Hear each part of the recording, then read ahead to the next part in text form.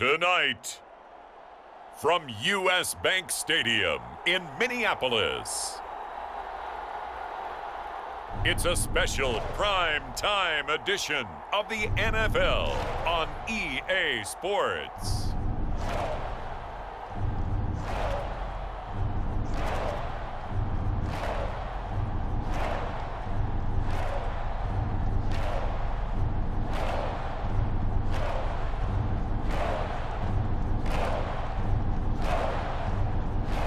We'll see Kirk Cousins and the Minnesota Vikings taking on Patrick Mahomes and the Kansas City Chiefs. U.S. Bank Stadium holds just under 70,000 spectators, and they've come out in full force for this one. A fantastic atmosphere here in Minneapolis.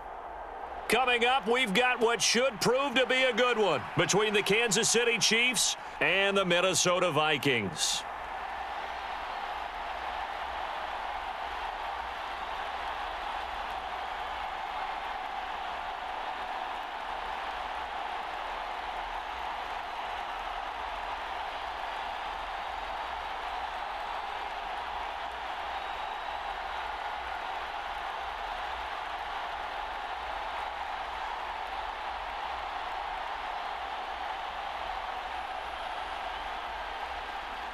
Here's the kicker, Harrison Butker, ready to get this one started. And we are underway from downtown Minneapolis.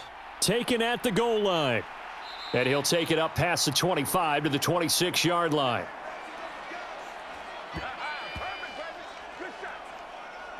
Minnesota's offense and QB Kirk Cousins set to go here. And one nice thing you can always say about Kirk Cousins is that he's consistent. Always puts up nice numbers each and every year. If there is a downside to his game, it's been the lack of playoff success.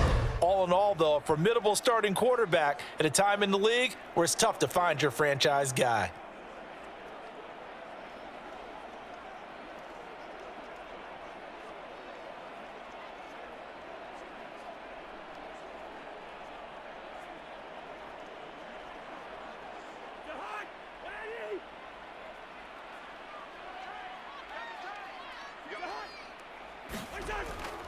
They'll start out here with a jet sweep. And he powers his way up past the 30. 5 yards on the game's first play, second down. Well, I sure wouldn't be surprised if we see more of this as this game goes on, because we know they like to use their wideouts either on quick throws or on jet sweeps like what we just saw there. And to say that that one worked well, partner, that's stating the obvious. From the 31. Cousins, and that's complete to KJ Osborne. And they get him down, but not before he takes it across the 40-yard line. 12 yards there, first down Vikings. And that's a more than acceptable read right there, because it's zone coverage, so timing is everything. This time he waits for his man to come open, puts it right on him, and they pick up a first down. Off the play fake, Cousins rolling to his left. This one into the hands of Thielen. And he'll be out of bounds just shy of the 40. 15 more there, and they're on a roll. It's another first down. And as a quarterback, you always want to exploit gaps in a defense, and he finds one here. Crossing route, working from right to left across the field. And once you get defenders going in the wrong direction, it is awfully hard for them to pivot back, and you end up getting the first down.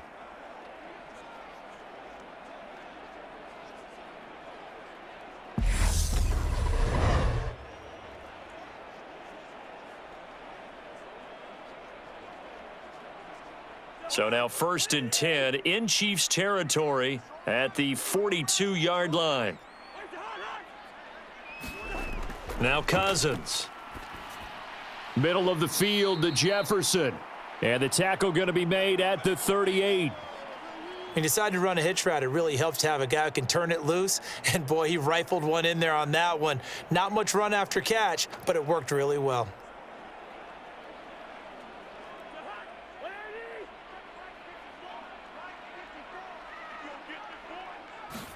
Play action now. Cousins. That one complete downfield to Johnson.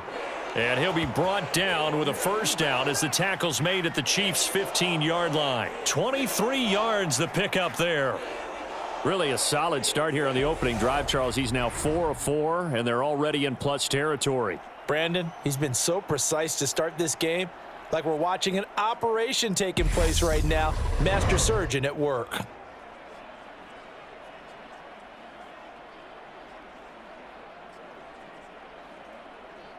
Line of scrimmage, the 15. It's 1st and 10.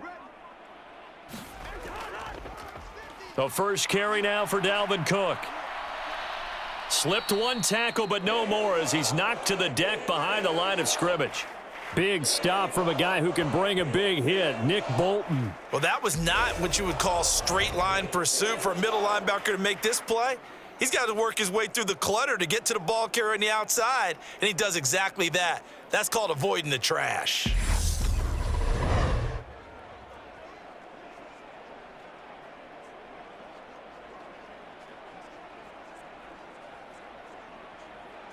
That loss of 3, a rare stumble on a promising drive.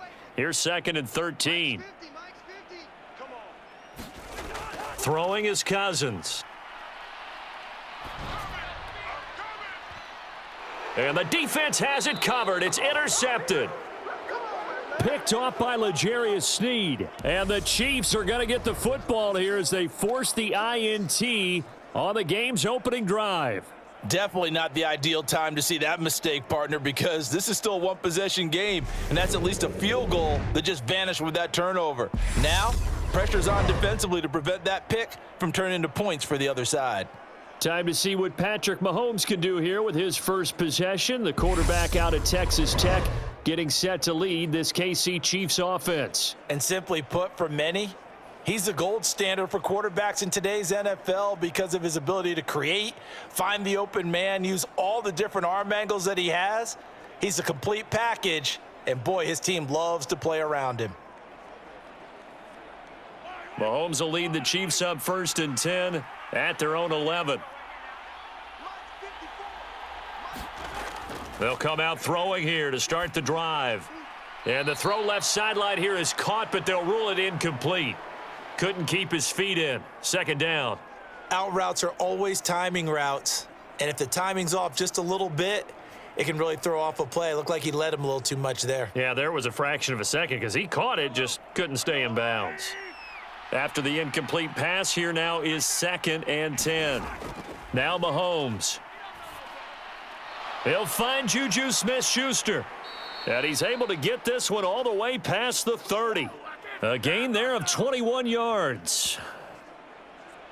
But one of the ways that quarterbacks keep all the receivers alive in a play, never lock in on any one guy. Make sure you keep your eyes moving, scan the field. And here he finds the open guy for a nice pickup.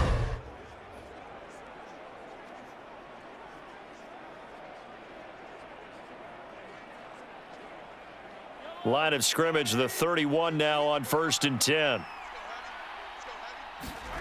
Mahomes now to throw. Trying to find his tight end, Kelsey, and it's intercepted. Picked off by the linebacker, Eric Kendricks. And the Vikings are going to take possession of the football. Partner, I think this one went awry very simply because he overestimated his arm strength and his ability to fit it anywhere he wants to. A lot of quarterbacks do that and often pay the price. The Vikings taking the field here for their 2nd drive of the game. They'll have very good starting field position here after the turnover as they search for the first points of the ball game.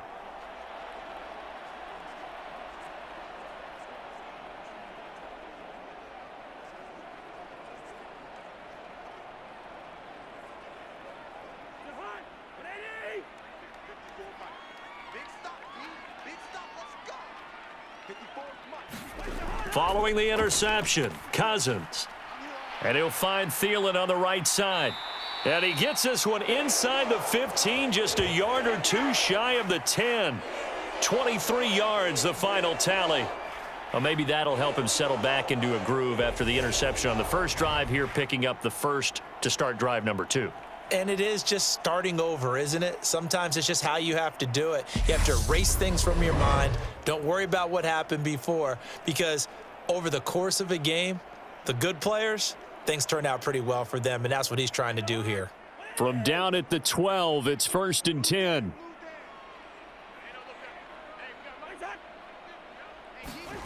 Well, they'll run it here on the jet sweep. Gets around him. And he's going to get a solid gain of 9 before being brought down. Second and right at a yard. The success there, Charles, coming on the outside of the field, the ground game. Curious to see if that continues as we progress. Yeah, we often talk about a variety in play calling and usually between run and pass. But in this case, with strictly the run game, you can be creative there as well. Run it inside, run it outside, keep the defense off balance. On second down, Cook. And he is going to be stopped cold behind the line of scrimmage.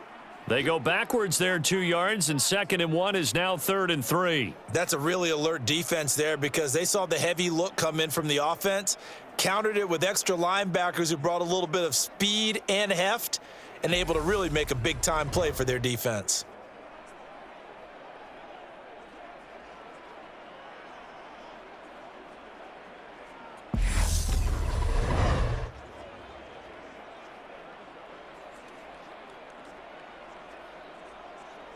Coming up here looking for 3 yards to pick up the first.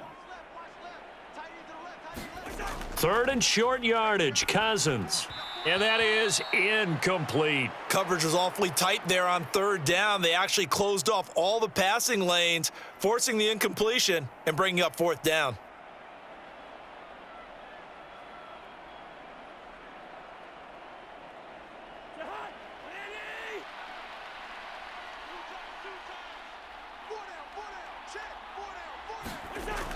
Needing the tough yards, they run it with their fullback. And he will take this one into the end zone for a Viking touchdown. C.J. Ham, a 5-yard touchdown run. And the Vikings use the early turnover to get on the board first here in this one. This team knows that when they need the tough yards, the gritty yards, they want to hand it to their fullback. He's Mr. Dependable.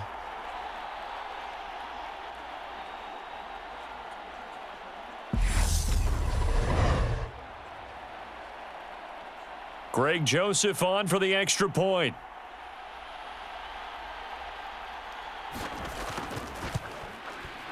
He's got it, and the Vikings take a 7-0 lead. So that drive spanned 5 plays, and it's finished off with a 5-yard touchdown run.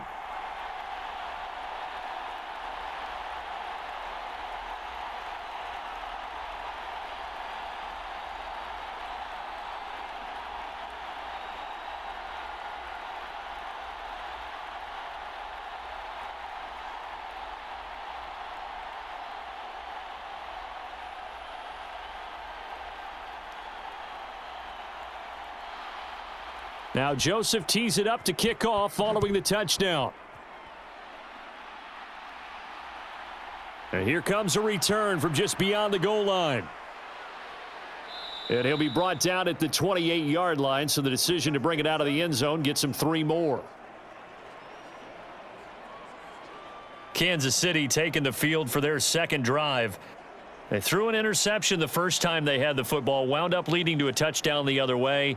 How do you approach drive number 2? Going back to your game plan coming in, everyone has matchups that they like better than others, where they think they have an advantage. Dial up some of those plays. Try and go to those spots and get your offense moving.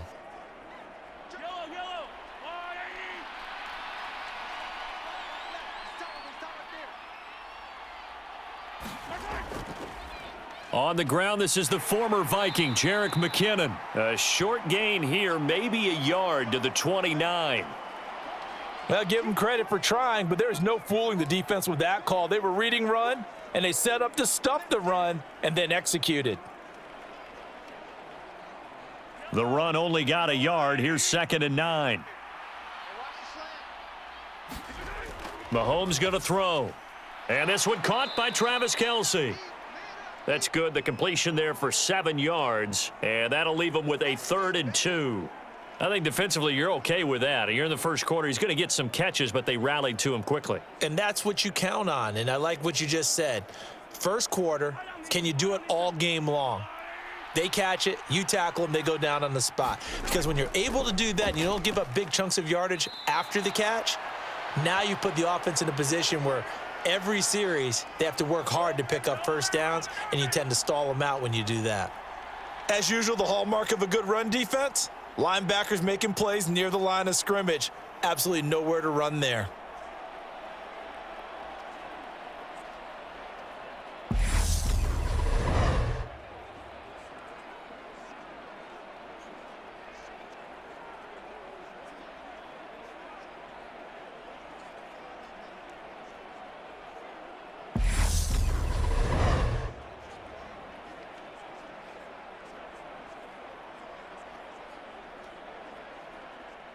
On fourth down, Tommy Townsend to punt for Kansas City.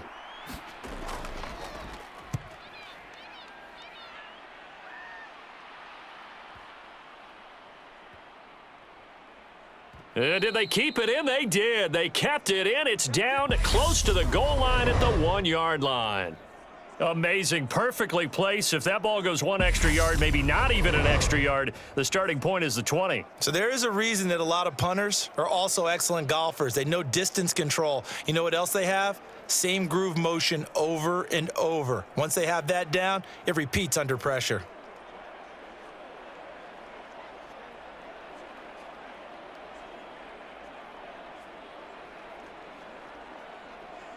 First and 10, and they've got 3 tight ends out there. A jumbo package look. They start the drive with Cook. And nothing much materializing there on the first down run. He'll get a couple, and that's it.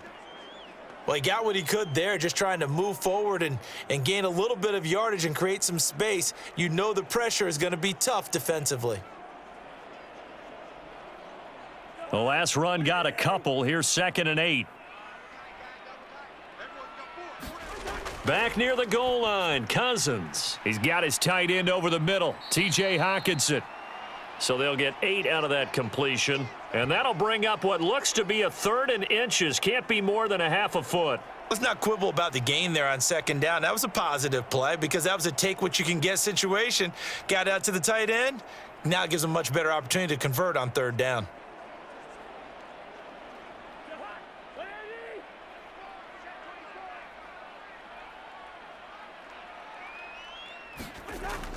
They'll run it. Here's Cook. And he'll be taken down as that will take us to the end of the first quarter of play. After one, 7-0 on EA Sports.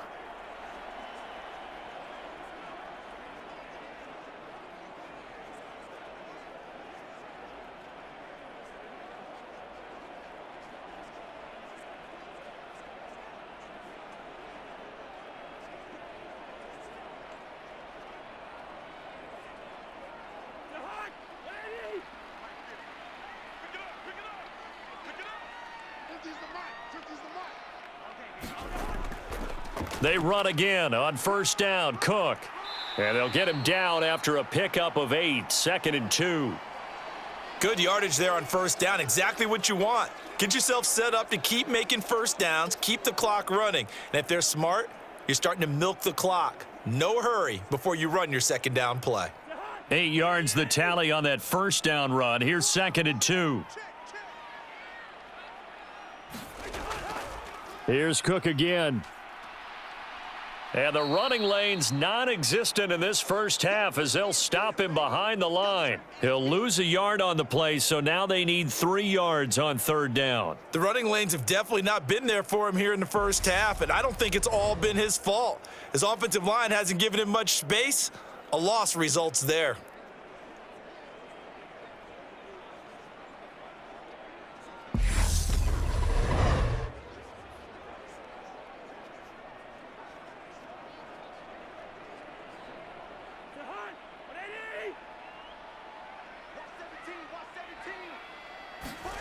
Cousins. Got an open man finding Jefferson. And he will have a Vikings first down as they're able to get the 3rd down conversion. If you're going to blitz, likely going to leave you in man coverage with this guy, and that is less than ideal. It is because just about any offense that has an elite receiver, if you blitz and have him in man coverage, you're going to him, even if he has an elite defender on him, because he usually knows where the ball is before the defender does. So from the 36 now, 1st and 10. play fake. Cousins. Toward the left sideline, but it's incomplete. Well, they've been back on their heels a little bit here in this drive, but a chance to exhale just a little bit there with incompletion on first down. Now they have to gear up, try and get 2 more stops, and escape this drive. They'll try again from the 36 on 2nd and 10. Back to the ground, Cook. And this winds up a pickup of 2, maybe 2.5 to about the 39. I know that speed is the hallmark of today's NFL game, but the key to good rushing defense is still having your linebackers set the edge. In search of 8 yards on 3rd down. They've already converted 2 of these on this drive, 2 for 2. Here's Cousins. And able to catch it on the left sideline, but they're going to rule him out of bounds. So it'll be incomplete, certainly one they'd like to have back as it brings up 4th down. They converted twice on 3rd down that drive already, but couldn't make it a 3rd. We always talk about in-game adjustments. How about what the defense did there, able to shut them down on that attempt? So on 4th down, on is the punter Ryan Wright. Back deep is Kadarius Toney. And this one hits at the 3 and then bounds into the end zone for a touchback. Now the Chiefs offense, they get ready to head on the field. Still in the first half, but this offense has struggled. Haven't really been able to get anything going, not only in the points category, but in the yards category. We'll see if they can do better here on this drive.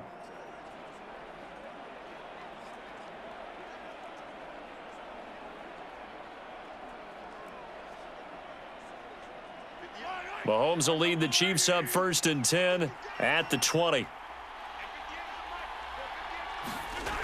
They'll try and start this drive in the air. Flush to his right. Man open, that's Marquez Valdez-Scantling. And he'll be corralled well upfield right around the 40-yard line. An ideal beginning of the drive there as they'll get 20 and a 1st down. Looked like the defense put pretty good pressure on him, but he's able to flush out to his right to try and evade people. On the run, had to get on his horse. Still accurately throws a nice pass for a 1st down.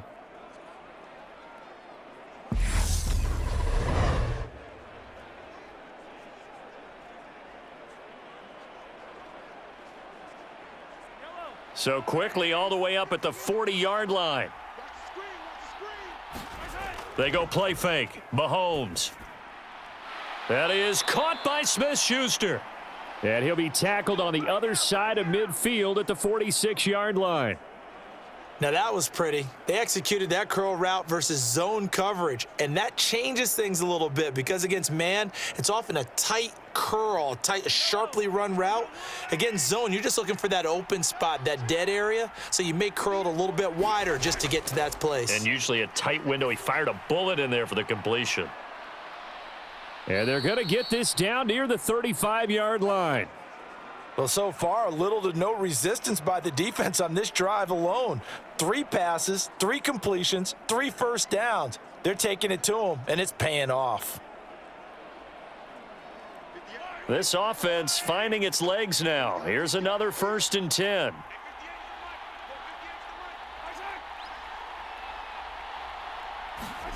On play action, it's Mahomes. On the move to his left.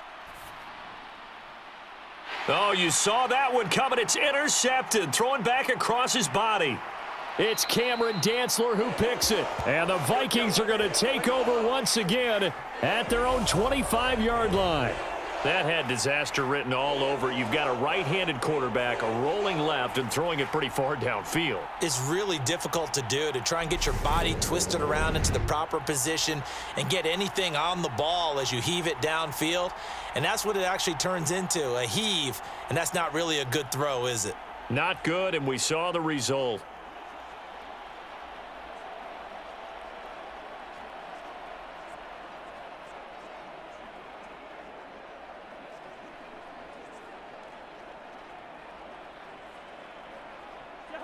Cousins and the Vikings with a 1st and 10 at their 25-yard line.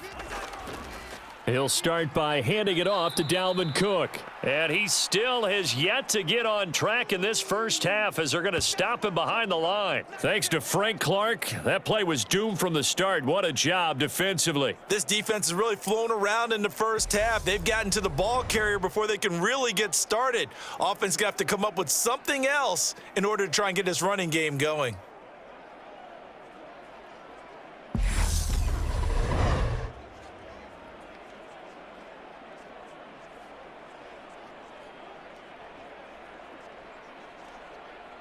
A 3-yard loss to start the drive. They'll look to make that up and then some on 2nd and 13. Throwing, Cousins.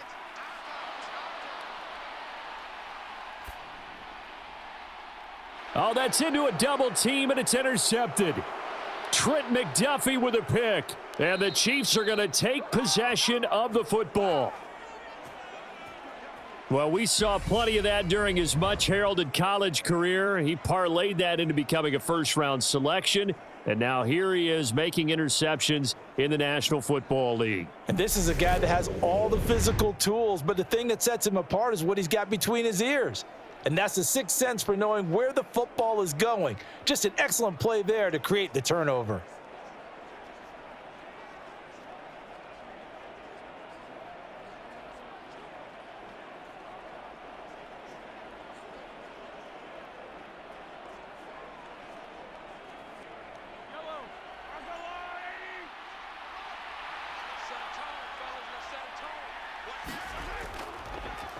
On first down, they'll go to the ground attack.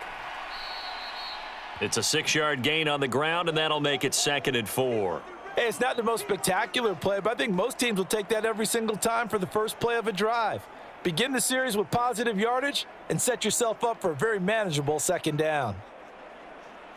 6 yards on that last play. Here's 2nd and 4. From the gun, they will run with McKinnon. And all the way down inside the 5 to the 4. The pickup goes for 13 and sets him up 1st and goal. Exactly what they needed right there, because they needed to use the ground game to take some pressure off, because the quarterback's been struggling a little bit.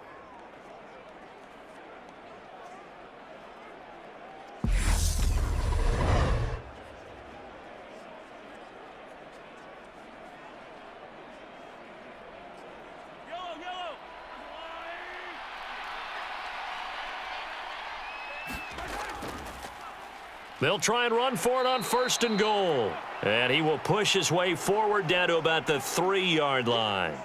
It's a gain of a yard, and it takes us to the 2-minute warning.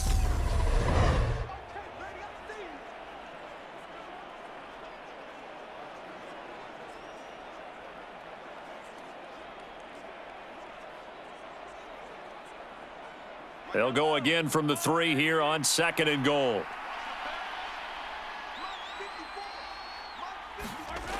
Here's Mahomes to throw to the goal line, but it's incomplete. Fair to say, hasn't been his best game throwing the football, but also not getting a lot of help out there either. Yeah, you nailed it pretty well, you know. He's got to throw it better, got to get more help. Obviously one that should have been caught. They've got to find a way to bring those two elements together so they can make some progress in this one. Now, they'd really like to make the short field pay off. We'll see if they can, but this is 3rd and goal. Eluding the pressure. And he's got Hardman in the end zone. Touchdown, Kansas City.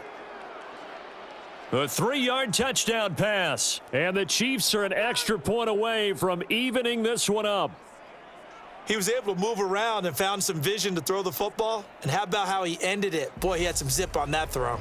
Yeah, it doesn't hurt to have an arm like that. Results in the touchdown here. Great play offensively.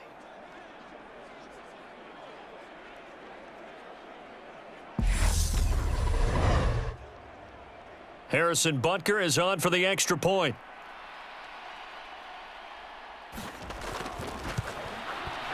It's up and good, and we're tied at 7 here in quarter number 2. The drive summary that time, 5 plays. And it's capped off with a Kansas City touchdown.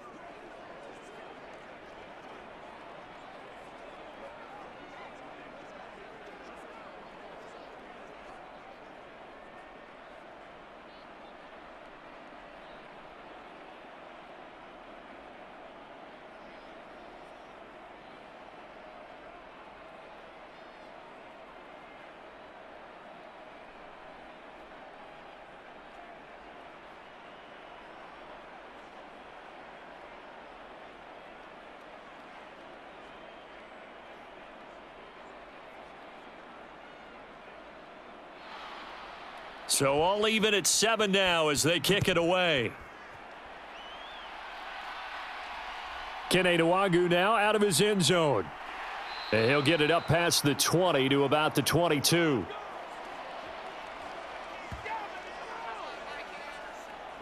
Minnesota's offense takes over possession. They had the interception last drive, led to the tying touchdown. So 7-7 the score as they begin 1st and 10.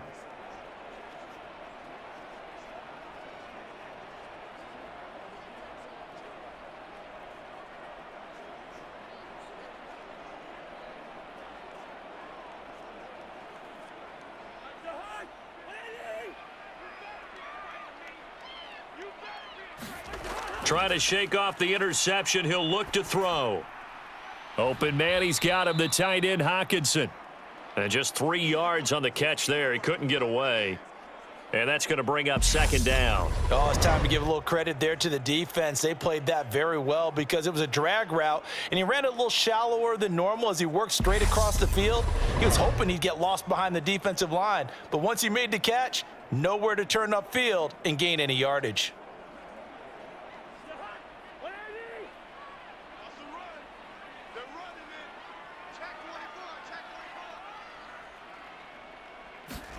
From the 25 on 2nd down, Cousins going back to the same well. It's Hockenson again.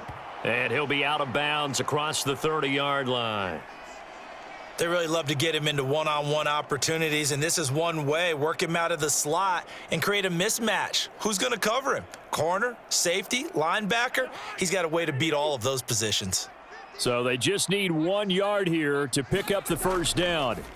On 3rd and 1, here's Cousins. That close on 3rd down, I think everybody probably expecting a run. Instead, they go to the air on 3rd and short yardage. I realize this is a passing league, and they're liable to throw the ball on any down and distance. But that short, I do question the call. Run the football and pick it up.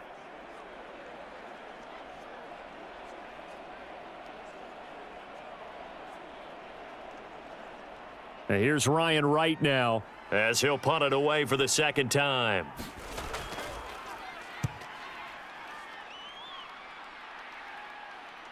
Not too shabby here. This will skip out of bounds at about the 12-yard line. The Chiefs going to go back on offense here late in this 1st half. And they've got just over 50 seconds to go till halftime, so they can try to put something together if they want.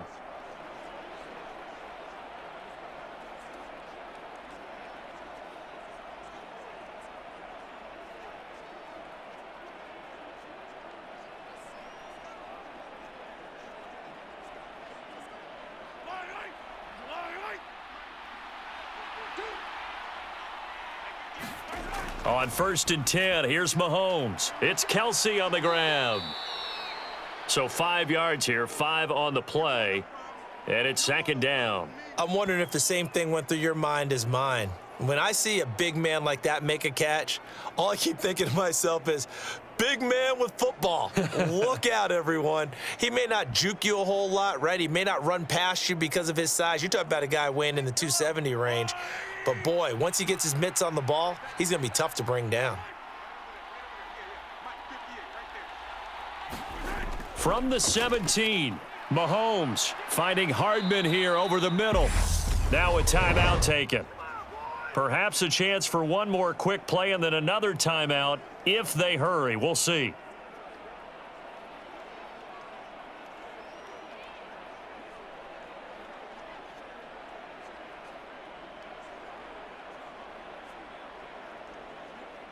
And you see the clock almost empty, so this is likely the last play in the 2nd quarter. On 1st down, Mahomes looking for Kelsey on the deep ball. And this is incomplete. Well played defensively, nearly had the interception, but it's 2nd down. They gave it a shot with the deep pass, but it wasn't going to work there. And now there's less time for them to try and get 3 before the half. Let's see what they dial up on this next snap. Here's 2nd and 10 now from the 35. Final shot before the half from Mahomes. Escaping the pressure right. He's going to let this go deep, back over the middle. And that will be incomplete. Tried to dial up the long one way out there, but it'll be third down. So a touchdown apiece. That's what we have to show at halftime as they head to the locker room. 7-7 our score. As we'll head down to Orlando, that's where we find our man Jonathan Coachman at our EA Sports Halftime Report. Coach. Okay, Brandon, thanks very much. Back to you guys in a bit. But first, we welcome everyone to our EA Sports Halftime Report. His guys have the lead as we'll hand it back over to our commentators, Brandon Godden and Charles Davis. All right, Coach, thanks. Yeah, both teams likely to make some changes in what's been a closely fought battle to this point.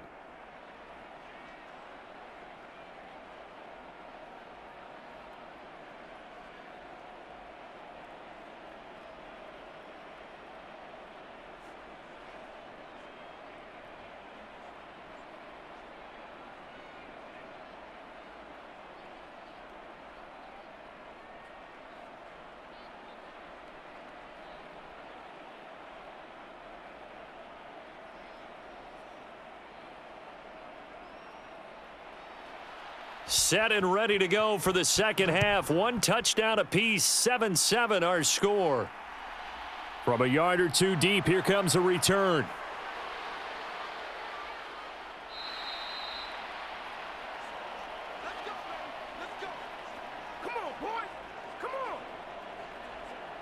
Here comes the Chiefs offensive unit as they'll have it to begin quarter number 3. Well, the first half, very even. I mean, really, in all facets, this ball game tied, Charles. So as we start the third quarter, curious to see what the second half brings us. Certainly am. I'm with you on that one. And we all know a lot of coaches from the NFL all the way down to the Pee Wee level. They love to spin it to their teams. Hey, we're starting a brand new, shorter ball game. It's all even. Let's go out and seize it. This is ours. Mahomes now on first down. Screen play, McKinnon. Good move at the 30. And he'll be out of bounds across the 30-yard line. And a really nice play call there to start the drive, especially if you're a team that has a little bit of a reputation for throwing it downfield. You come out and you think maybe you can catch them off guard a little bit, and they did. Little screen pass, backdoored them, and that time worked well for a solid gain. They go play action. Now Mahomes. A dump down to McKinnon. A little juke. And he gets this up across the 35 before he's out of bounds. 6 yards to pick up, and that's a first down. Another catch for him there on this drive, Brandon, and it looks like they're going to utilize him out of the backfield any way they can. And that time they pick up a first down. So now on defense, do you assign a man to him and try and cover him before he gets going? So here's a 1st and 10 at the 38. Play action. Now it's Mahomes. Open man downfield is Hardman. He's got it. And he has a big gain inside the 40 before being dropped. Call that a very strong gain of 24. And, partner, they're locked in man coverage out left, and they end up running a crossing route. Rounded it a little bit more than a slant. And he's just going to angle himself towards the right side of the field, and that's very difficult for a defender to shadow him across all that ground.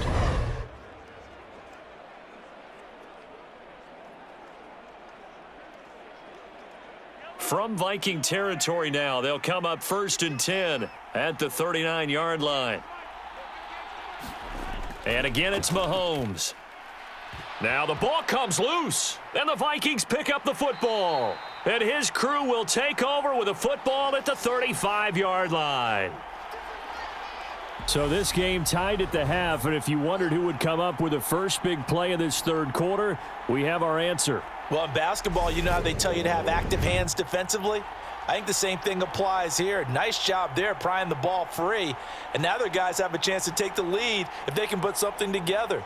The beauty of doing it in football, you don't get called for a foul if you hit their arms.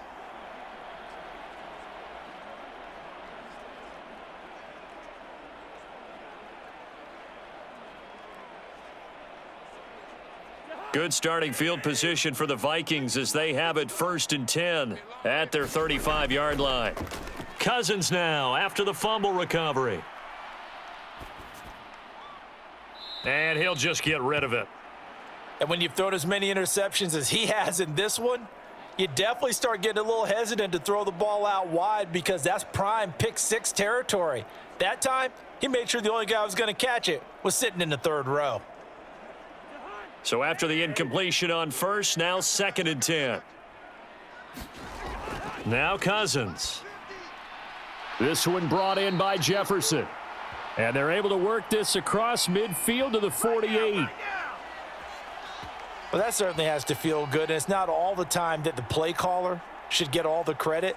Sometimes I think in the huddle, the quarterback just says, hey, who's going to make a play for me? I just need something right here. And the end result there, nice first down. Drive keeps moving.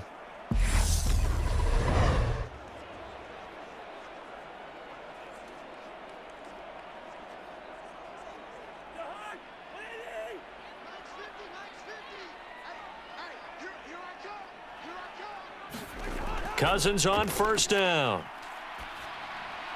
That one into the hands of Thielen, complete.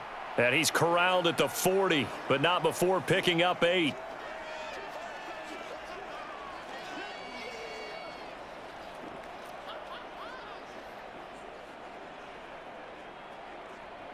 Only needing 2 yards on 2nd down.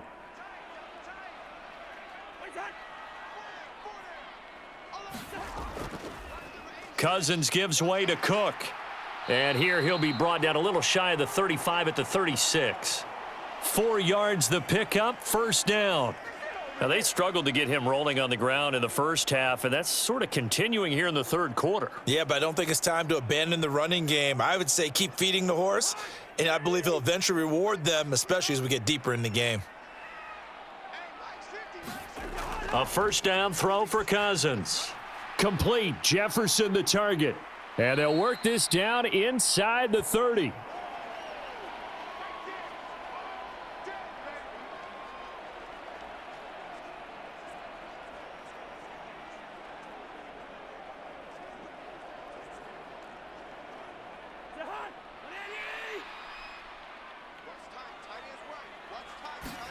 From the 29, Cousins finding Hockenson here on the out route.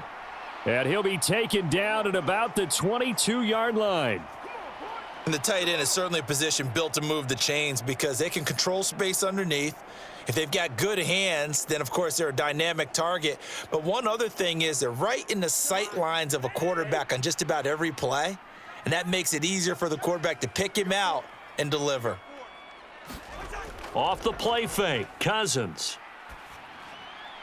This is caught. Touchdown. Cousins able to connect with Adam Thielen, and the Vikings have taken the lead.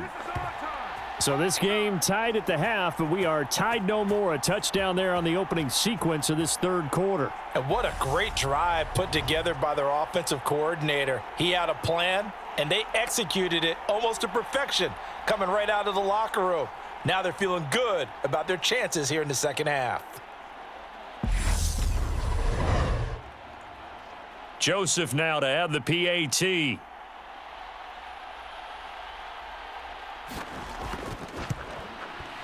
And he's got it. It's now a 14-7 ball game. So this drive spans 7 plays. And it ends with a touchdown pass to Adam Thielen.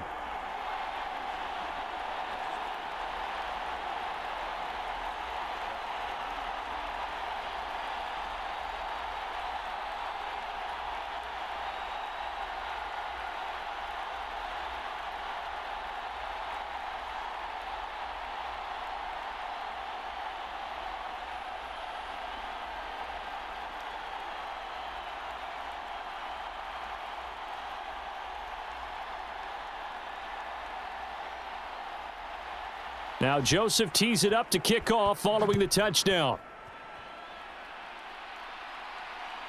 From a couple yards deep, he'll bring it out of the end zone. And ultimately cannot get this out to the 25-yard line as he's dropped at the 23. KC's offense ready to take over. Right now they're on the wrong end of the scoreboard, and that won't change if this drive ends like the last one when they had that lost fumble. So you have a feeling taking care of the football certainly paramount right now. Yeah, and it's not just the guy who dropped it on the last drive, is it? That means everyone who might touch the ball is getting the same message. Guys, ball security, paramount. Let's take care of it, and if we do, we've got a chance to put points on the board. Mahomes will lead the Chiefs up 1st and 10 at their own 23. Now they go screen. It's complete. And he's going to lose yardage here. Back to his own 18. So it goes as a completed pass, but they lose a full 5 yards. Well, that wasn't exactly a thing of beauty. I know they completed the pass, but look at the yardage lost. I mean, who does that make happy? That's why I don't play in PPR points per reception fantasy leagues right there. You'd be really You don't deserve upset, anything right? for that. But you get credit for it? Is that how that works? Yeah. Well, I know whoever has this team's defense, they were happy about that play. Behind the sticks here with a 2nd and 15. From the gun, he'll hand this off. And he's brought down, getting this one up to about the 35. First down for the Chiefs. Solid chunk of yardage, 17 on the play. Although his reputation as a speedy runner precedes him, it's always fun to watch him work. It is eye-opening, isn't it? Because when you see him get the ball and just go, in addition to that speed, it helps out his blockers. They don't have to hold blocks for long because he's just going to speed right past them. Ball up to the 35 now as they come up on 1st and 10. They fake the give. Now Mahomes. And that is caught on the right sideline, but out of bounds, says the line judge. The throw took him a little too far. It's 2nd down. I don't know about you, but I wanted to reach out of the booth and snatch that pass myself. That thing floated forever up there, and I think that threw off the timing of the receiver. That's why he couldn't get his feet down even though he caught the ball. You know, Charles, I would have liked to have seen that. Yeah, me too. For you. I wanted to see. The Vikings after him, and they get there for the sack. Jonathan Bullard just would not be denied. That's a loss of 7.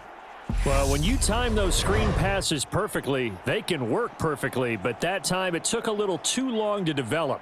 And you zeroed in on exactly what makes that play go. Timing. Because if the timing's off at all, those unblocked defenders coming at the quarterback, they'll put him on the deck.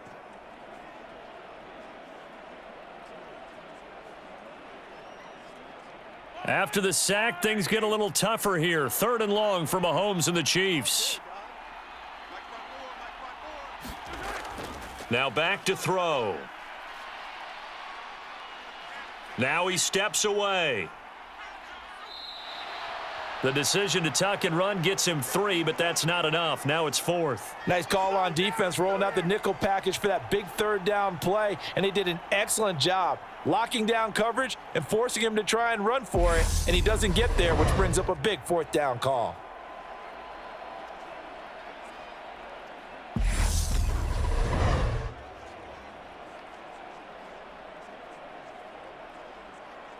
Here's the Chiefs punter now, as he'll kick it away for the 2nd time.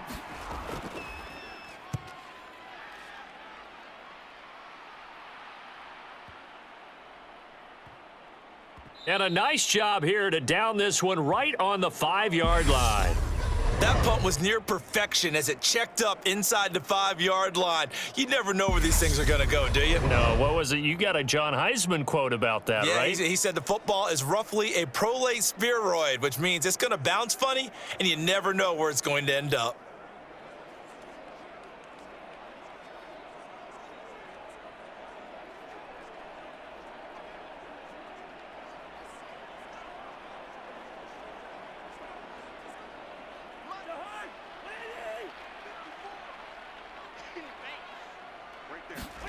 On 1st and 10, Cousins. Throw left side, taken in by Jefferson.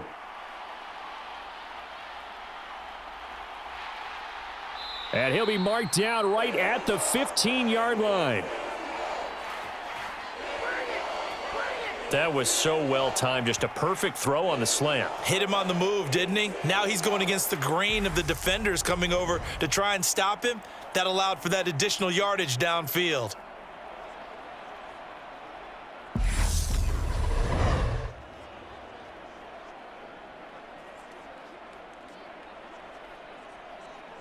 A real field flipper there as all of a sudden they've got a 1st down in the red zone.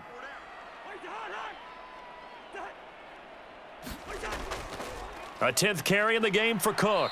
And this has been a recurring theme tonight for sure. Nowhere to run. Back to the line of scrimmage, that's all. Nick Bolton there on the tackle. Sometimes with the running game, you've just got to stick with it. Look, it's the third quarter, no time to panic. But that also doesn't mean you just do it the same way you've been doing it the entire ball game. Maybe change up some blocking assignments or run a few different plays, but stay with the overall essence of the running game. Throwing on second down. Cousins out to the left there and complete to the tight end, Hockenson. That'll go for a gain of 7, and that's going to bring up 3rd and 2.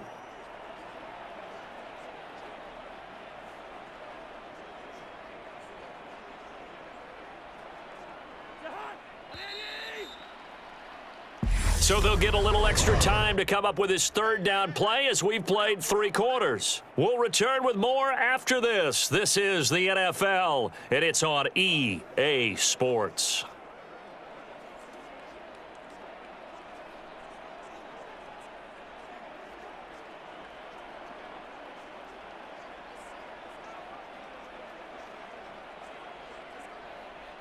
The Vikings on 3rd down, 2 for 5 to this point. This time they face a 3rd and 2. Now Cousins. And that is incomplete. That has to feel like a very unsatisfying drive, right? You move the ball all that way and then you can't convert on 3rd down. But it was satisfying up until that point. Almost like a great movie, and then the film cuts out before the big ending.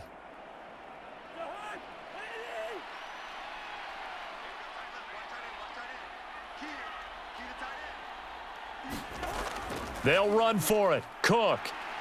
He didn't get the touchdown, but he did get the 1st down as he's tackled at the 1. Well, we kind of looked at each other as they decided to go for it, but in the end, great execution, a 6-yard gain, and it all works out.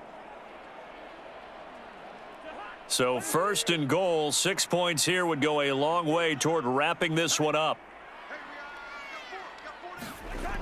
Trying the power game with Ham. And he'll get in. Touchdown, Minnesota. C.J. Ham with his 2nd touchdown of the night. And the Vikings have opened up a 2-touchdown lead here in this 4th quarter. Well, that's certainly going to bump up the old win probability index because now it's a 2-score game here in the 4th quarter. Yeah, you're taking me into that deep water now. Win probability index. This game's definitely not over. We're not looking at a 0.5% or something. It's just 2 scores. But the way that this team has played, to me, what I've seen, they absolutely deserve to win this game. They've been the better team by far throughout.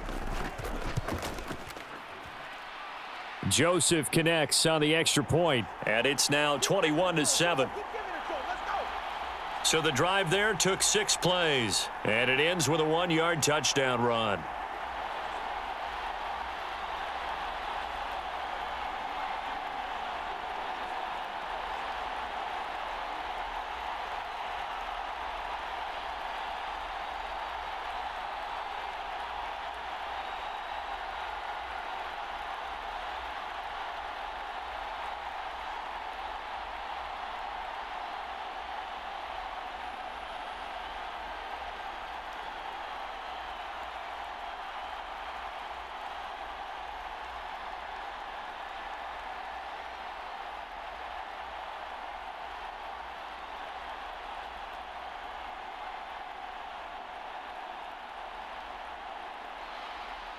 Now Joseph tees it up to kick off following the touchdown. And here comes a return from just beyond the goal line. And he'll be stopped right around where he would have been had he gone down to a knee, maybe a yard shy of there at the 24. And now this offense comes back out onto the field.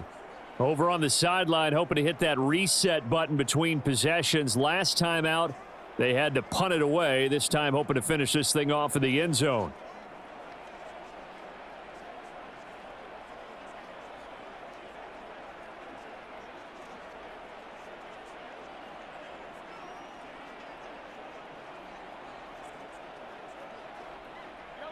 Mahomes will lead the Chiefs up 1st and 10 at their own 24. The drive starts with a handoff to McKinnon. And he is met quickly in the backfield. Down he goes, folded like a lawn chair. It was Danielle Hunter to make the play in the backfield. Yeah, another negative play in an early down situation. This one to start the drive. You're putting a lot of pressure on your quarterback to bail you out when you're in second and long yardage.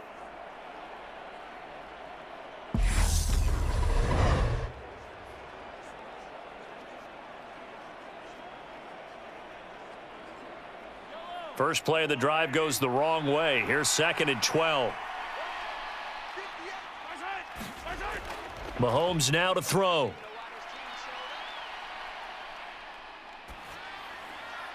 He's got a man. It's his tight end. That's complete. So just 3 yards on the completion there. And 3rd and 8 now. You got the big lead defensively. Willing to give him that underneath stuff, right? And this is why you work on your tackling. Tackle them after the catch, inbounds, keep the clock running. Just go ahead and bleed the game out that way. They'll be in search of 8 yards here as they hope to convert the first down. Throwing is Mahomes on 3rd. A dump down to McKinnon. And they get him down, but not before he takes it across the 40-yard line. It'll be a pickup of 16 and a Chiefs first down. All right, this is the time of the game where they're down a couple of scores, and they've really got to get some yards in chunks, and they know the defense doesn't want to give those up, but they've got to find a way to take them anyway. Now the question is, can they string a few of those together?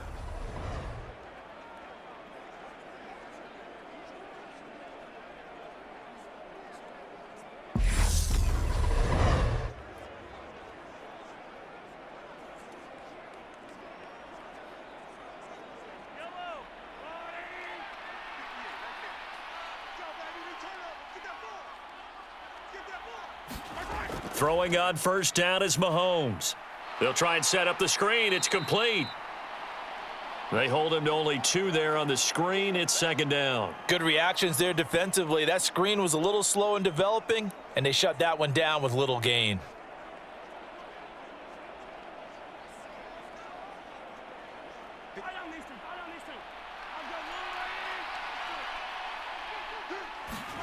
Again, they'll throw with Mahomes. Pitch and catch here to Travis Kelce.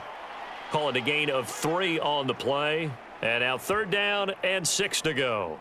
One thing I think that's safe to say defensively, the tackling's been really good. And because of that, it's been very, very hard for them to move the ball because you're not getting the benefits of run after catch. They're tackling them almost on the spot. That means you have to run extra plays, harder to move it. An extra defender in the secondary for the Vikings here on 3rd down. Now Mahomes. Pressure coming from the Vikings, and they get there and bring him down. Well, Zadarius Smith there getting in and bringing him to the ground. And we all know how talented this guy is who's calling the signals for him, but even the best in the game, they can struggle against a good, cohesive zone coverage. Can't find a gap in the secondary quick enough, and he ends up taking a sack.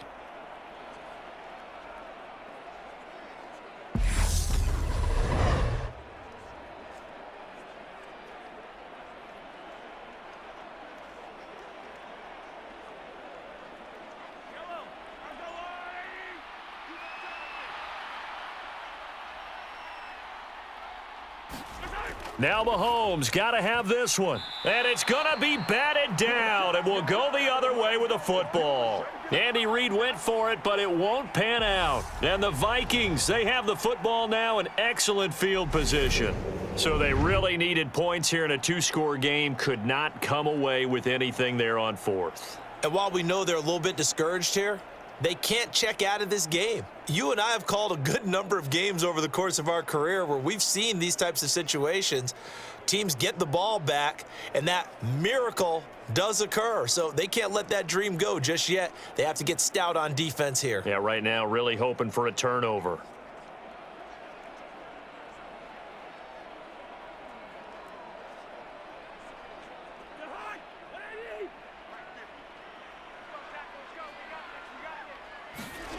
Cousins now to throw on first down. And he wisely will throw that one away. And I can see the officials kind of looking at each other down there, silently wondering, does this meet the level of grounding? Fortunately, he did have a receiver in the area, but I have seen less obvious throwaways. called as penalties. An incomplete pass on first down. That leads to a 2nd and 10. To throw, Cousins.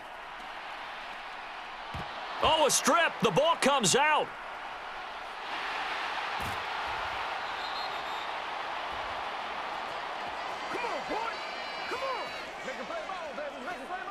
When that ball popped free, we could hear it all the way up here. Those guys down on the field alerting everyone of the fumble. He's lucky that his offensive mates picked him up and jumped on it. Yeah, and you have to think to yourself, and I'm sure they've been echoing it on the sideline and into the huddle. Guys, we have the lead. Just take care of the football. Don't make it easier for them to start to make a comeback.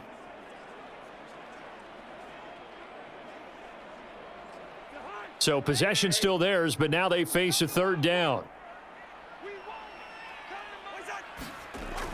Throwing is Cousins. And fights him off. And pressure coming, and they got him once again.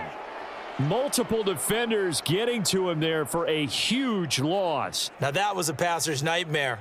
The front door totally shut down by the defense, so he kept going backwards, hoping to find another avenue of escape. It didn't exist.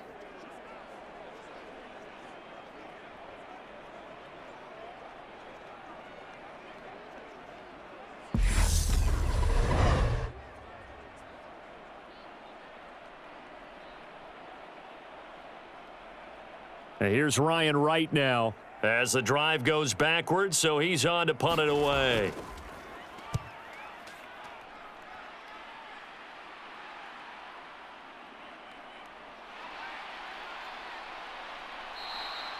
That'll be put in the books as a 53-yard punt. And it's Chiefs football, 1st and 10. And now here comes Kansas City. Their defense was able to force the punt. That's the good news, but this is still a 2-score game, and they need points on this drive and in a relatively quick manner.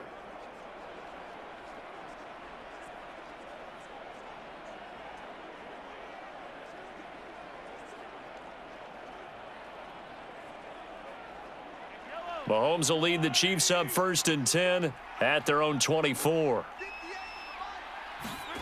They'll come out throwing here to start the drive. He'll find Smith-Schuster. That's complete. And they're able to get this one across the 35. Right off the bat, it's a 1st down to start the drive, 12 yards. At this stage, this drive's got to be touchdown or bust because you need 2 of them. And if I'm the offensive play caller, I'm not just looking at my dagger plays downfield. I'm looking at some of my specials, something that can fool them and give you a big play now. With a sense of urgency. No doubt. Mahomes now on 1st down. He'll find Smith-Schuster again. And a nice pickup there as he'll get about 9, and that will lead us to a stoppage here at the 2-minute warning. So the Chiefs in possession of the ball as we welcome you back. And let's see what they've come up with offensively after having time to talk it over.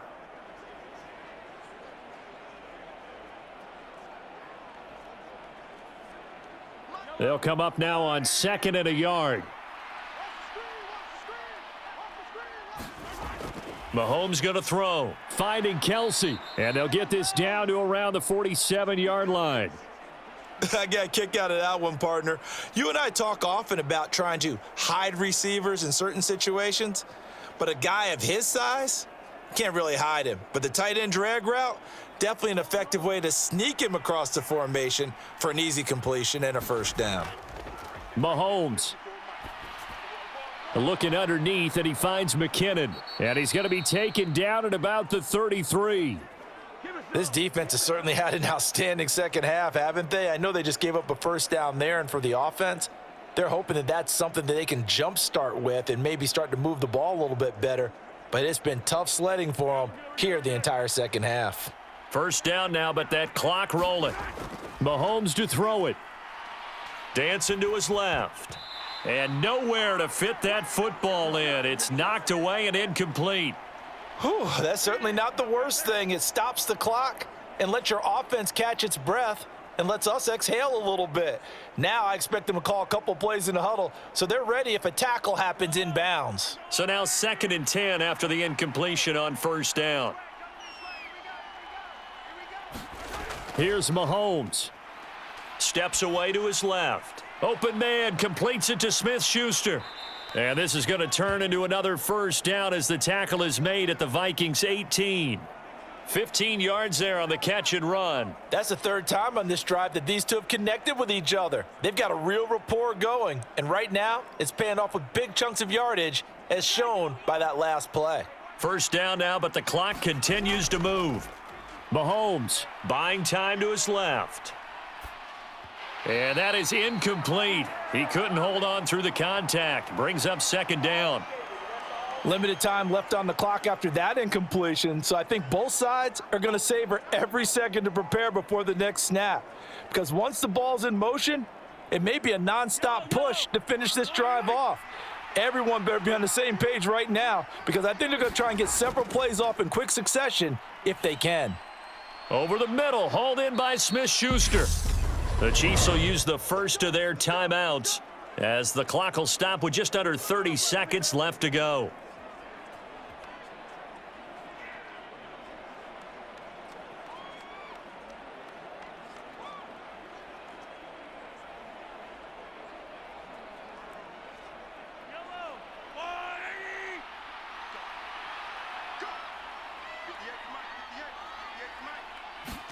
Mahomes. And he can't get rid of it. He's taken down. Now another timeout called for by the offense. That'll leave him with just one remaining in this fourth quarter of play.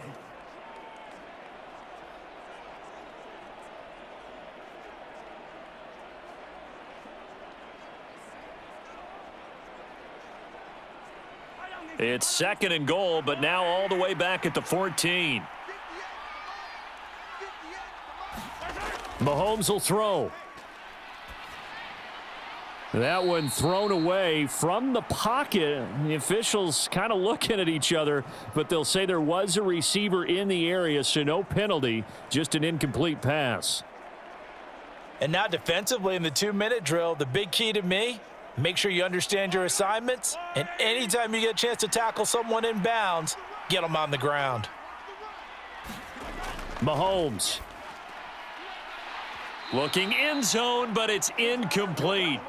Boy, this crowd is on pins and needles now because anytime you see the ball heading for the end zone, you really hold your breath and they come out of their seats. That one falls incomplete.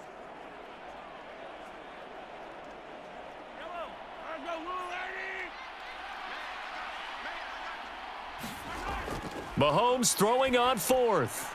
And it's incomplete. They cannot convert, and they turn it over. They can't hook up here on the fourth down pass attempt, and the Vikings defense is going to get the football back.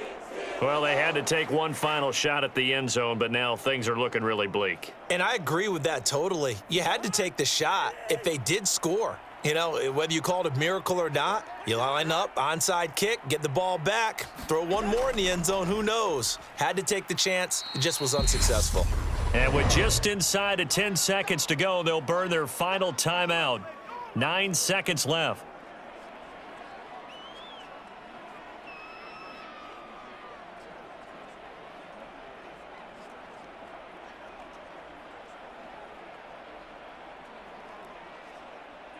The run got 4. Now they deal with a 2nd and 6. Cousins just going to take this one down to a knee and end it.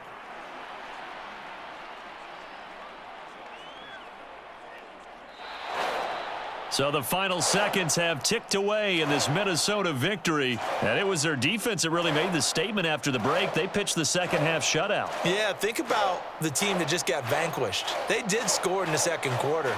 Do you think they thought at all that that would be their last points of the game? No, but what a second half. The adjustment, whatever they did in the locker room, it certainly worked. It certainly did, and you're exactly right. Whether it was an adjustment, whether it was just more focus on what they planned to do going in, whether they just played better, whatever it was, it all came together in the second half, and no points were allowed. That's a great way to close them out.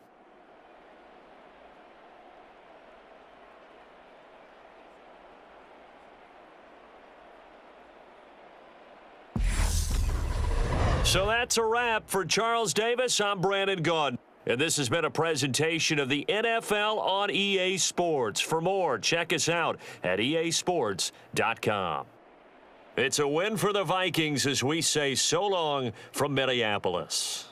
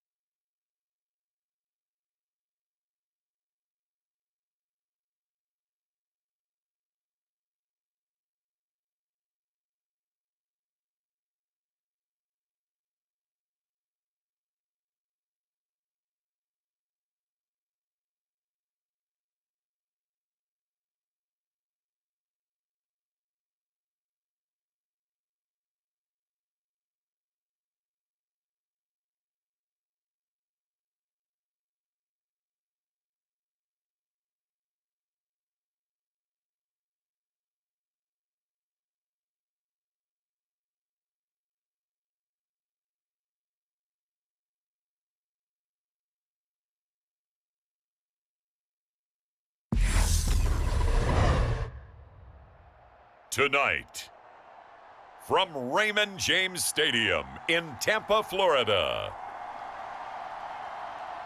it's a special prime time edition of the NFL on EA Sports.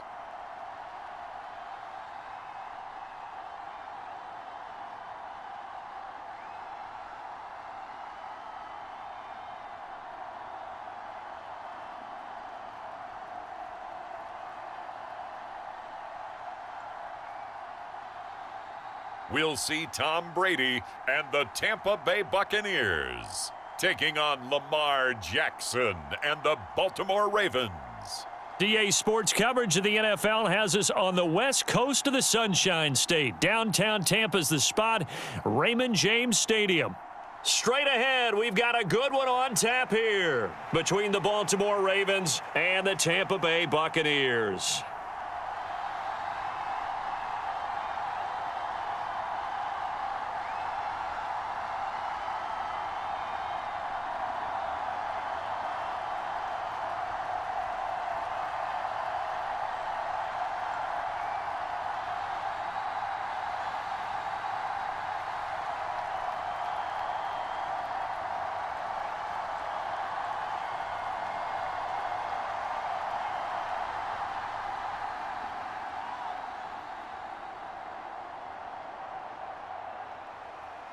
Here's the punter, Jake Camarda, set to do the honors, and off we go now from Tampa. Taking it about the 1. And he's up across the 25 and down at the 28.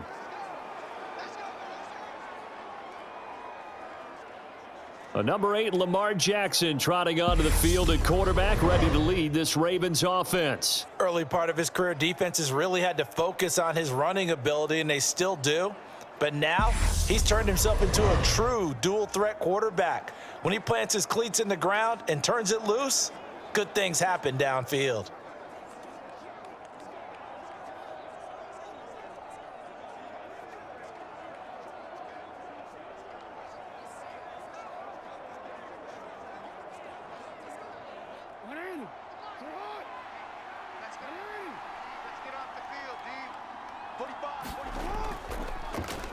The drive will commence with a run by J.K. Dobbins.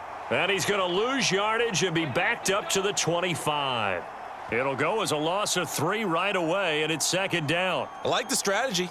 Extra tight ends, extra beef. They want to run the football, but that means they probably want to run it inside. If you get strung out on the perimeter, you're in peril. Yeah, we saw the result, negative yardage.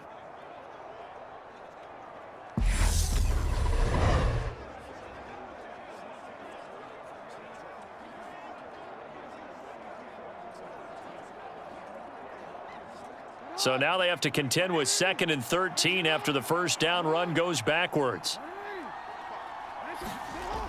Jackson. This one caught by his tight end, Andrews. And he's going to be dropped following a pickup of 7 past the 30 to the 32. Not a big window to throw. Coverage wasn't too bad there. Yeah, they had him under wraps pretty well, but somehow able to muscle his way open and catch the ball. This defense looking for an early stop. This is 3rd down and 6. To throw is Jackson. Oh, that's into double coverage and intercepted. Picked by Antoine Winfield Jr. And the Buccaneers are going to take possession of the football. Not something you see very often from a quarterback of his caliber, an opening drive interception. Oh, there's no doubt in my mind that even he's surprised at how that one played out. But we know this guy is not going to stop him from continuing to fire as this game goes along. Probably give a little nod of respect across the field for that one and let him know he'll be back the very next series.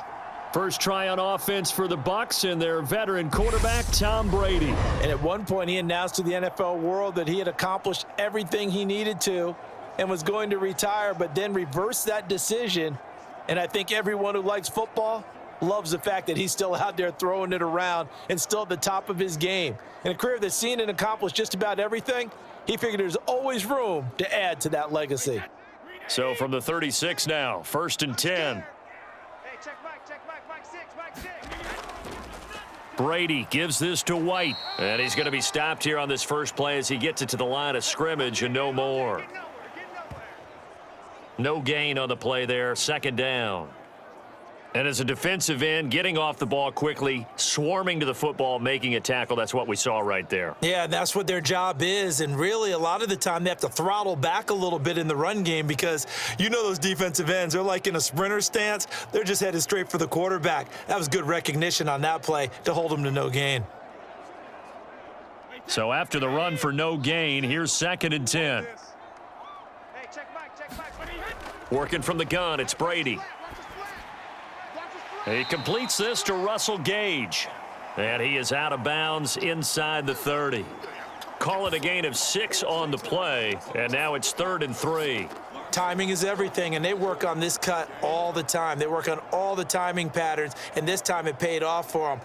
Worked him to the center of the field, cut it to the outside, ball's delivered, gets both feet down for the completion. And it looks like we've got a dime set here defensively. 6 DBs in the game. Brady.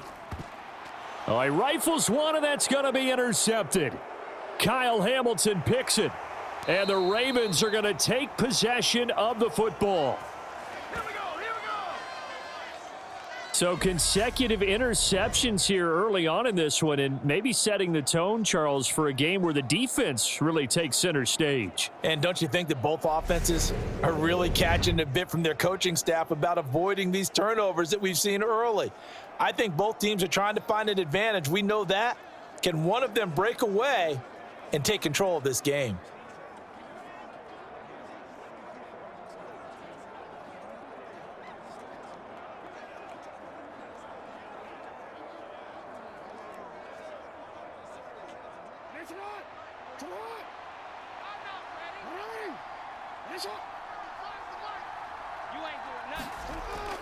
On 1st and 10, it's Dobbins.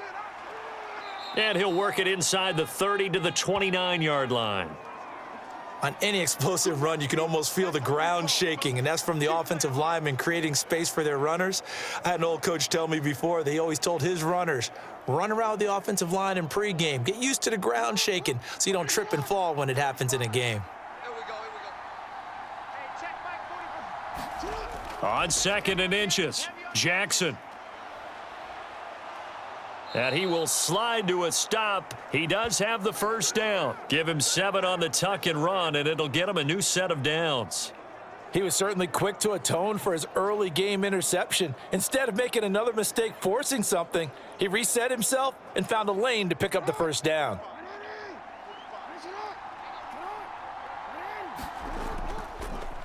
Jackson going to run again. Only a yard on the keeper, and it'll be 2nd down. Anytime you decide to use your quarterback as a runner, most of the time when you design a play, you're expected to break a little bit bigger than this one, because when you run him on short gains, your risk reward and him taking hits, I'm not sure that's the payoff they were looking for.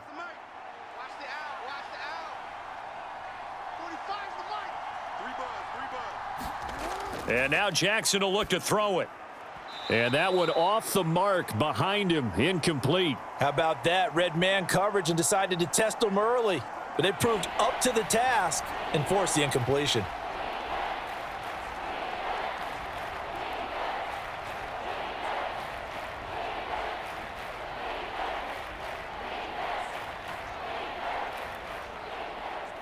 After an incomplete pass on 2nd down, that'll leave him trying to convert on 3rd and 9.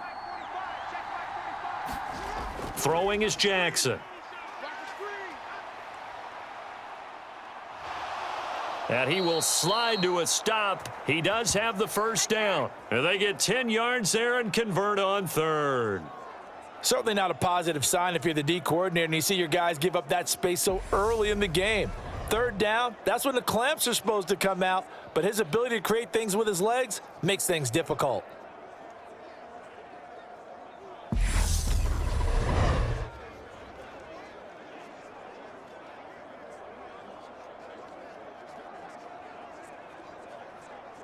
Now a 1st and 10 at the 11. An option handoff here to Dobbins. And here he'll get it down to the 7. 5 yards is the tally on 1st down. That brings up 2nd and 5. A quick burst there, and he nicely bit off a pretty decent gain.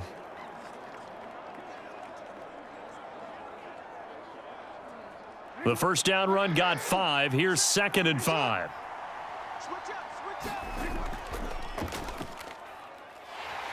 And he goes backwards on this one, losing yardage to the 7.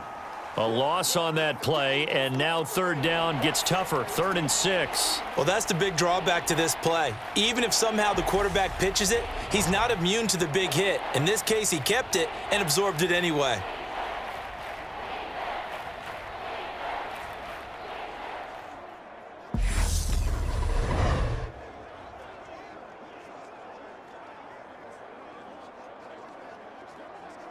So it's 3rd and 6, and this will be the 8th play of the drive. And this time, Jackson will throw it. And they're able to stop him short. On 3rd and 6, they'll only pick up 4. That looked great when he first took off, because in my mind, there was room to run, and he had the marker in his sight.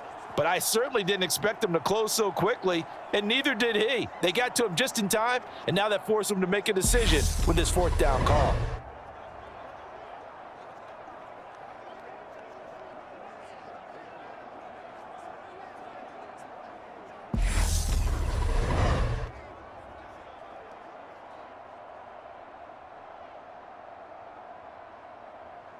They'll come out in the pistol.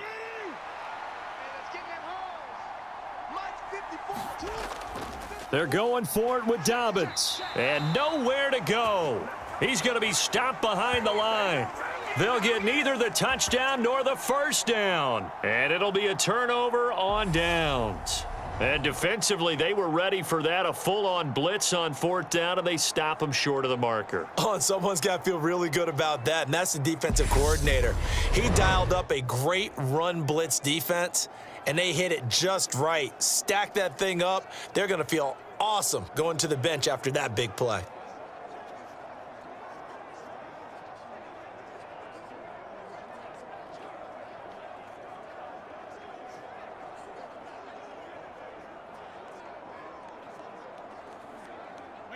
Wide 20. Don't say nothing. Hey, check. Trying to shake off the interception. He'll look to throw. The pass is caught by Cade Otton.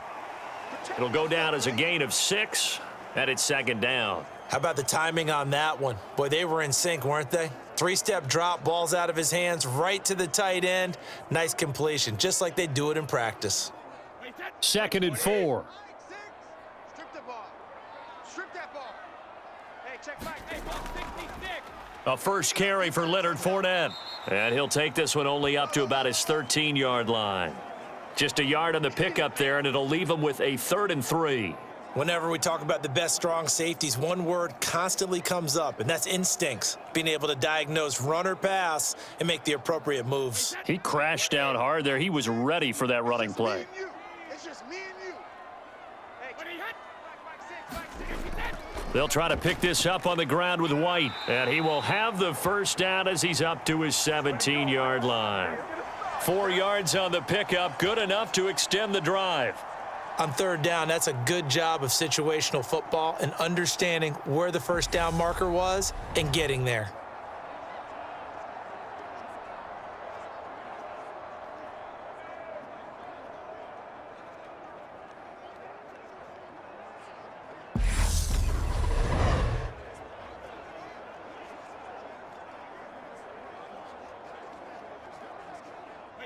Alabama. 380. Here we go. Let's bring it. Let's go. Let's bring it. Let's bring it. They go right back to White here on 1st down. And he's going to take this ahead for right around 3 yards, but no more than that. 2nd down. Well, that's just a pile of bodies there, and that's when you kind of find out who's a tough guy, right? Who can stand up and make a play. It was only a 3-yard run, but for both sides, they had to walk away from that feeling like, okay, I can stand up when the going gets tough in here. On 2nd and 7, Brady, complete right side to Otton. And he'll go down at the 26, following a gain of 6. And there's a completion to the tight end. And look at the size of these players nowadays. At that spot, 6'4", 6'5", and up. A lot of guys used to be basketball players, somehow came back to football. And that's really good for the game of football. You're getting better athleticism, great hand-eye coordination, guys who know how to control their bodies when they run their routes. No score after 1 on EA Sports.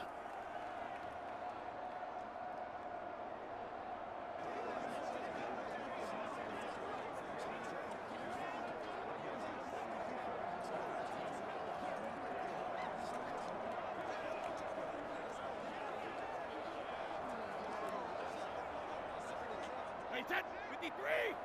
6. And here we go. Watch the pass. Watch the pass. They'll try and run for it with Fournette. And this is going to be a Bucs first down as he'll take this up to about the 33-yard line. We all love to have a home run hitter in the backfield. Guy who can take it the distance. But in short yardage, trying to pick up first downs, that big guy, oh, he's a nice luxury to have, isn't he?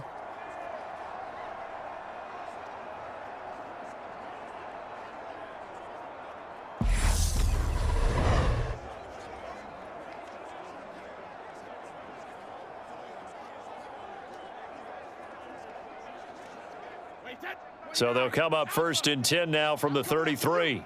I'm coming after you. 6. Don't get nervous. Now Brady. And Brate, the tight end's got it. And that's good for a pickup of 10 yards. And that'll leave him with a 2nd and just a few inches left. Coaches always harp on the quarterback reading the defense and getting it to the open man. That's good recognition there. And how about what he did after the catch? Yeah, hit your tight end, let him get some rack. Yeah, when he gets moving, not many guys want to come over and put a hit on him, do they?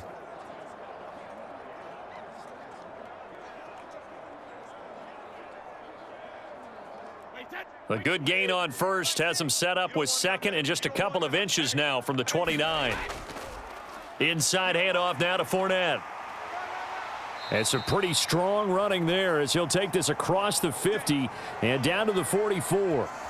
First down, Tampa Bay there, a gain of 13. That's pretty much meat and potatoes right there, wasn't it? Just go right at them and let your big horse charge up the middle.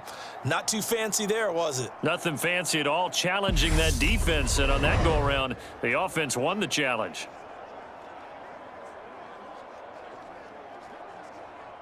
So a good run by Fournette. Now another 1st and 10. Here's Brady to throw. Looking for Evans, and it's intercepted. Picked off by Roquan Smith. And the Ravens are going to take possession of the football.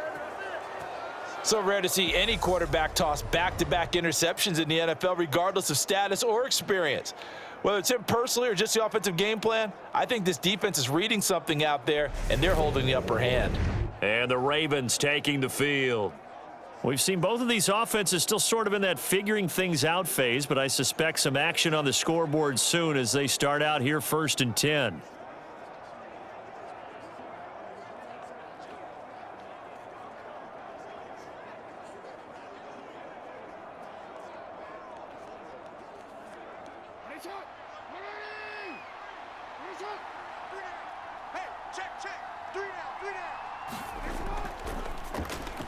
He'll get that out wide to Duvernay. And they're going to get this to about the 44-yard line. As a defense, you're more balanced when you're in zone coverage because you're able to keep your eyes on the quarterback and see the play develop in front of you. They're able to keep the quick pass in front of them and stop it right at the line of scrimmage. 2nd and 9 from the 44.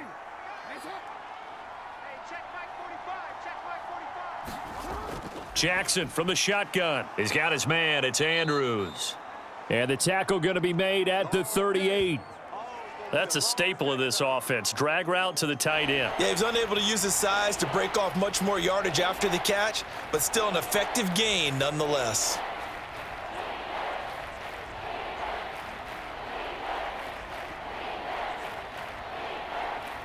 The offense on 3rd down tonight, just 1 for 3 thus far. This is 3rd and 4. Jackson now.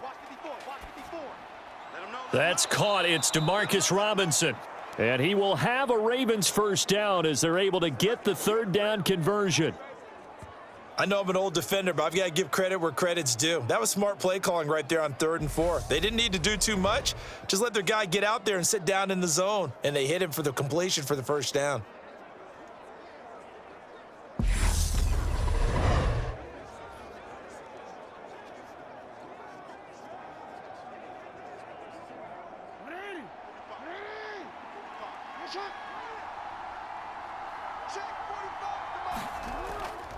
Dobbins going to take the handoff on the option. Down to about the 22 here. 7 yards on the pickup there, and it'll leave them with a 2nd and 3. Well, no matter how they phrase it, staying on schedule, staying ahead of the sticks, whatever you want to call it, 7 yards on 1st down, that fits the bill.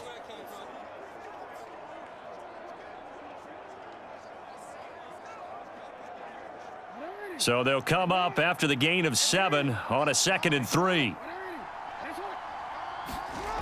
From the gun, it's Jackson. Got his man complete over the middle. It's Andrews. And they're going to be set up now with the ball at the 13-yard line. Many different ways to create space, but on that play, he did it with that big, wide body of his. Didn't get a whole lot of yardage on the play, but it did what it was supposed to, pick up a 1st down. This offense finding its legs now. Here's another 1st and 10. On the option right is Jackson. And he is going to lose yardage here. Call it a full 3 yards in the wrong direction there. Brings up 2nd down. And not a lot of success to be found there. Oh, you got that right, partner, because if you're trying to make guys miss about 10 yards or so downfield, that's a pretty good play. But if you've got to do it in your own backfield, I consider that a problem. That doesn't work too well.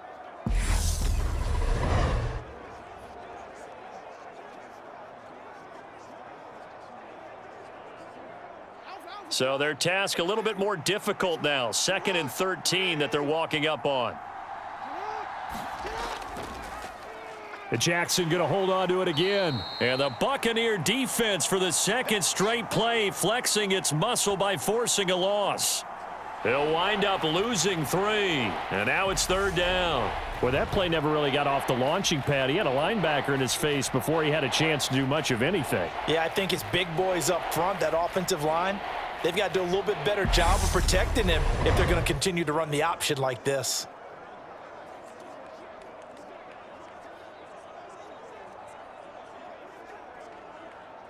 Really in a hole here, 3rd and 17 following the 2 negative plays. From the gun, Jackson. And the throw there going to be incomplete. Oh, that's going to hurt a bit because they needed to come through with a completion there. Now a drive that started with great field position is facing 4th down.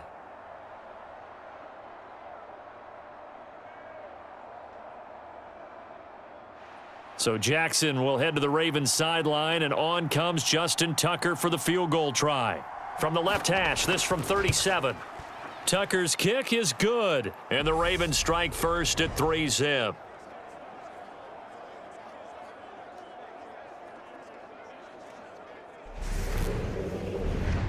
So the turnover leads to points as they add 3 there.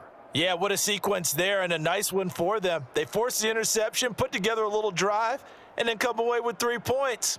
Nothing to it, partner. Just do it.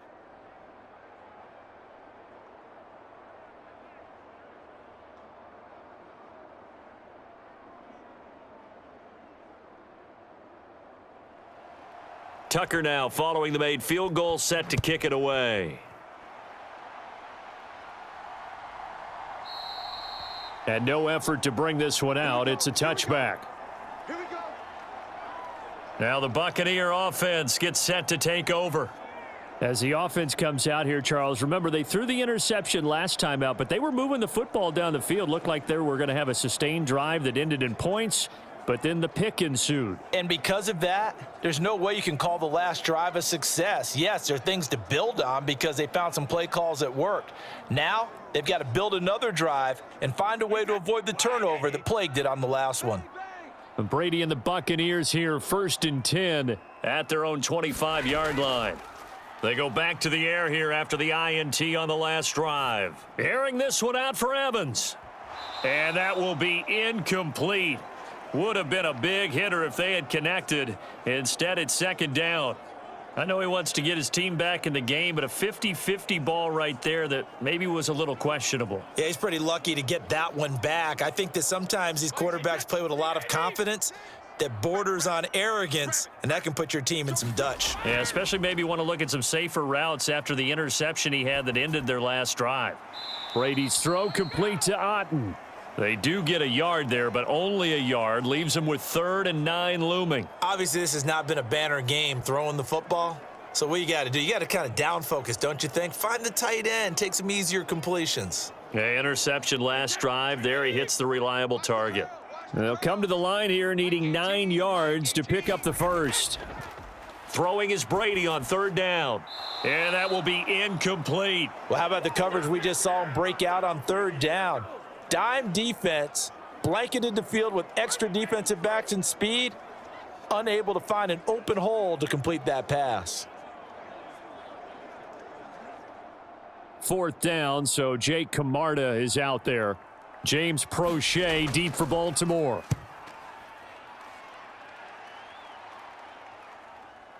Fielded just inside the 20. Officially, that'll go as a 52-yard punt. Not too shabby. And the Ravens, they'll take over. Now the Baltimore offense heading back out onto the field. It's been very much a slow start for them. 3 drives and just the 3 points, CD. Yeah, if you're into the points per drive ratio, that answer is 1. And that's not going to get it done in a ball game. They've got to find a way to finish these drives in end zones, not having balls go through goalposts. Jackson and the Ravens come up now 1st and 10 at their own 28-yard line. They'll start with the option. And down he goes, but he takes it up to the 40. A gain of 11 to kick off the drive, and it's a quick 1st down. 2nd quarter, 2 minutes remain, 3-0 our score. We remind you that coming up in 2 minutes' time, we'll hand you off to Orlando, where Jonathan Coachman will have highlights and analysis of this first half of action.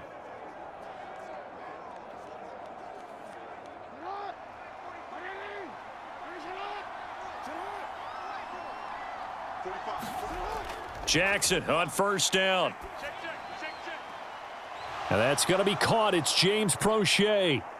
And all the way in for a Ravens touchdown.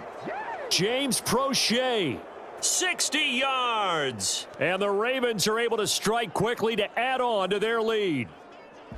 Great corner route there. Not only able to catch it, turn it upfield, and get into the end zone. It usually involves a little bit of an extra move, doesn't it? You've got to get them thinking that you're moving to the middle of the field, then you're breaking away to that corner. Boy, that was well executed.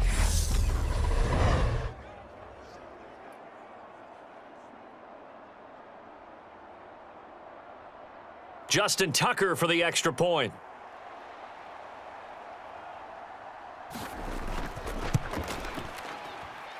It's up and good, and that'll increase their lead to 10-zip.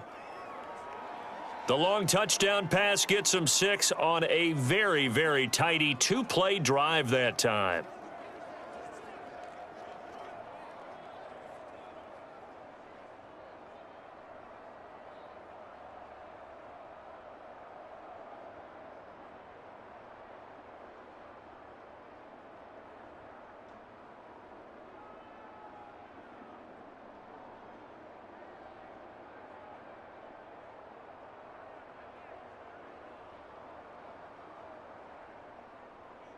Tucker now to kick it away following the touchdown.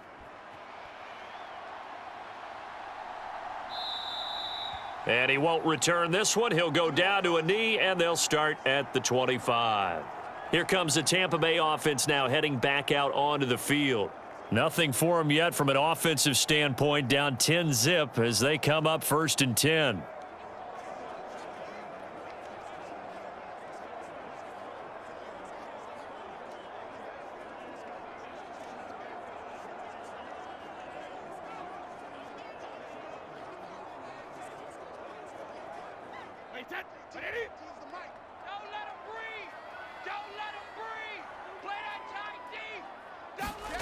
Here's Brady. Nothing open downfield, so he'll throw it away. I tell you, Brandon, this defense is playing with some confidence. Haven't allowed a point yet. Flying to the football. I'm telling you, it's almost 11 to the ball on every snap. Another nice job there to force an incompletion. Brady's incompletion on first down leads to a 2nd and 10. They're going to look to throw. And on the left sideline, he caught it, but out of bounds, according to the head linesman. Incomplete, so the ball a little late getting there, and it's 3rd down. Well, after incompletions on 1st and 2nd down, it certainly seems like a reflection of what we've seen so far in this game. The defense, quicker to the punch so far. Let's see if they can get something going here on 3rd down. Now they face a 3rd and 10 after back-to-back incompletions.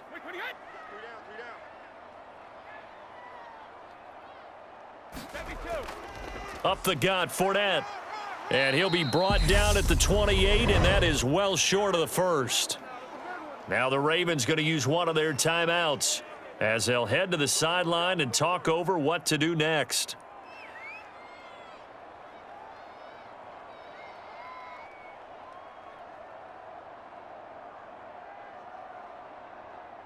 Here's Jake Camarda now.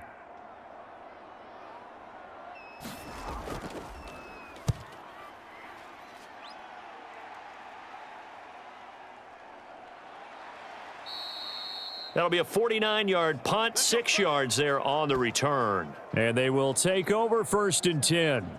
Now this offense back out and set to go for their next drive. They're starting to put some space here. You know, first quarter, they didn't look so hot offensively. This second quarter, though, they've looked really good. They've jumped in the saddle in a big way now, and now they're in full gallop. I mean, before, kind of cantering around a little bit, right, trying to feel their way, not getting done what they wanted to. But somehow they put it together with play calling, execution, and now there's a pretty big gap. And they'll look to make that gap even bigger here. They'll throw on first down with Jackson. He'll swing this out to Dobbins. And he'll get it up to the 33-yard line. Just about every quarterback is trained to really look downfield first before you come back and make a nice, safe throw. And in this case, that's exactly what he did. Found his running back, let him create some space, and it turned out to be a nice play for the offense. Throwing again on second down. Jackson. That's taken in by Duvernay. The Ravens going to use the second of their timeouts as they'll stop it with just over a minute to go before halftime. Gotta be patient, baby. Just gotta be patient.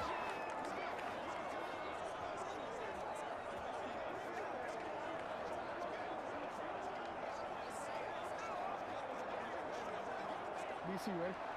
45, Mike, 45. Come off the ball, hard. Hey, check Mike, 45. On 1st and 10, it's Jackson. That's complete. It's Rashad Bateman. And they're able to work this across midfield to the 48. They kept the receiver in the short field, but that let his quarterback get the ball quickly to him before either guy in double coverage could react.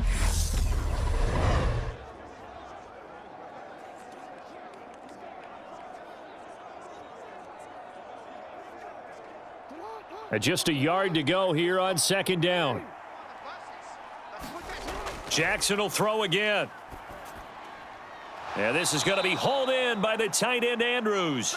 And he will have a first down as they're into field goal range now at the 30. Good strong throw and catch right there. And so far in this game, the alleys have been open for them to get completions, and they're taking advantage of it.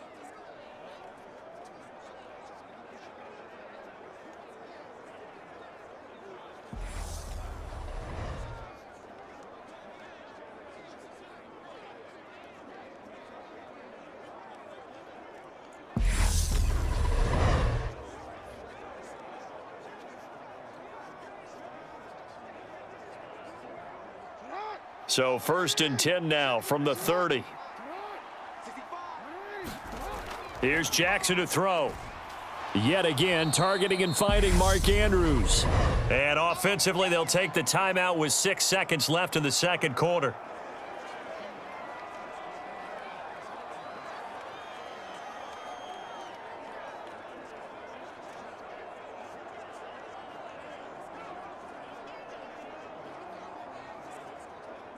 So on second down, the field goal unit is on here as they try to get 3 before half.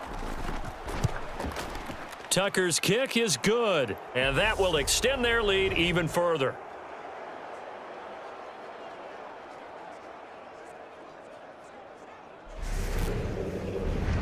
So no problems at all on that one. And you know, there's virtually no wind. This is a kicker's dream here tonight. It absolutely is, isn't it? So to me, with no wind, it should be a passer's dream as well, right? But in this case, the defense held out. They had to force the field goal.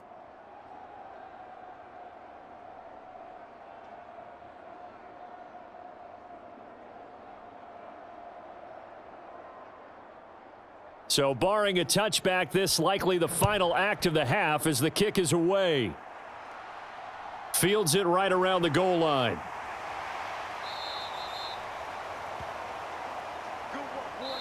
So we've reached the intermission in what right now is a 13-point game. As we toss it an hour or so east of here to Orlando, it's Jonathan Coachman with our EA Sports Halftime Report. All right, BG, thanks very much, and welcome one and all to our beautiful new downtown Orlando studios for this EA Sports Halftime Report. This game's had a little bit of everything thus far, and certainly plenty to look forward to, as the teams are right back out there for the second half. So we'll get right back out there as well, as we'll turn it back over to Brandon Godden.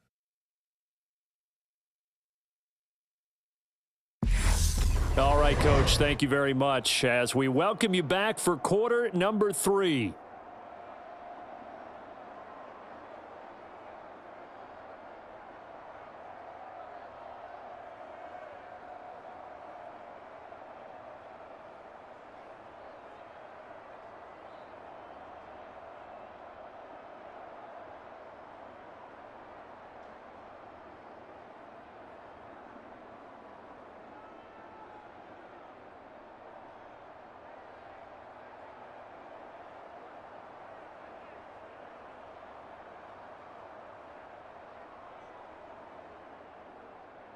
So this a two-possession ball game as we get back underway, set for the third quarter.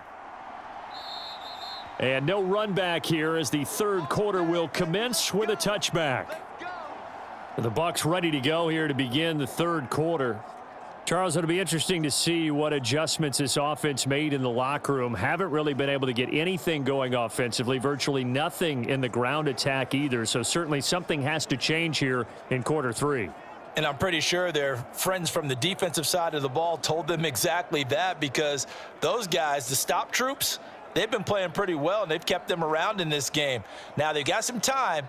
The running game struggled in the first half. Opposition knows how to focus on defending the pass here. They've got to re-energize that ground game and maybe open things up for a comeback here in this half. The run on first down gets them a couple up to the 27.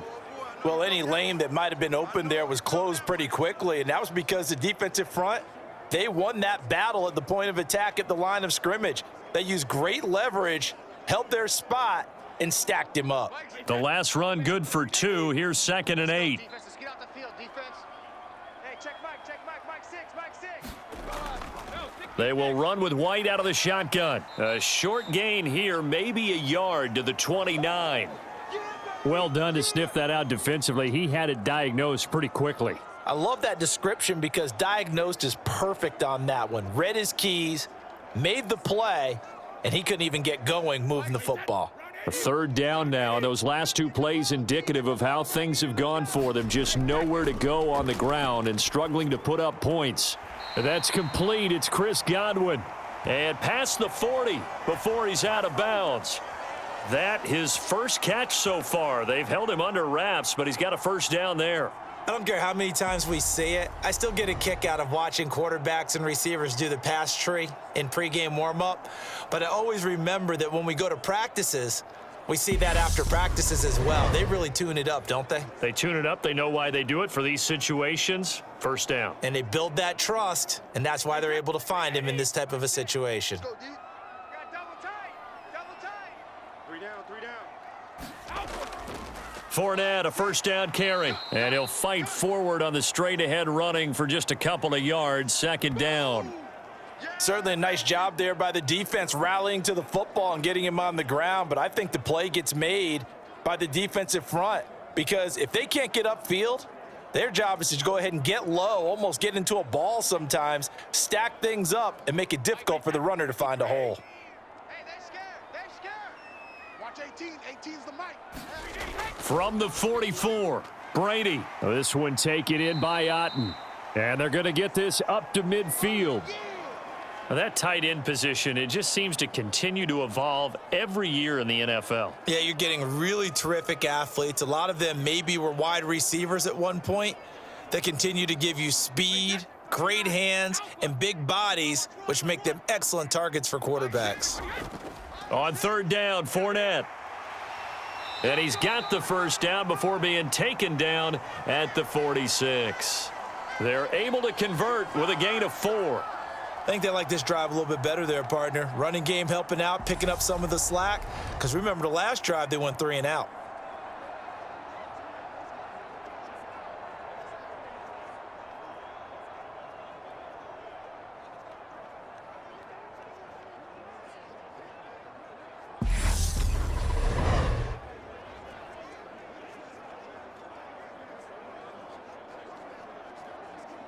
Still in search of their first touchdown of the game, but they're on the move. 1st and 10. Mike 6. Throwing now is Brady. And that'll be off the mark, too far out in front, and it's incomplete. Offense was moving it a little bit, had them back on their heels, but they earn a brief pause by forcing the incompletion. That gives them a quick chance to regroup and try and mount a stand before they're backed up even further.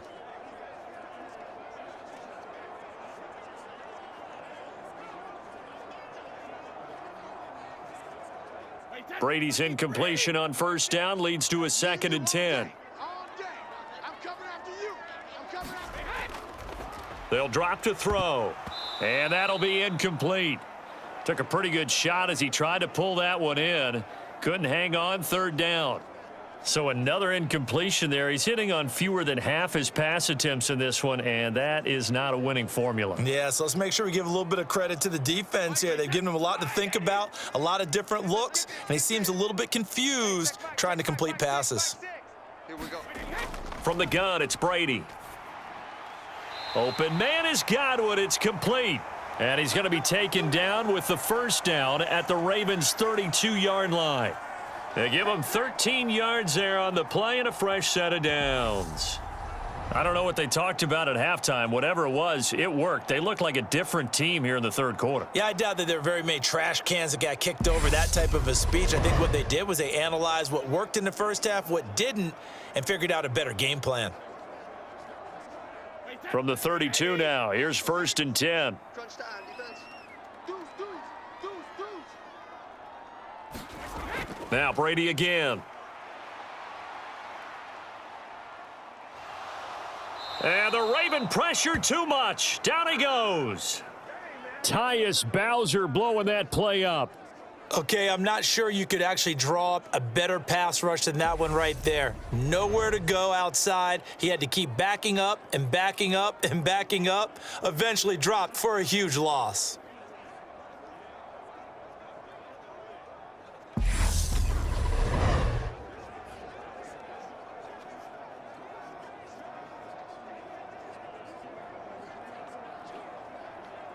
That huge loss on the sack makes this job much more difficult. It's now 2nd down and 22 yards to go. Brady deferring to White on the draw. And he's able to get this one down to about the 40.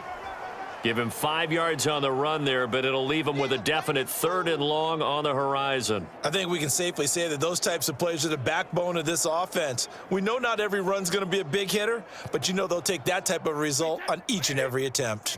This offense in desperate need of a conversion as they come up on 3rd down. Shotgun now for Brady.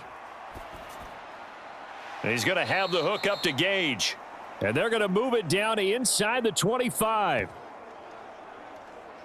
There's another example what defensive coaches constantly preach, not allowing any run after the catch. They gave up a few more yards than they wanted to, but they were able to get him down quickly and force a 4th down.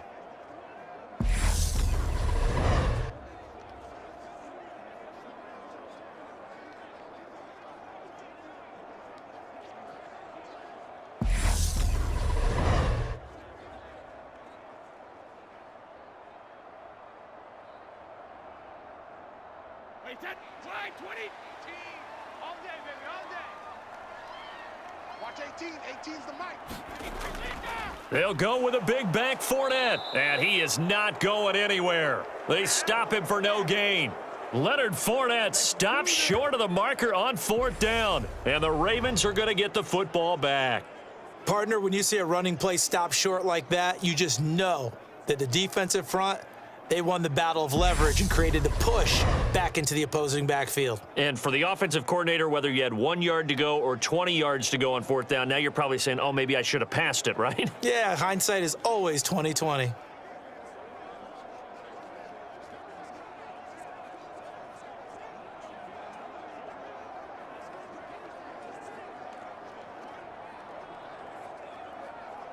Jackson and the Ravens come up now 1st and 10 at their own 24.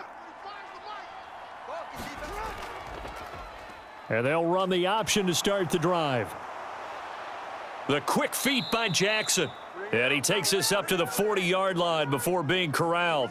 That play going for 16 yards to start the drive, 1st down. Well, I tell you, there is no antidote for speed, even at the quarterback position, as he keeps it himself and turns it into good yardage. And it still takes time for a defender to react, even as quarterbacks carry the ball more and more in today's NFL. They're still a little bit in disbelief and realize, oh my goodness, he's running with the ball. He may be 8, 10, 12 yards downfield at that point. So quickly all the way up at the 40-yard line. Jackson on the give to Dobbins. And nowhere to run on the interior of that defensive line. He'll get back only to the line of scrimmage. Tackle made that time by Vita Vea. And the big fella stuffed that one up in a big way. I think doubling him has to be a priority because you can't move up to the next level if you don't take care of him first. I'm coming after you. I'm coming after you. On second down, Jackson. He'll find Dobbins out of the backfield. And they get to him after a gain of 6 to the 46. I think the best offenses love to get the ball to their running backs in open space because they have the ability to make people miss, and they also have the ability to run over people. And if you do that throughout the game, after a while, they might just run through some of those tackles and go a long way. Well, we saw him shed a nice tackle on that play. Now Jackson. Open man is Duvernay. And this is going to lead to another first down as the tackle's made at the Bucs' 31-yard line. That one goes for 24 yards. And now we get into the psychology of the whole thing because a lot of teams with a 2-score lead in the third quarter, they almost become defensive with their offense, just playing not to lose. I think with this team, you got to figure at this point, this is a great spot for them to go into attack mode, really try and put the hammer down and finish this one off.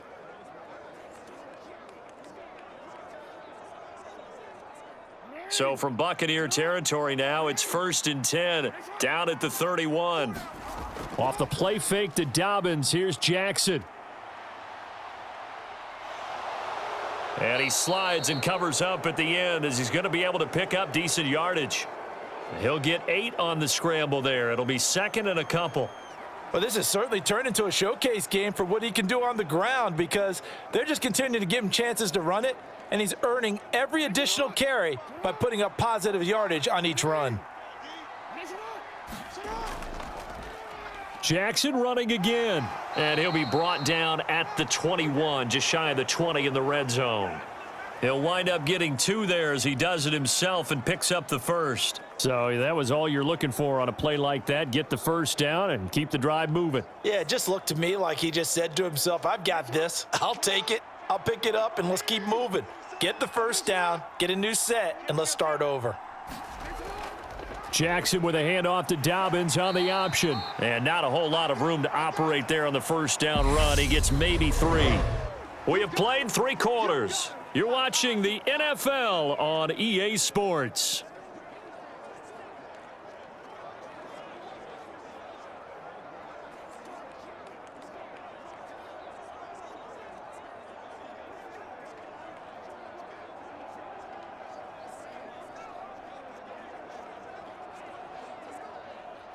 The last run got 3. Now here's 2nd and 7. Jackson. This one caught by his tight end, Andrews. And he'll be marked down right at the 15-yard line. The completion was given up, but that's why you play zone defense, so that you can have people around the ball when it's caught, and you don't give up much run after the catch.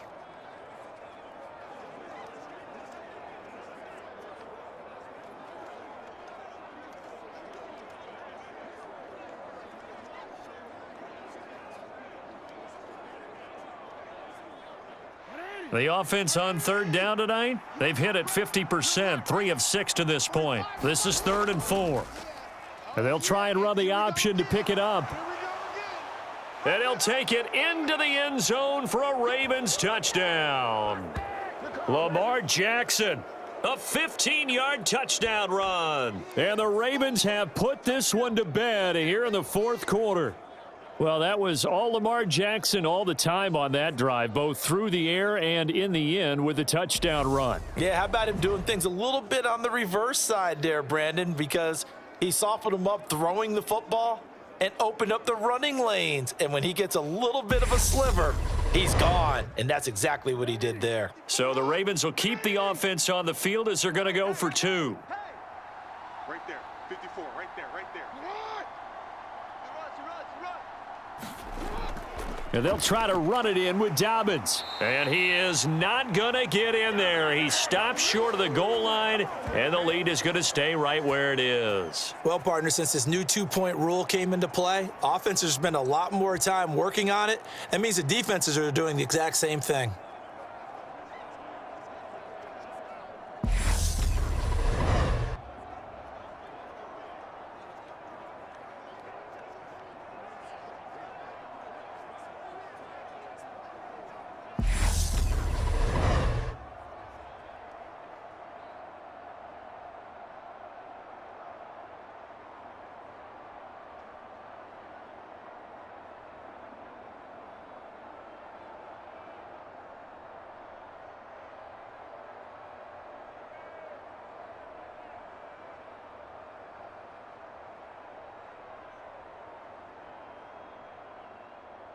Tucker now to kick it away following the touchdown.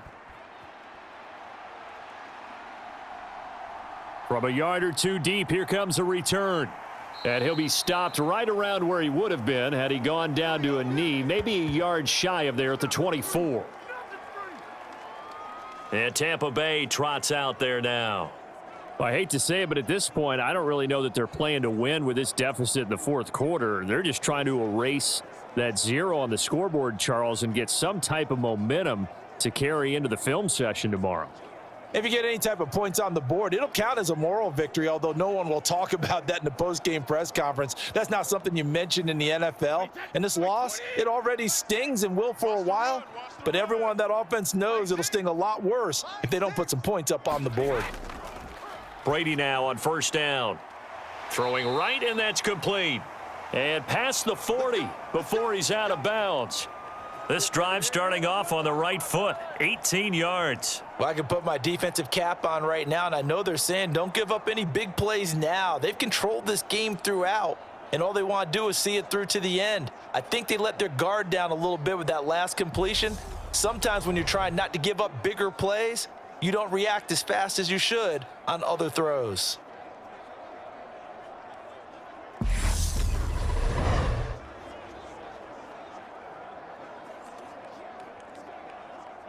One play has him up past the 40 already, and another 1st and 10. Now Brady. And he goes down. The Ravens able to get to him. It was Justin Houston, the native of Statesboro, Georgia, with a sack. Well, it's obvious, but I can't help but say it here. It's never a good day when the opposing defense has more sacks than you have points. The win seems likely, but this defense is still playing for something here. They see that 0 on the scoreboard, and they don't want that to change.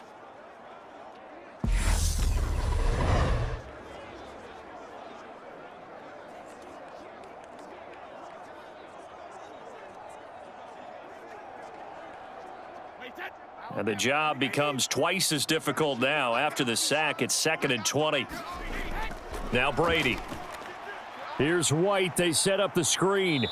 And he'll be brought down right at the 45-yard line.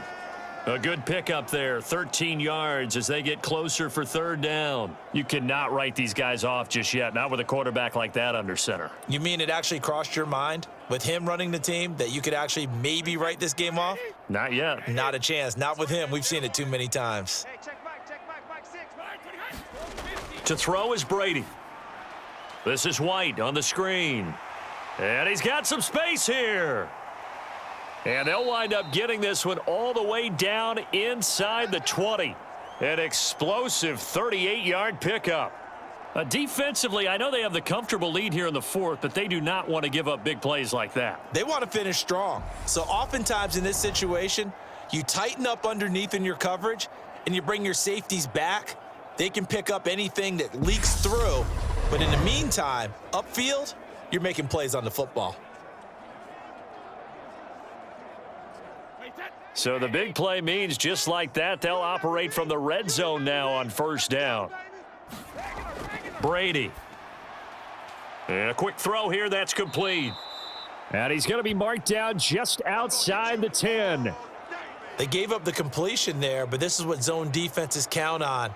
Catching the ball and not much run after the catch.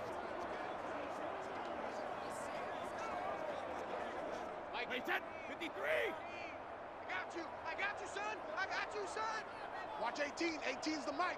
You got any hit? You got nothing. Hey, to throw again on 2nd down. Brady. And he's wrapped up. Taken down. Back at the 25. Justin Madubuike working his way to the quarterback that time. We all know he's one of the better quarterbacks in the league, but definitely not today. His team trailing by multiple touchdowns, and a late sack, just a parting gift from the defense for him to take back to the locker room with him.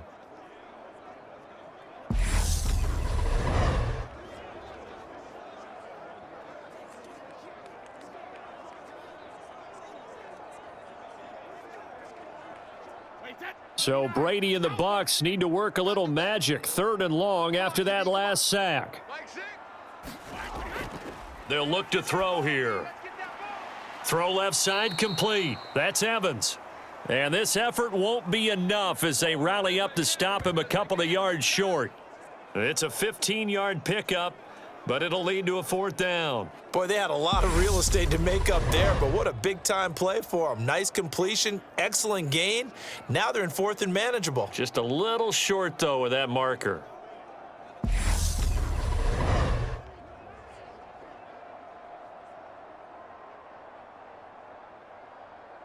Wait 20. Quarterback, don't get nervous now. We ain't beginning to tear you up. Don't get nervous. Now Brady got to have this one. And he's got it. And he'll be taken down, but he does have 1st down yardage. No reason not to try it there, and they do indeed convert on 4th. Felt compelled to go for it there on 4th down, trailing in the 4th quarter. They got it done. And there's always a lot of pressure on a 4th down call. Doesn't matter the distance. You still have to get it done, as you noted, and they did. Mike 18, Mike 18. Oh, they go with a tight end carry. And he's in. Touchdown, Buccaneers. Keeft. A 3-yard touchdown run. And the Bucs are finally on the board here in the 4th quarter. Well, they needed 3 scores to have any chance. There's the first of the 3 as they get into the end zone. Yeah, Brandon, I think that our guys at Next Gen Stats in charge of the win probability are probably saying your chances still aren't great. But now you still got more than 3 minutes to go. You got to focus on the task at hand, which is going to be getting the football back as quickly as possible. Ryan Suckup on for the point after.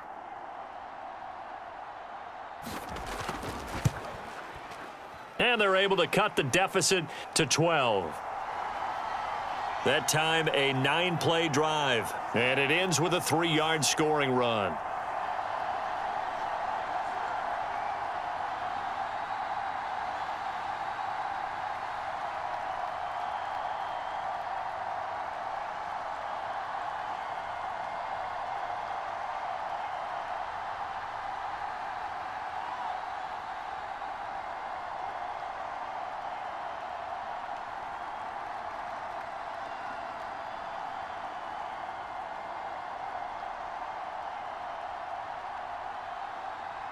Two scores down, 3 timeouts left. Still a chance if they can somehow get this one back.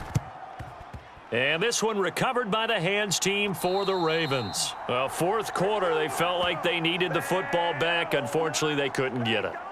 And I know we've brought analytics into the game, and someone has said here that the data says that when a team's expecting an onside kick, 80% of the time, the team expecting it, they do actually recover the ball, which is what we saw here.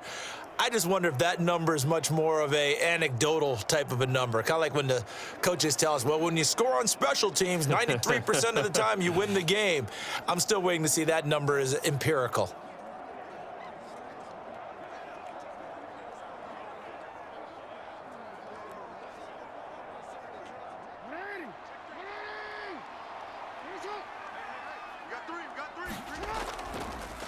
And they'll begin by running the option. And he is going to lose yardage here.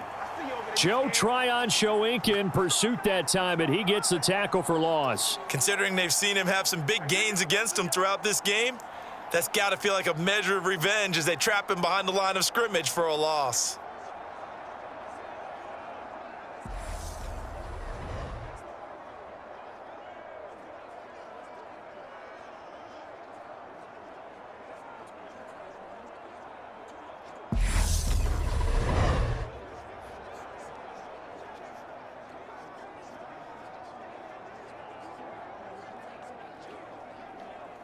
Clock continuing to run. They'll probably wind this all the way before snapping it on 2nd down.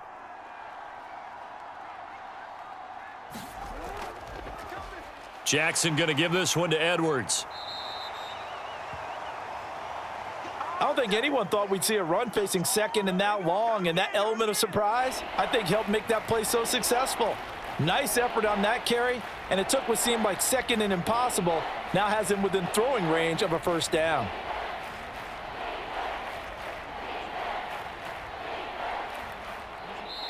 Two minutes left to play in this football game here on EA Sports.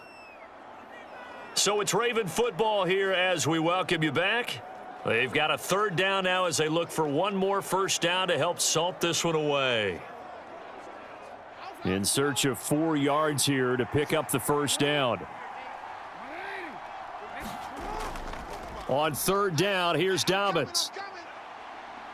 And he's brought down short. 2 yards there, needed 4. So fresh out of the 2-minute warning, and here's another timeout taken with 1:55 remaining.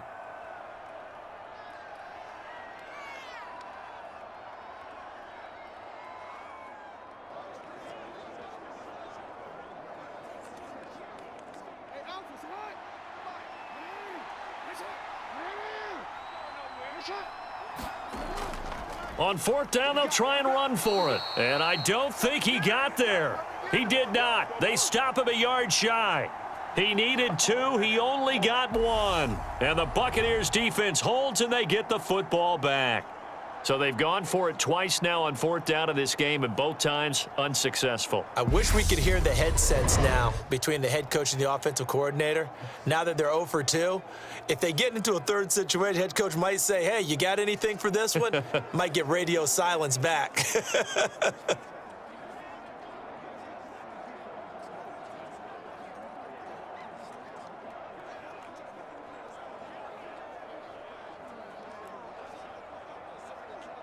From the 32 now, here's first and 10.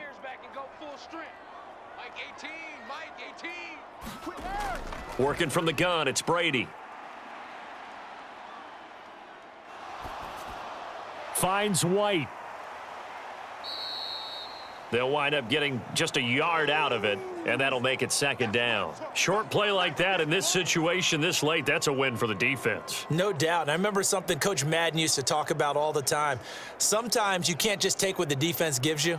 You have to take what you need. And in this case, the offense is taking what the defense is giving them, not what they need. Now a dump. Now White lost the football. But it looks like a Buccaneer was able to corral it. Yes, the Bucs have it. Tampa Bay keeps the possession. The Bucs going to go ahead and use the second of their timeouts as they'll talk it over here before what will be an important third down.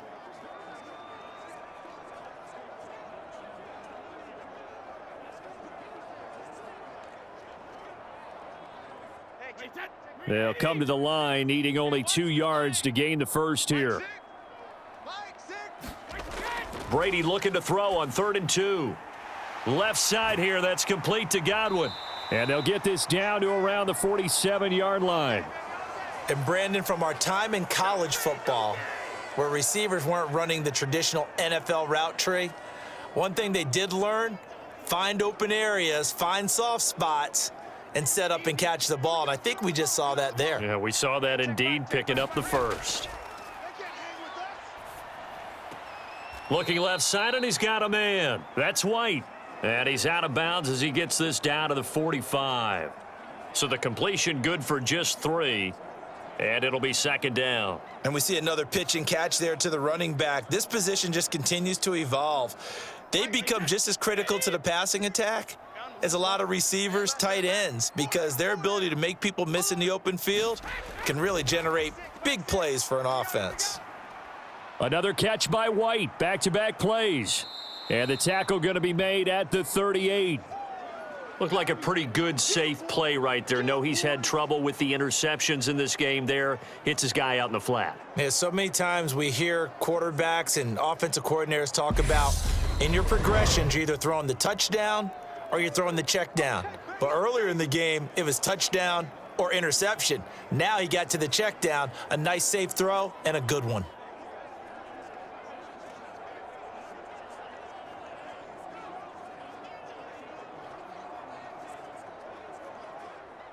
The Ravens bring out an extra defensive back here on 3rd. Brady to throw again. He'll get that out to the flat to White. And he'll be out of bounds as he gets it down to the 30 there. 8 yards there and a first down. Clock management definitely critical here if they want to get back in this game. Absolutely agreed. They have to up the tempo in this case, down a couple of scores, want to make sure they have a chance to win this ball game.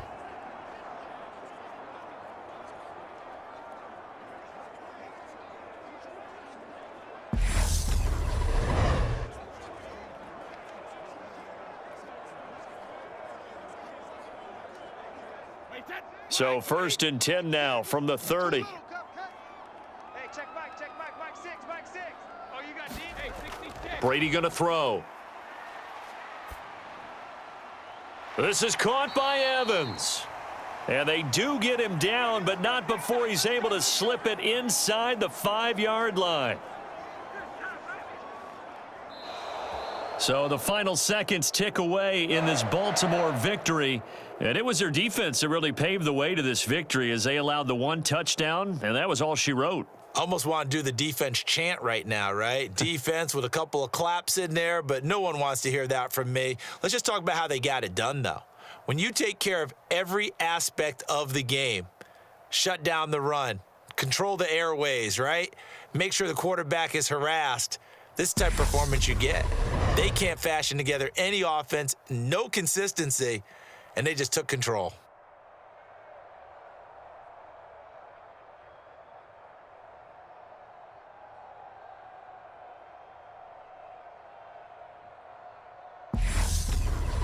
So that'll just about do it for Charles Davis. I'm Brandon Gaudin. You've been watching the NFL on EA Sports. For more, log on to easports.com. With that, we bid you good night from Tampa.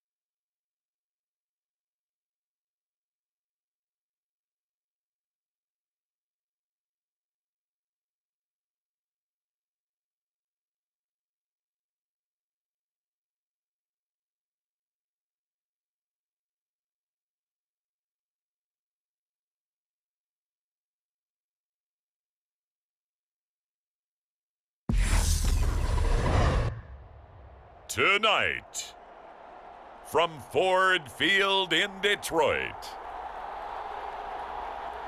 it's a special prime time edition of the NFL on EA Sports.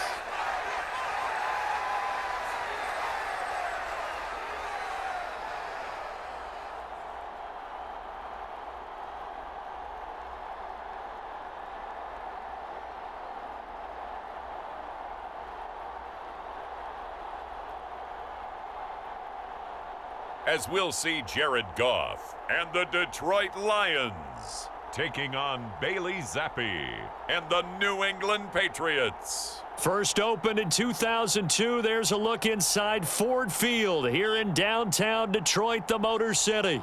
Coming up, we've got a good matchup on tap between the New England Patriots and the Detroit Lions. And hi again, everybody. Alongside my partner, Charles Davis, I'm Brandon Gaudin. And, Charles, when you and I were going through our final run-throughs at breakfast, we kept thinking tonight we're going to get to see a couple of very good passing offenses. And we're talking about both sides having multiple receivers that can have an impact on this game. It's not just one guy that's going to make all the plays. If you take him away, maybe number 2, number 3, they make the big plays that impact who wins the game.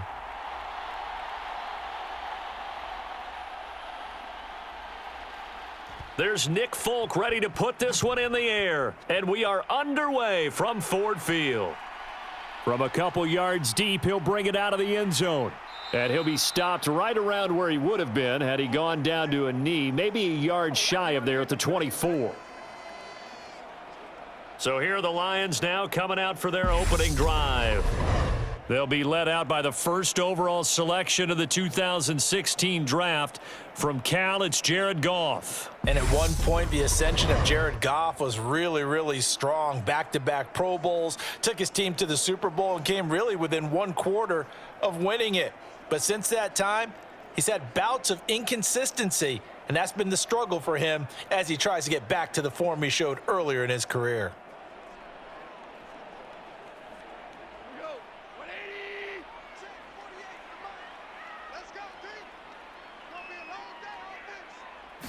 And Goff going to look to throw right away.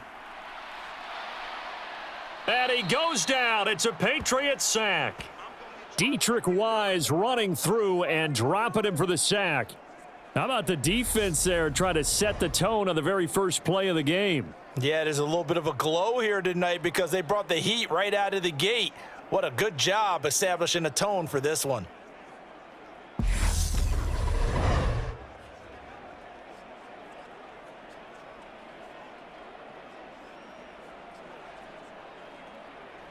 So an early wake-up call there leads to a quick 2nd and long. Another try after the first down sack. Goff. And that's to Amon-Ra St. Brown. And able to get this across the 20 before going out of bounds. That'll give them 8 that time, and that'll make it 3rd and 13. All that practice time came to fruition on that play. All those timing routes that they work on through training camp, OTAs, minicamp, and just regular season, they got it done on that one. An outcut, ball was delivered, and picked up the completion. And he's left with no option here but to throw it away. That was their first 3rd down try of the game, and clearly something was off in the execution of that play. Good news, they've got a whole game left to clean that up and start clicking on those key 3rd down throws.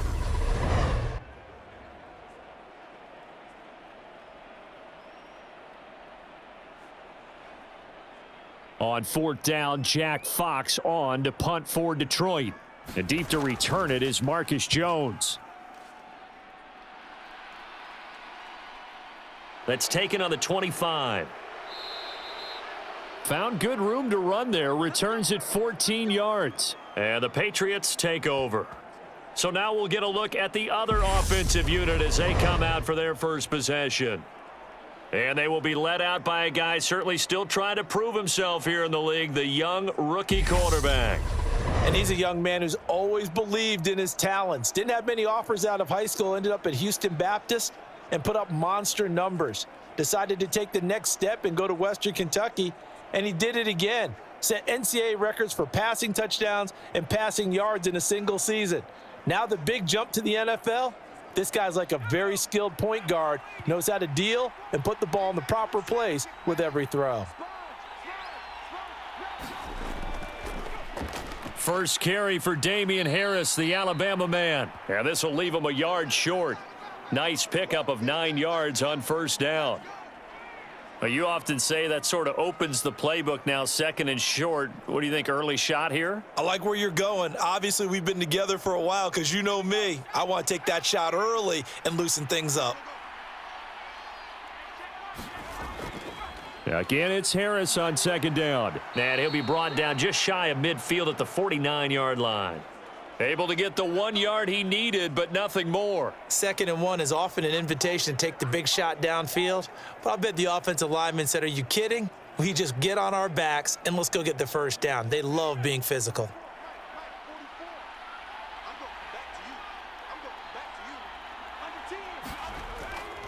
Now a first down carry for Harris. And he's going to get it across the midfield stripe into Lion territory. Tackle there by Alex Anzalone. Give credit to the defense for stringing that play out, and they gave up no cutback angle. You know he was trying to dart through. No place for him to go. A nice job there, only giving up a 3-yard gain.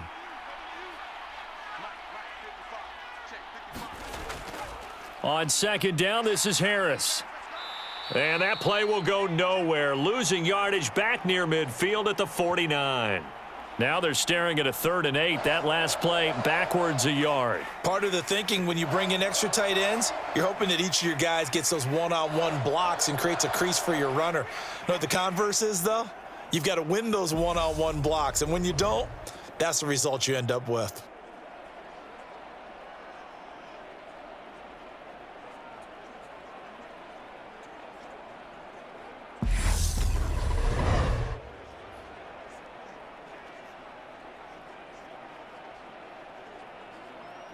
A dime look defensively for the Lions on 3rd. Looking to throw, Zappi.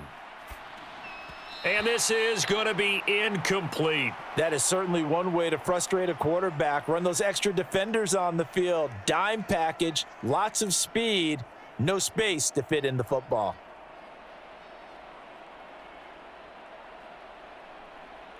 Jake Bailey on now to punt here on 4th down. Back deep, Khalif Raymond. And the punt over the side in the air, and the spot will be inside the 35. Back onto the field come the Lions for their 2nd overall drive. These guys definitely hoping for a better showing than their last appearance. They couldn't really even move the football much beyond the shadows of their own goalpost, Charles. We'll see if they can get a better, more sustained drive going here. Yeah, and every team that we ever talk to says the exact same thing. When you start a drive from that deep in your own territory, the goal is a minimum of at least 2 first downs, because even if you have to punt then, you change the field position, right? You flip the field a little bit. They didn't get that done. This time they want to string together a nice drive and help themselves out. And he gets this one to midfield before he's brought down. They went 3 and out on their first drive. Things already looking better here, 1st and 10. Well, CD a lot of times like to separate speed and quickness, and they've got a back that's both. We know that he's fast and in the open field, but, man, his first step is so quick, too. It is something, isn't it? Because you think of that type of speed getting to the perimeter and turning upfield, but also when you run those inside runs, he can get into the secondary so fast the linebackers don't have a chance to react.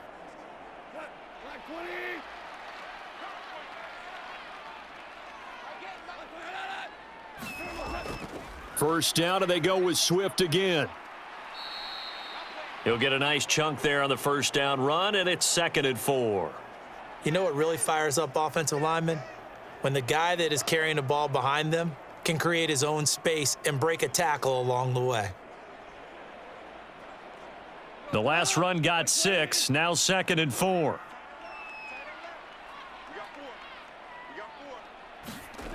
Now Goff. Over the middle, it's complete. And he's got another first down as the tackle's going to be made at the Patriots' 33.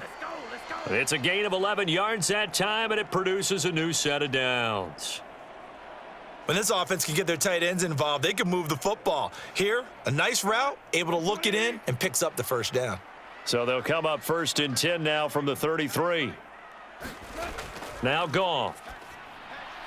Oh, he tries to force it in, and it's intercepted. Picked off by Juwan Bentley. And the Patriots are going to take possession of the football. So that changes things. You get the interception, and then to boot, a good return tacked on. And really, it was down to him versus the quarterback on the return, and that's one you would think the defender would win. But a nice job there of seeing the play all the way to the end and making the tackle by the QB.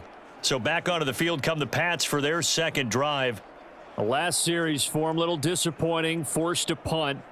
And now they'll try to do better here and come away with some points as they begin this drive, 1st and 10.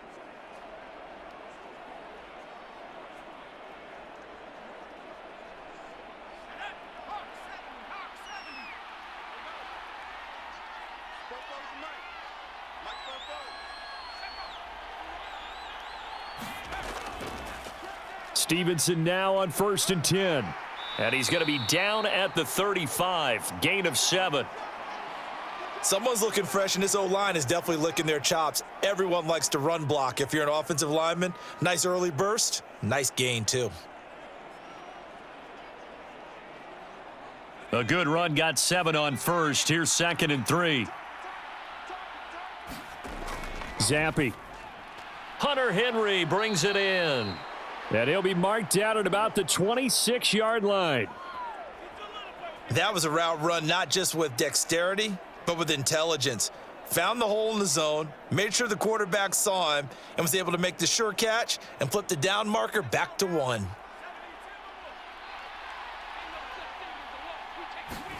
Zappe to throw on first down. Pressure applied, and he's going to be taken down.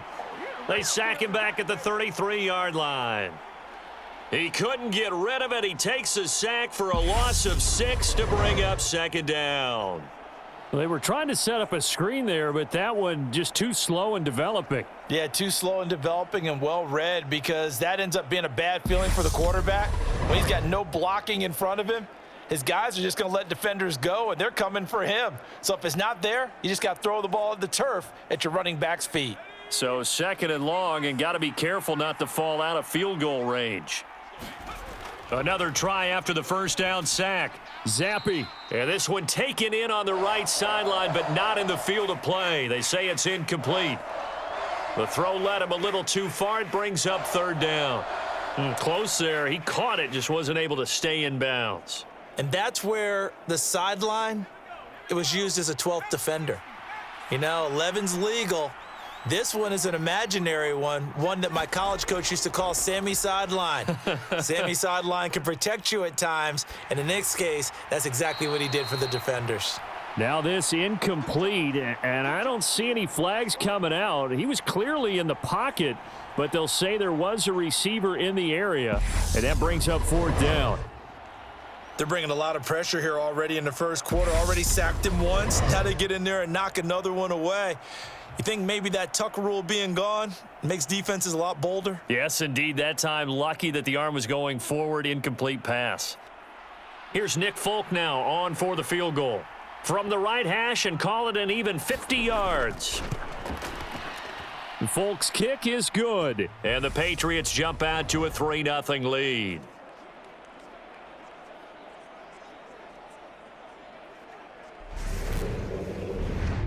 So, Charles, they get to them with their first turnover of the game and then make it hurt a little bit extra with a field goal. And anytime you give the ball up, what's the first thing a coach tells his defense? Don't let them score off of this. You've got to put out the fire. In fact, in 2021, that's what one NFL coach termed his defense, the firemen. Go out there, guys, and don't let them put some points on the board. After the made field goal, back out is Nick Folk to kick this one off. This fielded right at the goal line. And he's up past the 20 to the 22-yard line.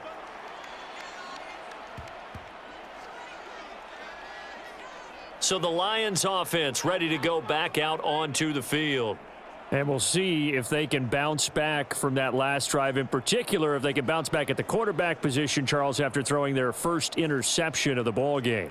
Yeah, and some guys, you know, they're going to want to try and get a big play right away and take control back. Others, they're going to want to look to hit a couple shorter passes and get a little momentum back that way. But for the defense, that goal's not changing a bit. They want another pick. You're exactly right about that. In fact, you got to watch them a little bit, because in coverage, they may cut down their gaps a little bit, maybe their splits a little bit, in order to try and get to the ball even faster. And he'll be out of bounds across the 30-yard line. So 8 yards on the completion there, and it'll be second and a couple.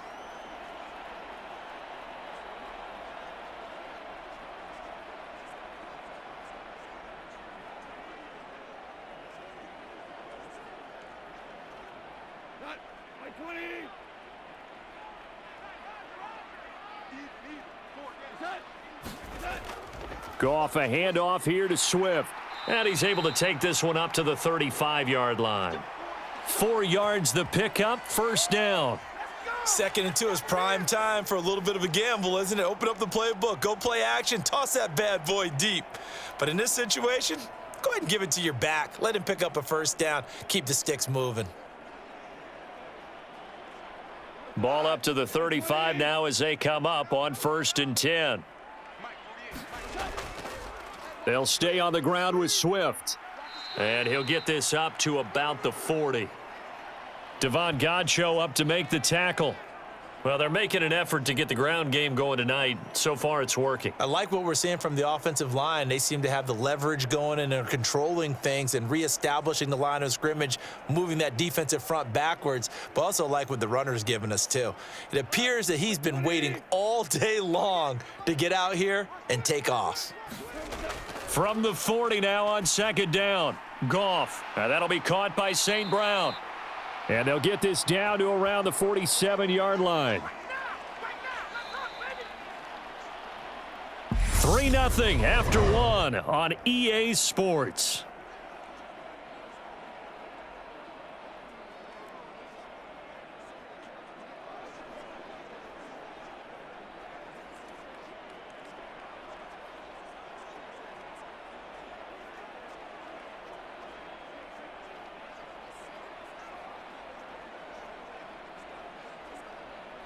This offense finding its legs now. Here's another 1st and 10.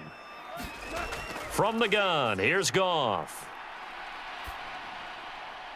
He's got this to Williams, complete. And he'll get this one down near the 20-yard line, just shy of the 20. A good pickup there, 26 yards. Well, we can talk about it like it's just a basic route, but how about the timing on this one? Lined up on the right, runs a deep in route, and how about the throw? Right on the money. Bam, puts it right in there and on his hands. Nice completion, really good pickup.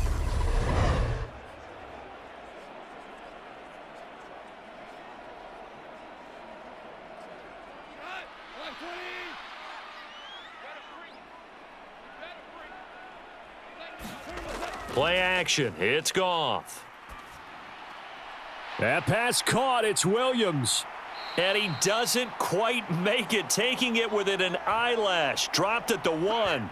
They go right back to him for 20 and a first. I think he has to be saying to himself, how did that not wind up a touchdown? Remember, you just need the tip of the ball to cross the plane. It's not going to get there, but they're going to be set up in great shape with 1st and goal.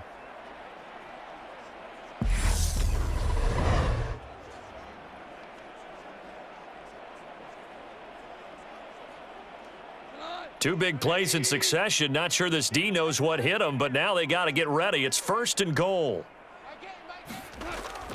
Swift is into the end zone. Touchdown, Lions. So, partner, it was a passing game that drove them down the field, but when they get close, they trust that man in the backfield, and he took them home. And they trust their offensive line as well, because so many of these units, they specialize in either pass protection or run blocking. This group shows its versatility and gets both done on this drive.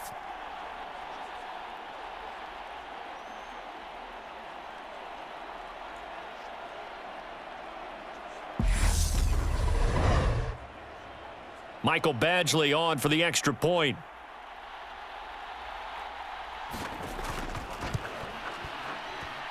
And this is up and good to make it 7-3. So that winds up a 7-play drive all told. And it ends with a 1-yard touchdown run.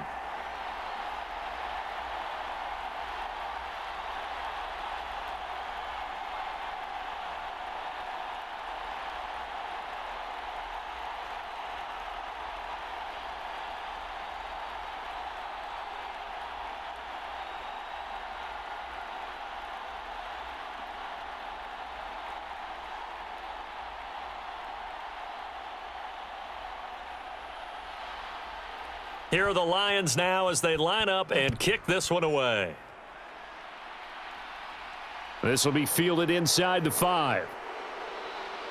And out a little across the 25 to the 27.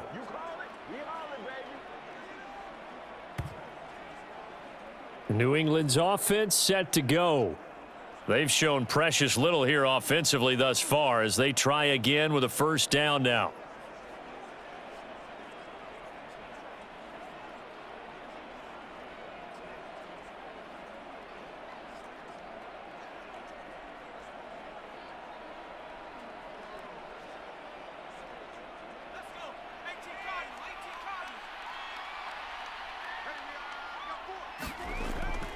They'll start on the ground with Harris. And they're going to stop him right at the line of scrimmage. Just no cutback lane to be found whatsoever. 2nd and 10. Looked like he was trying to bounce it outside, but no success. Yeah, sometimes you got to just figure out where you're going to go, and sometimes you just have to take it to another spot. In trying to get it outside, the defensive pursuit was there and just ran him down. Zappi fakes a handoff, looks to throw it. And it's incomplete. Took a shot, couldn't connect. Well, he certainly thought he had an open look beyond the first down marker to his receiver, but they just couldn't connect, and that will send them back to the drawing board.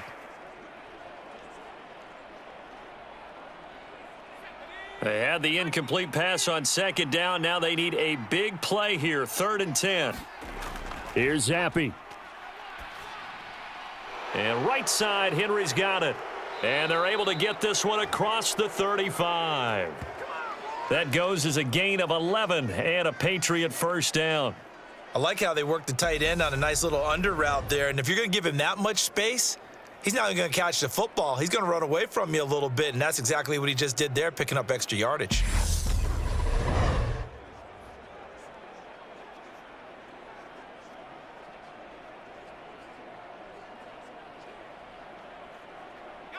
Line of scrimmage, the 37 on 1st and 10. Zappi off play action. Got a man open. That's Devontae Parker, complete. Another nice gain, 16 yards there and a first down again.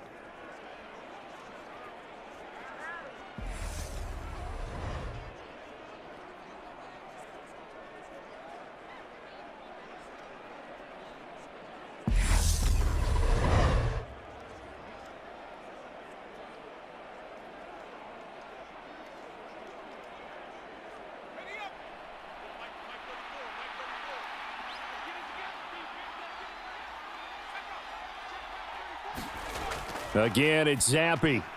A quick throw there going to be batted away and incomplete. This could be the start of a nice stand from this defense now after getting walked backwards on this drive. Come through with another one here, and you have them staring at a 3rd and long, and that puts the defense in a position to dictate to the offense.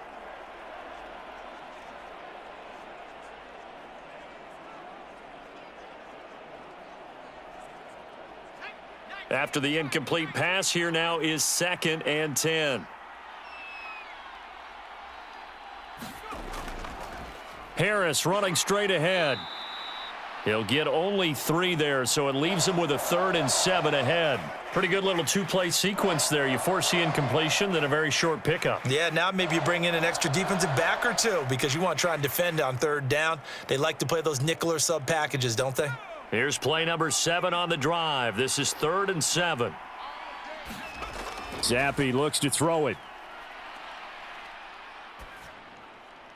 And that is incomplete. So a couple of first downs on this drive, but it's looking like another empty possession. And those empty possessions are certainly starting to pile up. So the adjustments that teams talk about all the time have to be taking place. They've got to analyze what's breaking down and figure a way to fix it. Here's Jake Bailey now.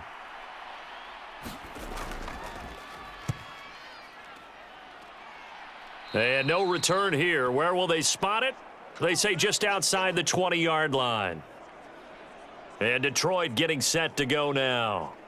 A long drive last time out for this offense, Charles. If you remember, they started basically in the shadows of their own end zone, marched it down the field, and a lot of that was through the passing game. And partner, as a former defensive back, I'm having almost a physical reaction watching what's happening right now. But let's give credit where it's due because they've done an excellent job moving the ball through the air. Secondary getting picked apart pass by pass. Obviously, they need to make some adjustments there on the back end. Yeah, because offensively, we know that they're not going to be shy about throwing that football. They throw right away, and that's complete out on the right side. I know sometimes we can get fooled when we watch him make catches, as we just saw him do there, because he really looks like a wide receiver the way he goes about his business. Yeah, 230, 240 range. Yeah, not super huge. Maybe not counted on to be that inline point-of-attack blocker that we used to have in the good old days. But you can flex him out. You can run wide receiver routes with him. You can make him a primary target, and that's how he'll shred a defense.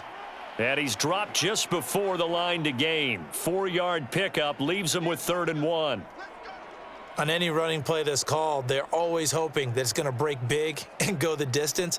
But when you get a nice gain like that, you're able to do so many things anyway. You can come back and run essentially the same play again, continue to move the ball on the ground, or you can decide to throw the ball now because usually you have the defense back on its heels. And he's got the first before he's brought down at the 39-yard line. 47 yards now on the ground on just 7 carries. We use the word relentless a lot with guys who are aggressive on the field. In this case, it really fits, doesn't it? How about his ability to break tackles and his feet never stop moving?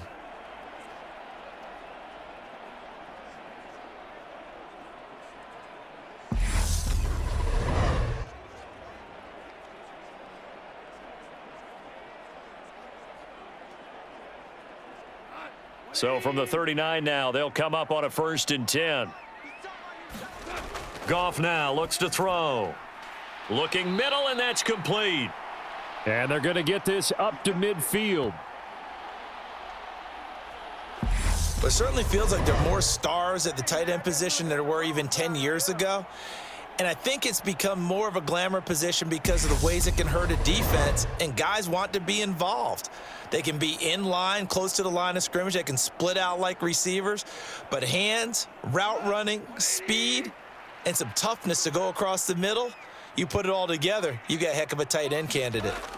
They'll fake the give. Now Goff. And he's going to have to eat this one as down he goes. Anthony Jennings. What a play by him. That's going to go as a loss of 13.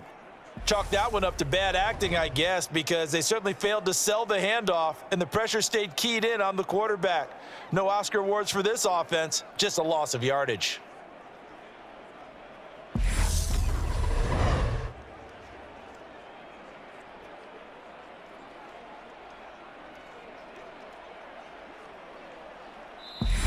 Two minutes to play in this first half. 7-3, our score.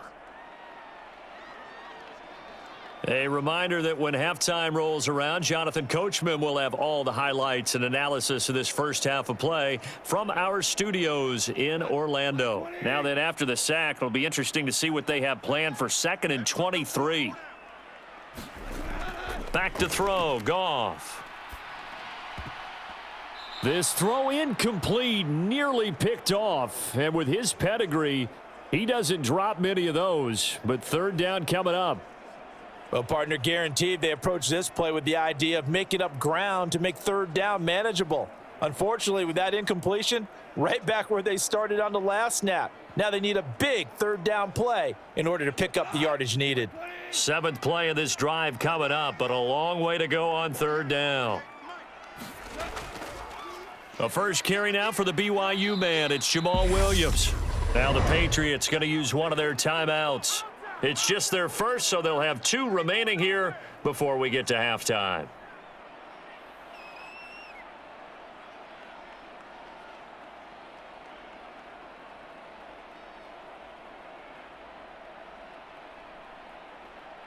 Jack Fox out to punt here on 4th down.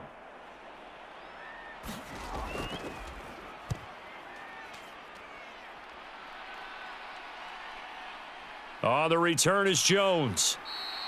That'll be a 47-yard punt officially, 5 on the return. And out will come the offense as they take over. New England trying to get a place on offense. The crowd may be losing just a little bit of the edge after back-to-back punts. They want some big plays. They want to see some offense. They want to see somebody break away, whether it's through the air or on the ground. Now it'll be interesting to see where the patience is on both sides. Each head coach, can you hang in there and not try and force something that could put your team in some jeopardy? Zappy now on 1st and 10. And throw right side complete to Parker. And that's good for a pickup of 10 yards. And they'll be left with a 2nd and about a foot. It's a nice completion, and a little bit of run after catch as well to create the yardage that they got. But it is so tough to cover that route, the drag route, because they run it at varying speeds, because the key is to create hesitancy on the defender's part. Always so empathetic for those DBs, aren't you?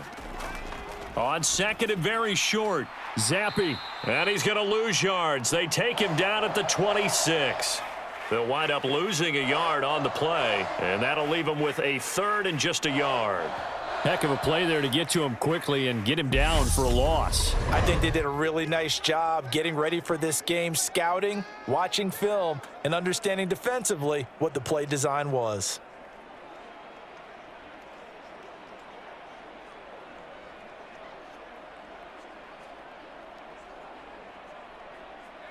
And I see an extra defensive back on the field. Little surprise here on 3rd and 1. Play fake, and now here's Zappi.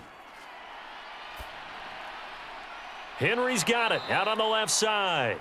And he will have a Patriots first down as they're able to get the 3rd down conversion. Normally on 3rd down and short yardage, you're thinking to throw to your tight end. It's just going to be a simple chain mover. But this time they let him roam down the field, and a nice dart picks up the first down and then some. First down now, but that clock rolling. Another throw coming for Zappi. Checking this down to Stevenson. It'll go as a gain of 4, and it'll be 2nd down. Well, offensively, that's the mismatch that you want. You want to force a linebacker to try and cover your back out of the backfield, out in some open space. But linebackers nowadays, they run like backs, and they take a lot of pride in covering. What a nice play he made there in the open field.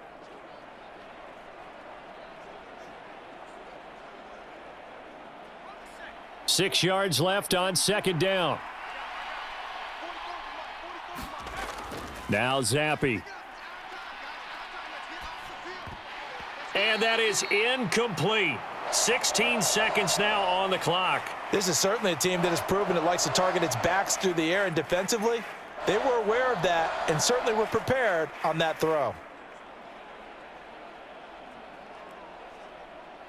So after the 2nd down incompletion, they'll come up now against a 3rd and 6. Zappi looking to throw it again. He'll go underneath here to Stevenson. And he won't quite make it. He needed 6. He got about 5. 4th down.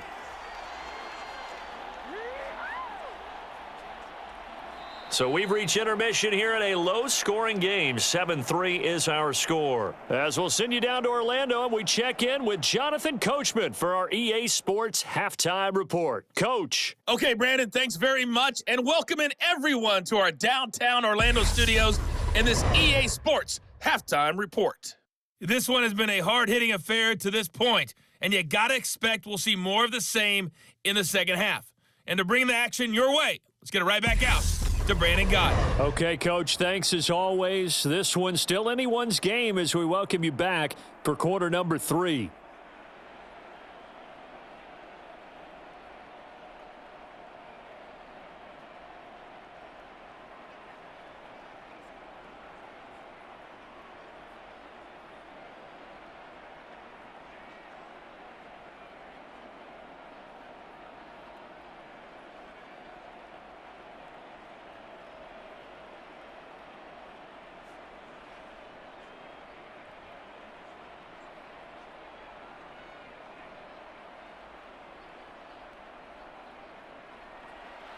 The Patriots trailing here, but they will have the football first as the 3rd quarter is underway. And this will not be returned, so the second half begins with a touchback. The Patriots taking over to start quarter number 3. They do trail, but they have a chance to possess the football first to try and do something about it. And that certainly makes it something of an important drive for them, because is it going to win the game? No, but you have to do something to bring some life to your sideline.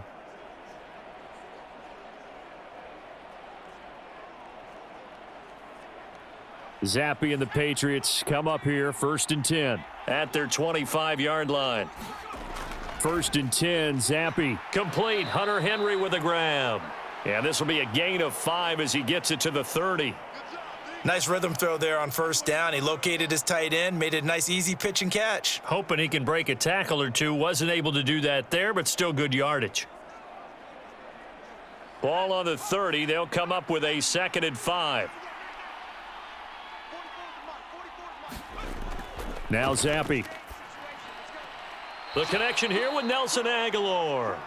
And he's out of bounds, able to take this one up to the 35. He was held without a catch in the first half, but he's got one here, and he also picks up a first down.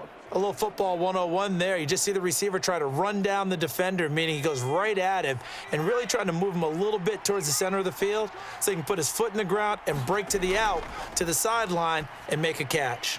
Zappi's throw complete there to Smith. So the completion good for 7 there, and that'll bring up 2nd down. Let's just break this down and make it pretty simple. Key to the drag route, letting the play develop, finding the hole in the defense, and giving your athlete, yes, athlete, a chance to make something happen once he has the ball in his hands.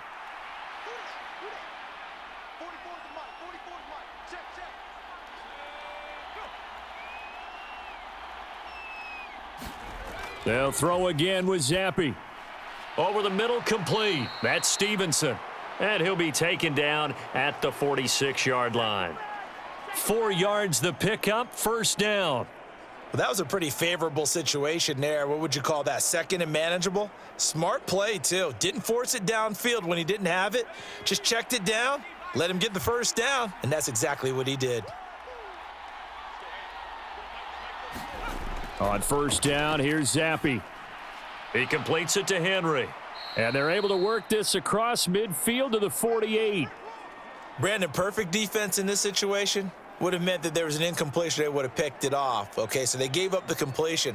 But I really enjoyed watching how the defense stayed in sync, stayed in great communication. And as he dragged across each zone, you see him pointing, communicating. There he is, and they passed him off to each defender. Ended up making a nice play, even though it was complete. And he'll be brought down just shy of the 40.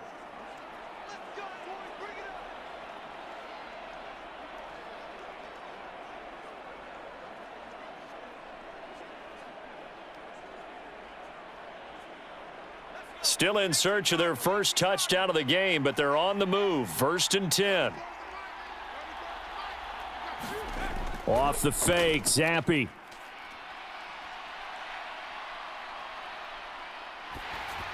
And not able to get it that time. He'd hit on 6 straight passes. Not there, 2nd down. And not a common sight, at least on this drive. A momentary setback, though, for this passing game that has been moving well this series. Good thing for them, though. Still 2 more downs to connect and try and pick up another first down. On 2nd and 10. Zappi. That's going to be caught. It's Jacoby Myers. And he'll be taken down here just shy of the 30. They sure put the coverage guys in a stress on that one. They thought they were going deep. Ends up curling inside for a nice chunk of yardage. So 3rd and inches, and this will be the 9th play of the drive. Trying to pick it up on the ground with Harris. And he's able to pick up the first before he's taken down at the 27. Just 4 yards on the pickup, but that's good enough to extend the drive. I have to think a major focus of the halftime meetings had to be figuring out how to create space for the running game to get operating. Well, what you pointed out to me at half seems accurate. That line has struggled to sustain blocks. Yeah, I would agree with that totally. They've got to focus on staying on their double teams at the first level, make sure that block's secured before they slide off and try and chip someone at the second level.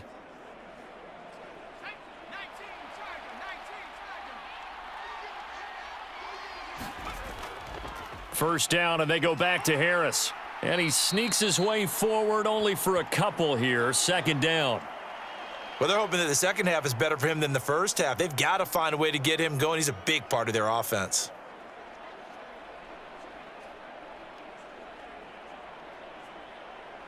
Second and 8 coming up.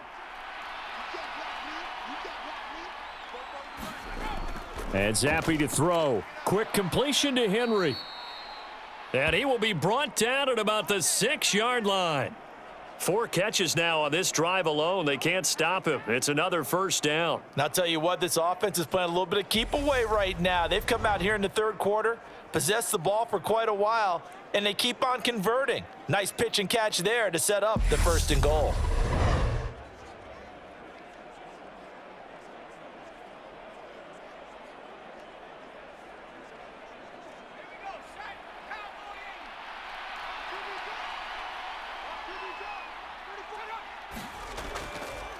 They hand this off to Harris, and he gets halfway there from the 6 to the 3 on a gain of 3. You know that old expression, it's not my night? It hasn't been his so far. I don't know if the legs are a little bit heavy. Sometimes having to hang out all day and play doesn't exactly play to your advantage, but it's been a tough go for him. And every time he looks up, somebody's there defensively. That was the same case on that play. On 2nd and goal, Zappi. Under pressure, down he goes. Sacked at the 10.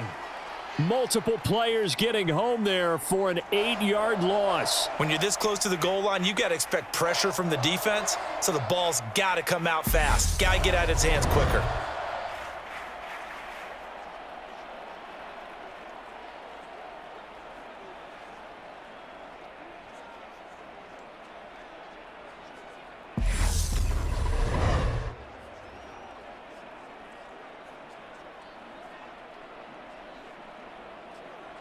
A big play forthcoming. Here's 3rd and goal.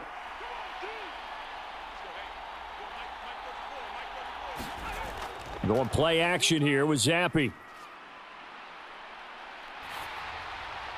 And he'll just get rid of it. Detroit was up for the challenge through the air. They force a 4th down. Well, so a drive that spans all that time, and yet you may only come away with 3 points here. Well, your defense, all right, they actually like these long drives. They get to rest over on the sidelines for a while. But when you're not finishing with points in terms of touchdowns, that's frustrating. They've got to figure out how to close out these long drives and get 6s instead of 3s.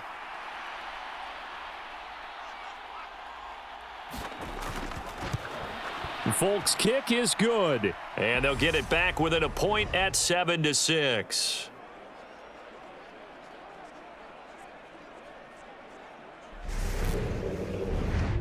So they were facing the deficit coming out of the locker room at intermission, and at least they're able to get the field goal to cut into that deficit. Yeah, now your offense feels pretty good about itself, right? A little bit more up to speed coming out of the break. You turn to your defense now and say, hey, we got 3 there. We're chipping into the lead. Can you help us out? Hold them.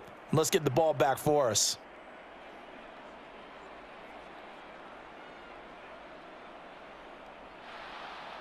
After the made field goal, back out is Nick Folk to kick this one off. This taken in at the goal line.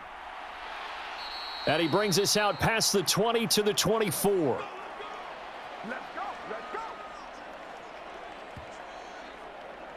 So we get a look at the Lions offense as they get ready for their first possession of the second half. Their defense has done the job. Now it's the offense's turn as they've got it 1st and 10.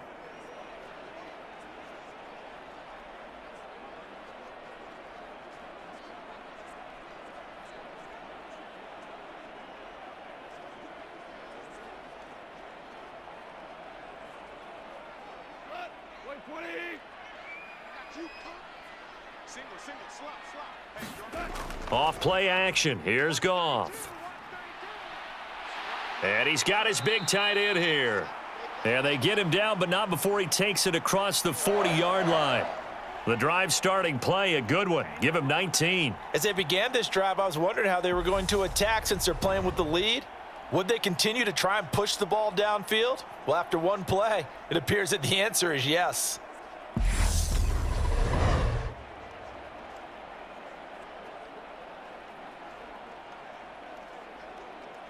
One play has him up past the 40 already, and another 1st and 10. Out of the gun, Goff. Got his man, it's Williams. So the completion good for 6 yards, and that will bring up 2nd down.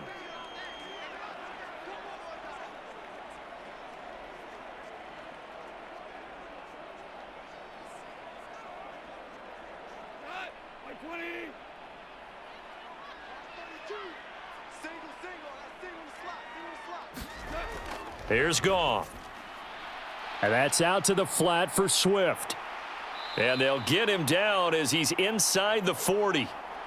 The Lions passing game in sync now. They've got another first down. Caught that look from you there, partner. I think we're on the same page on that one. Just his first catch. I think we both thought he'd be a little more active in the passing game. Let's see if that's the start of them trying to get the ball to him a little bit more here in the second half. So into Pat's territory now. Here's 1st and 10 at the 39-yard line. They will run straight ahead with Swift. And they will only muster a yard here to the 38. Anthony Jennings in that time defensively. 3 quarters in the books. We'll return with more after this break. You're watching the NFL on EA Sports.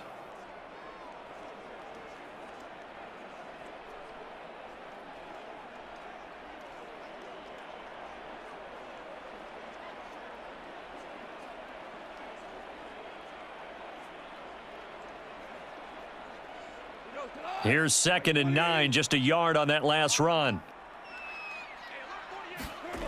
Goff. There's the stiff arm. And he'll be taken down here just shy of the 30.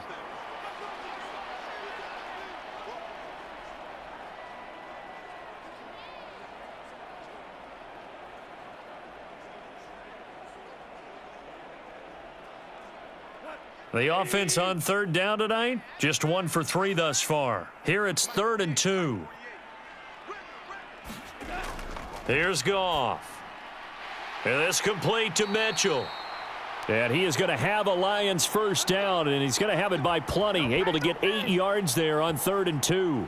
They brought in a heavy set on 3rd down, and that usually means running play, but we have seen them throw out of that formation, and sure enough, they snuck the tight end out on that one, wound up hitting him for a first down.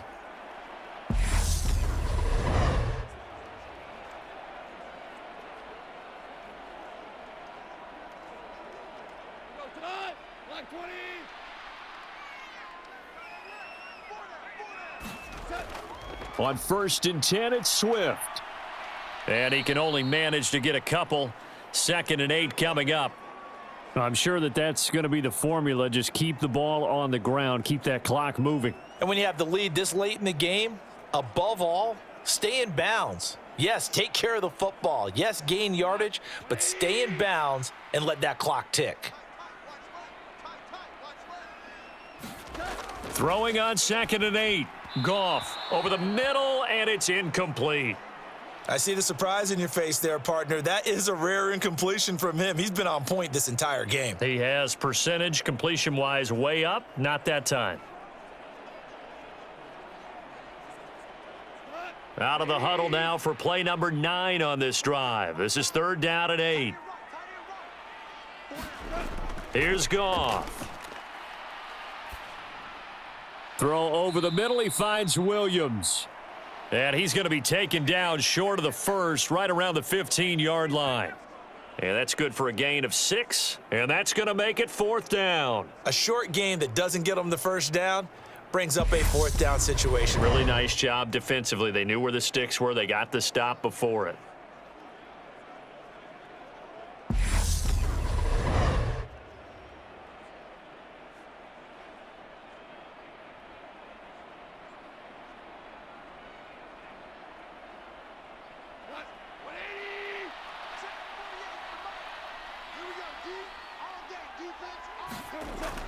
They'll try it now with Swift.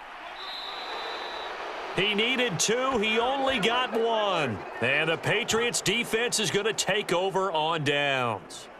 So that's a decision that could loom pretty large here. They go for it on 4th down, but come up empty.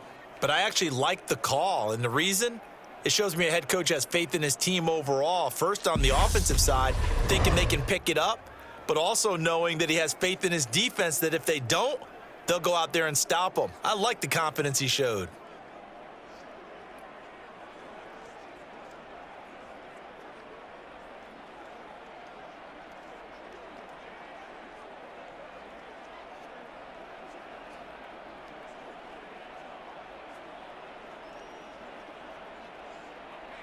Zappy and the Patriots come up here 1st and 10. at their own 14-yard line. Zappi looking to throw it on first down. And that'll be complete to Stevenson. And he's going to lose yardage here back to the 12-yard line. That one unable to develop, never got going. A loss of a couple, and it's second down. Boy, how good has this defense been seemingly all game long? I really think right from the first snap, I think you're really onto something there. In this passing game, it just can't get off the ground. And that play, it wound up losing yardage. Behind the chain, 2nd and 12. Zappi working from the gun. And caught by Henry. So the completion results there in 9 yards. And this will wind up being a 3rd and 3.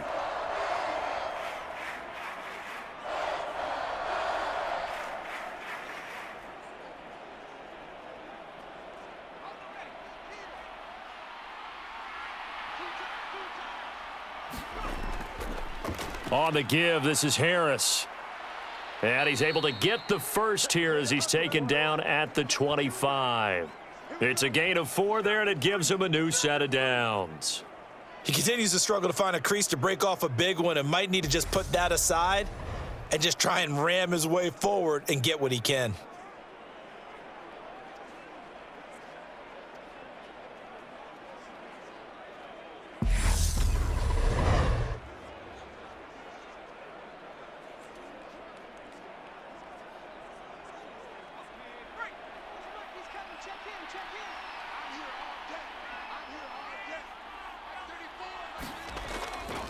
They run again with Harris.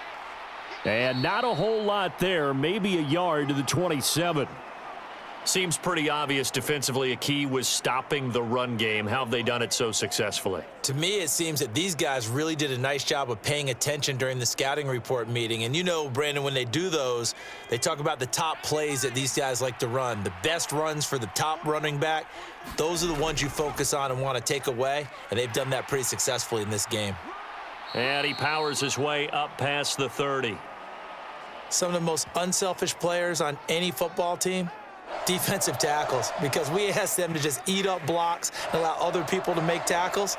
But when he can make a play himself, as we just saw there, that's a big day.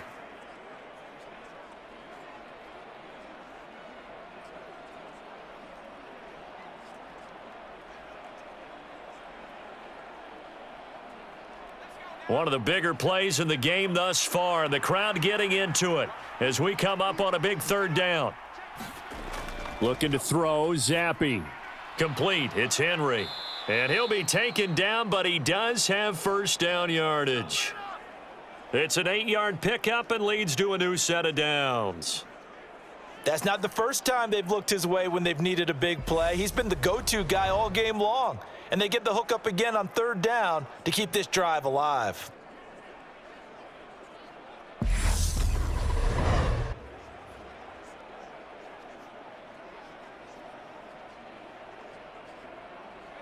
So from the 39 now, they'll come up on a 1st and 10. Zappi to throw on first down. And his throw's going to be incomplete. Nice progress down the field was halted by that incompletion. They could try for some safe yards here to get things moving again, or keep throwing it and pushing it downfield to try and pick up bigger yardage. So line of scrimmage still the 39 on 2nd and 10. Zappi. Open receiver here, complete, it's Parker. And he's going to be out of bounds, but not before he takes it inside the 40. 22 yards there, a first down. And here we are in the 4th quarter, partner, and watch them drive for what would be a go-ahead touchdown. And you and I both know this is where you need a quarterback who can keep his cool back there, not just for himself, but to keep the rest of the team relaxed too. So again from the 39, this time from the other side of the field. Here's 1st and 10. Here's Zappi. And this one complete to Smith. And they'll wind up getting this one all the way down inside the 20. It's a gain of 22 as we tick towards 2:22 on the clock. He's certainly done a nice job spreading the field on this drive, and here he finds his big tight end for good yardage. And that's what you have to do. Keep defenses guessing about where you're going to go with the football.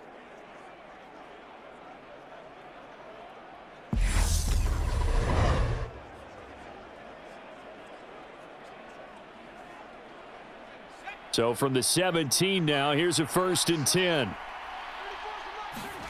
From the red zone now, they'll look to throw. Goes right back to Smith again. And the Patriots are going to be set up with a 1st and goal coming up as they get him down at the 6-yard line.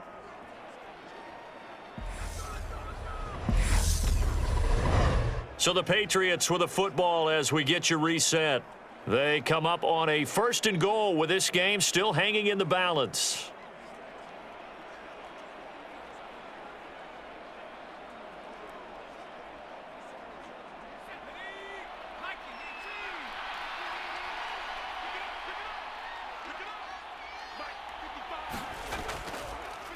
They'll run. Here's Harris. And he keeps fighting his way into the end zone for a Patriot touchdown. Damian Harris, a 6-yard touchdown run. And the Patriots put together a 4th-quarter drive to take the lead. Now, that was an impressive drive. But I think we're going to talk about being way more impressive because of who led them. A rookie quarterback in that spot, putting his team in front, that's big league.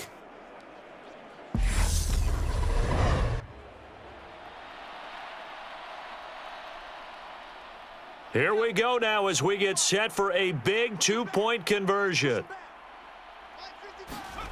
Zappy's going to throw for it. And this one's caught. And their 4th-quarter lead grows by a couple more. So they're able to throw it in for the 2-point conversion. Sometimes that can be a risky play, but they got it. Yeah, you always have to be careful here because if you do get it intercepted, it's returned by the defense, that's 2 points for them. But he identified an open target and put it right on him.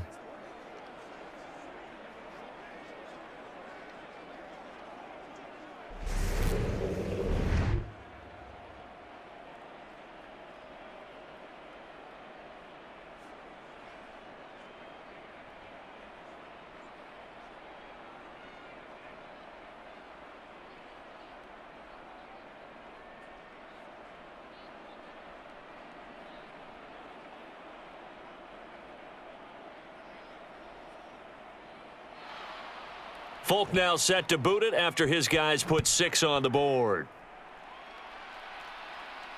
Taken at the goal line. And he'll be stopped up at the 25.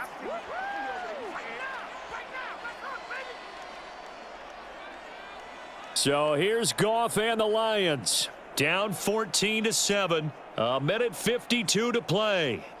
They need a touchdown and the PAT to tie it as they come up 1st and 10.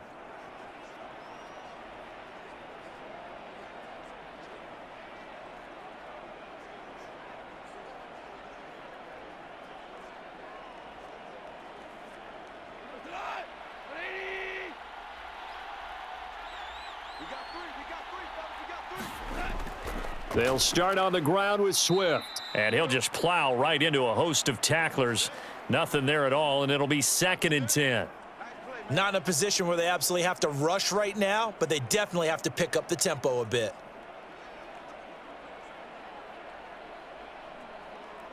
Clock running, about to hit 90 seconds to go in the game. Goff. Throwing over the middle, but it's incomplete. So he's unable to complete it there, and just not the game that you would expect from him. He's been off the mark really start to finish. Yeah, it makes you wonder what exactly is going on. Is he a little bit dinged up here, or is he just off just by a bit? Maybe he can get it back in this situation. He'll need to. Goff now to throw.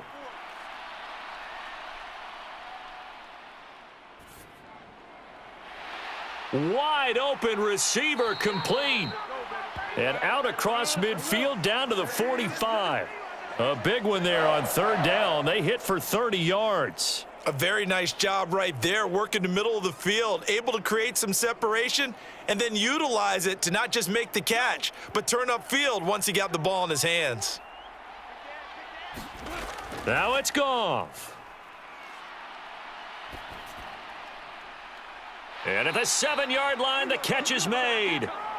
A big play there for Detroit. 42 yards. Charles, just a gigantic play right there. Absolute breakdown defensively, but take no credit away. A huge gain, and that turns things around.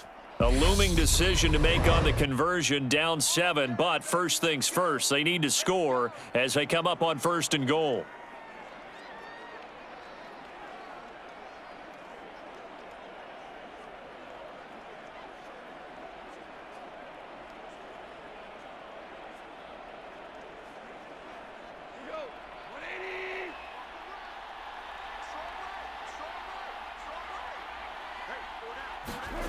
Now Goff.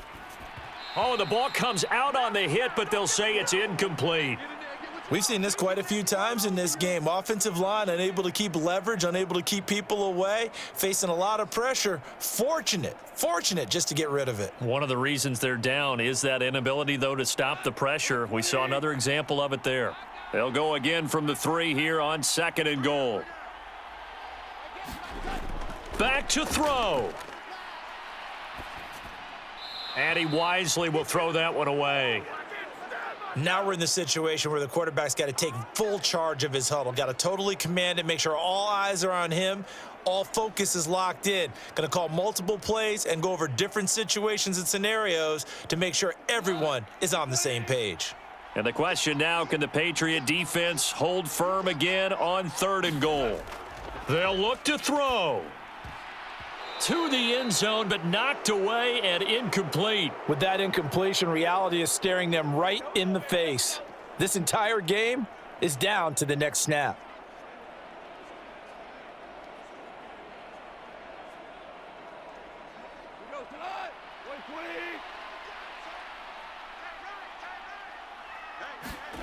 Desperation time for Goff on 4th. And he is across and in for the score. And now they can tie the game in the final stages with the extra point. Or they can go for 2 and go for the win. And while it appears the heavy lifting was accomplished by scoring the touchdown, they're still down 1. That extra point is not a gimme.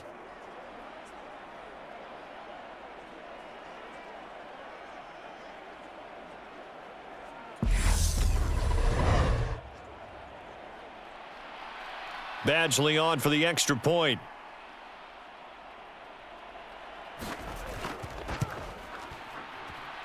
And we may very well be headed to overtime. So that one, an 8-play drive. It spans 75 yards. And the touchdown and PAT mean we are tied here in the final minute of play.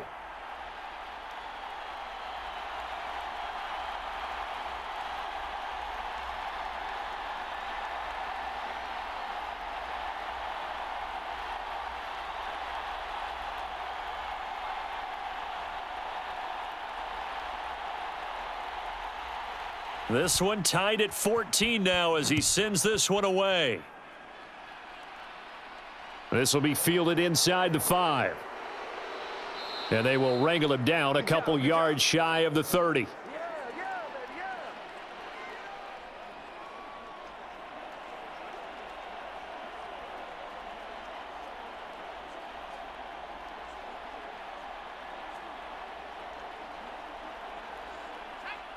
The Pats at the line, ready to go.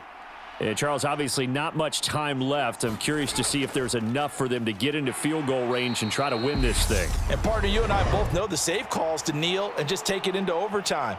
But it's also very tough to pass up a chance to win it right now as well.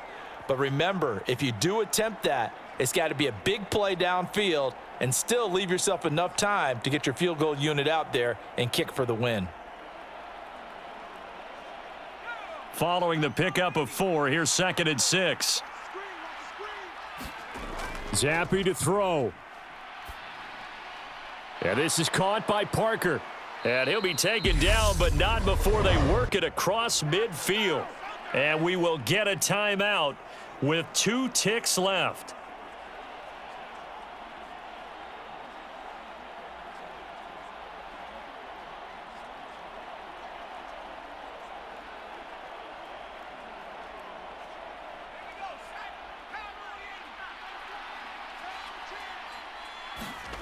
Now Zappi. Here we go. This to avoid overtime. And a high throw there as this is knocked away, down to the ground and incomplete. Final whistle blows, and we need some extra time here to decide who will be the victor. 60 minutes, just not enough some days to decide who's going to win the game. It's a little teaching moment here. Overtime rules. Remind us how this goes, partner. Okay, so in the past, we had sudden death. First team to score wins, but no longer. Now, if the team receives the ball, scores a touchdown, they win the game. If they kick a field goal, though, or don't score, the other team gets a possession. And after both teams get a possession, then we're into sudden death. First team to score wins the game.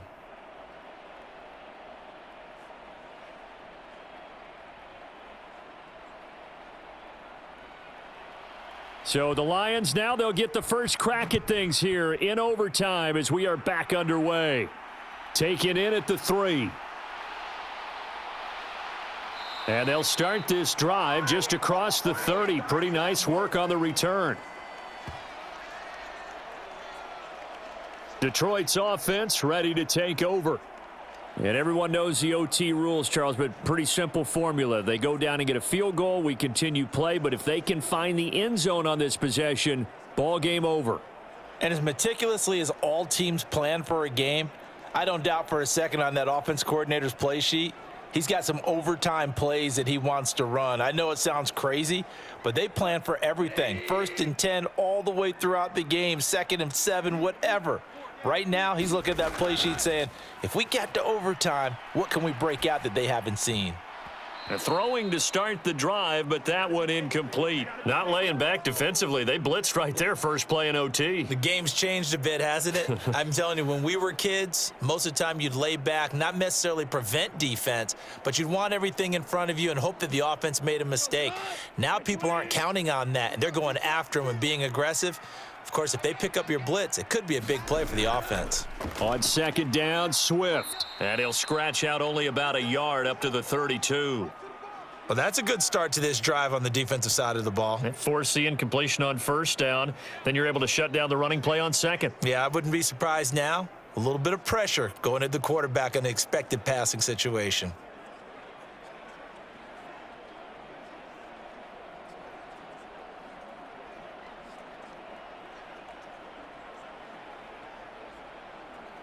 Coming up on a 3rd and 9. Opening drive of overtime as they look to convert. Now Goff. He's going to float this one deep right side.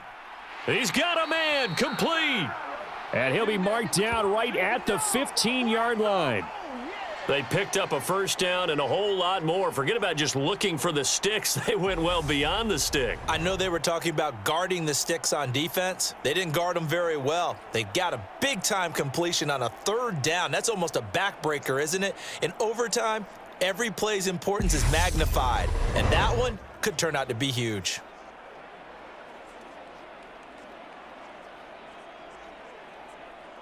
A real field flipper there as all of a sudden they've got a 1st down in the red zone.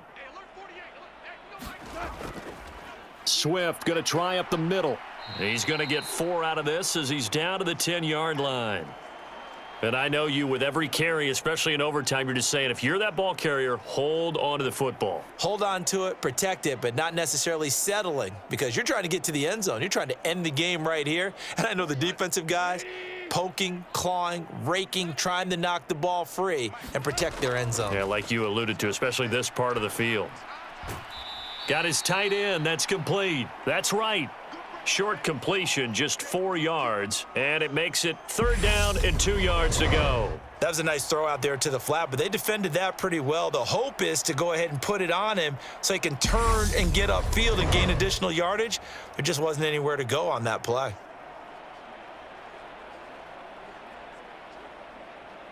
The Patriots going with a dime package here. 2 extra defensive backs on third. Goff now looking to throw. And eventually taken down here. Great coverage downfield. Anthony Jennings, his second sack of the night. Well, we knew this guy wasn't especially fleet of foot, but he tried to conjure up some escapability, but there was no way he was getting away on that one.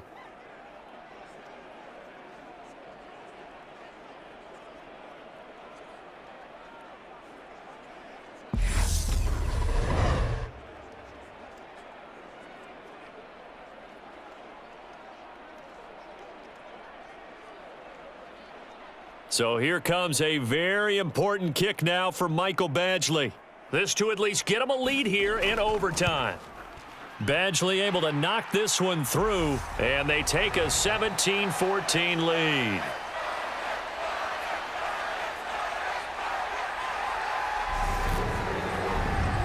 So they do get the short field goal here to get them the all-important overtime lead. But, Charles, you wonder if they'll wind up ruining the fact that they were able to get down into the red zone, yet not able to find the touchdown that would have won them the game. Brandon, you're absolutely right. In overtime, when you get the ball first, the hope is your opponents never see the football. But now they're going to get a drive to try and win it, or at least keep the game alive with a field goal. And I'm getting a dictionary out to look up ruining. Here are the Lions now as they line up and kick this one away. no run back here for Jones, a touchback. And now out come the Patriots. Well, it's pretty simple now. They need a field goal out of this drive to extend overtime, or obviously, Charles, a touchdown to win it. Yeah, and I'm taking the defense's perspective on this one, partner, because now they know with a 3-point lead, they can afford to give that up because you just keep playing, right? Overtime gets extended. But if you give up the touchdown, it's game over. So on offense, every play you make, you've got to try and get just a little bit more out of each one in order to try and get to the end zone, because they're going to play everyone back, keep everything in front. The run there on first down, going to get him 5 up to the 30. So a little chunk there on first as they try to chip away down 3 in overtime. I like your description. Chip away, down 3. You don't have to get it all in one big play, although obviously that would be nice. But there's no need to have that type of risk associated with it.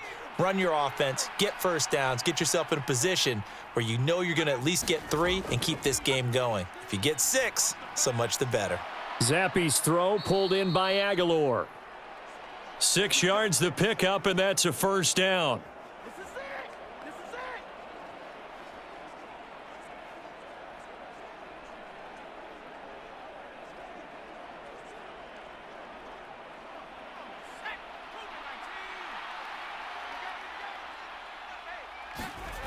it! Zappe now on 1st and 10.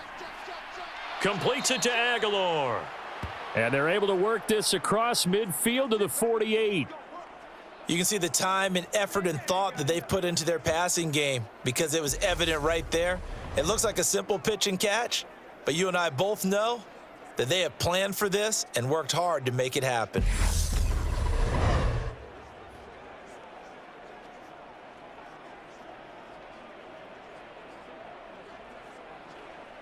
So the ball moves into Lion territory now. Here's 1st and 10 at the 48-yard line. 1st and 10, Zappe. And he's going to drop this down to Harris, middle of the field. And he'll be brought down just shy of the 40.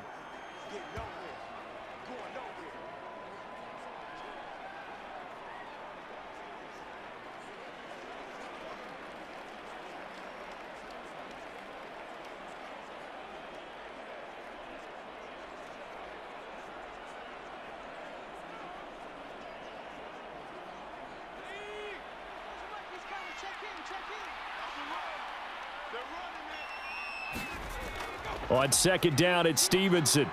And the stop here will come at the 38-yard line. 4 yards the pickup, 1st down.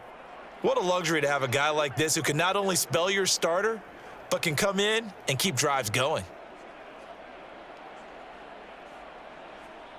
So here's a 1st and 10 at the 38.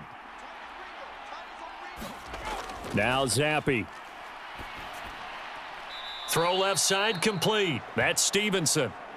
2 yards on the pickup there, and it'll be second down. All defenses worry that whenever anyone catches the ball and has a head of steam come out of the backfield, it could turn into a big play with missed tackles or he runs through people. But they were right there waiting, and they stopped him for a minimal gain.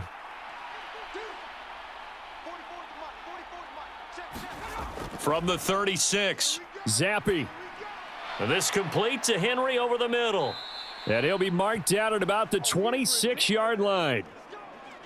And he's the epitome of what we call the move tight end, a guy that you can line up anywhere, in the slot, out wide, in tight, doesn't really matter because he has such great skills. You want to utilize him in all aspects of your passing offense. And there he was in the slot for the catch. On first down, here's Zappe. A quick throw knocked away. It's incomplete. Well, a momentary speed bump there with that throw, partner. The defense had other ideas, and they're trying to mount a small stand before this drive reaches the end zone.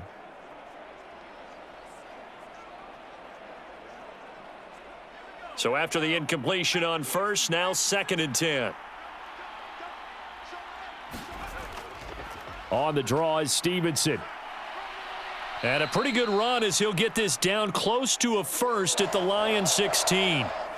9 yards, not quite enough, and they'll be left now with 3rd and 1. I thought that was a good call. Passing situation on 2nd down. They hit him with a draw instead and pick up nice yardage. Yeah, because the draw, they're thinking pass when they see that initially defensively, right? Well, you know, in today's NFL, most of the time on 2nd and long, when it's a passing situation, pass rushers are on the field and they're only thinking one thing, get to the quarterback. And oftentimes you can bypass them with a running play. 54 yards rushing for him now as he is just trying to will his guys to an overtime victory. We often give credit to the O-line. There, 2 tight end formation. Those tight ends block pretty well also. Yeah, and that's one of the most dynamic positions in football now. The tight ends who can block at the line of scrimmage at the point of attack, and they can also get downfield and catch the football.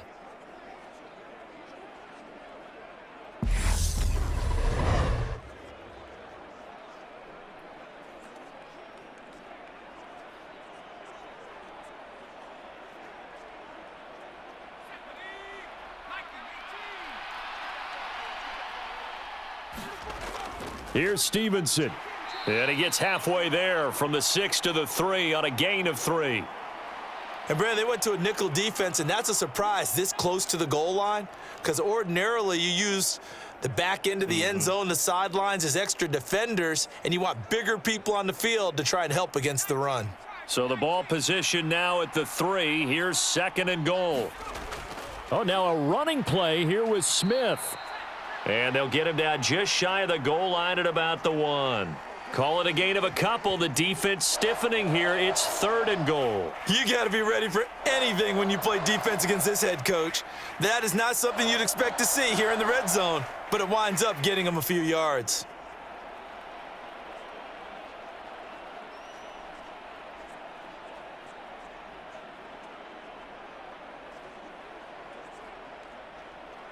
They've gotten it to the 1. Can they get that final yard here on 3rd and goal? Zappe. That one thrown away from the pocket. The officials kind of looking at each other, but they'll say there was a receiver in the area, so no penalty, just an incomplete pass.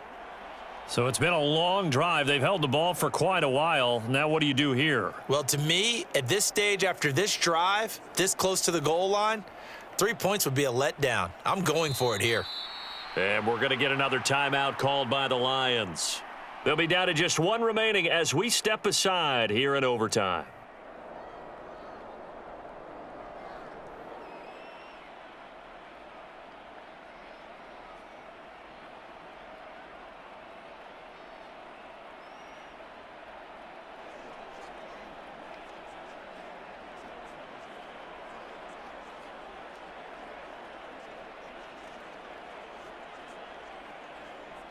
So on 4th down, out trots the kicker in a big spot here. This to potentially get out of here with a tie. Folk's kick is good. And we are tied once again here in the overtime session.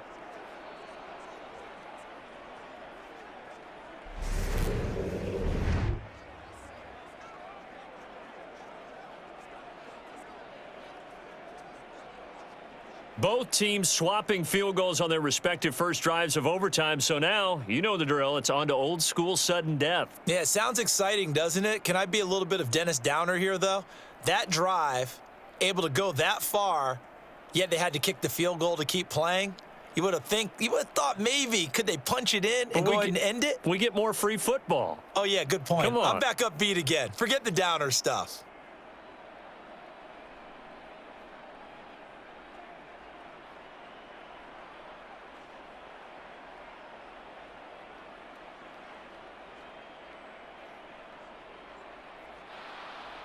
So each team's had it. Each team's put up 3. It's sudden death now, and here we go. Taking it about the 1. And it's a pretty good return here as he'll get this up to the 29.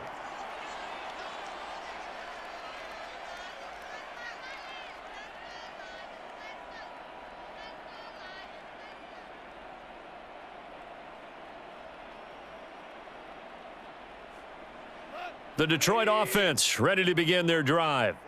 I cannot imagine how these players and coaches feel, Charles, because my palms sweating up here in the booth now as we go to the 3rd drive of overtime. And as we know from here on out, any points win this football game. I'll throw you a towel as well, partner. I've got one for myself, but let's face it, our nerves, our pressure, nothing compared to what's going on that field. Both of the field goal kickers active here early. Can one of them become the hero and end this thing? From the 35, back to work on 2nd and 4. To throw is Goff. He'll find Swift out of the backfield. And now the timeout comes in with just 1 second left in overtime.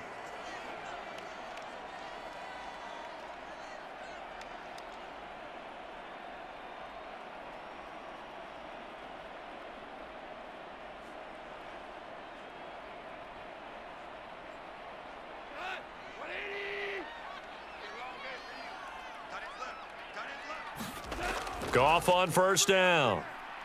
He's going to loft this one deep left sideline. And that is intercepted. Or was it? Wait, they'll say no. No interception. He did not keep the feet in bounds, apparently. So that's just going to be an incompletion.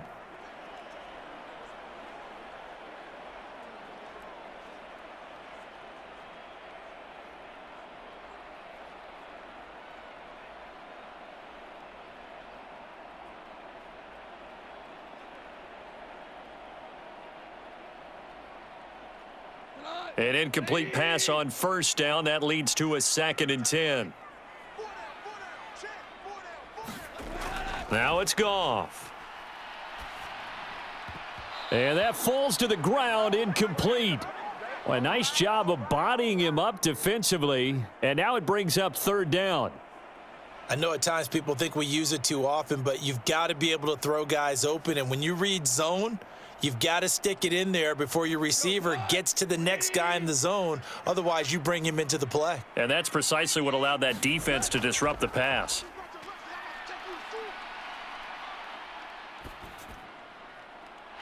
Now a pass hauled in downfield. And he'll go down, but not before getting this inside the 30.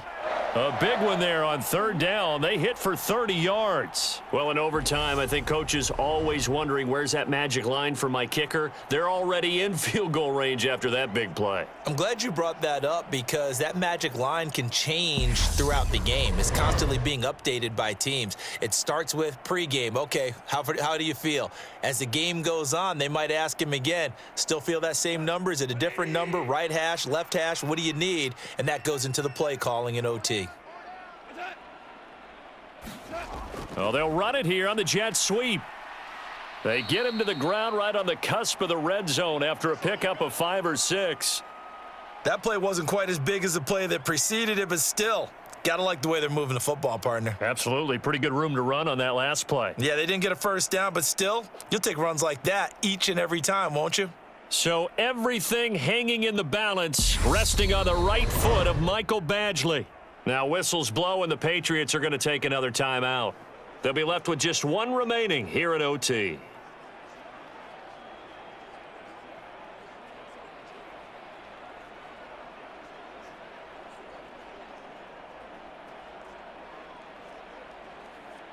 And now it all rests on the right foot of their kicker. This to win it in overtime. And he got it. The kick is good. And they have won it here in double overtime.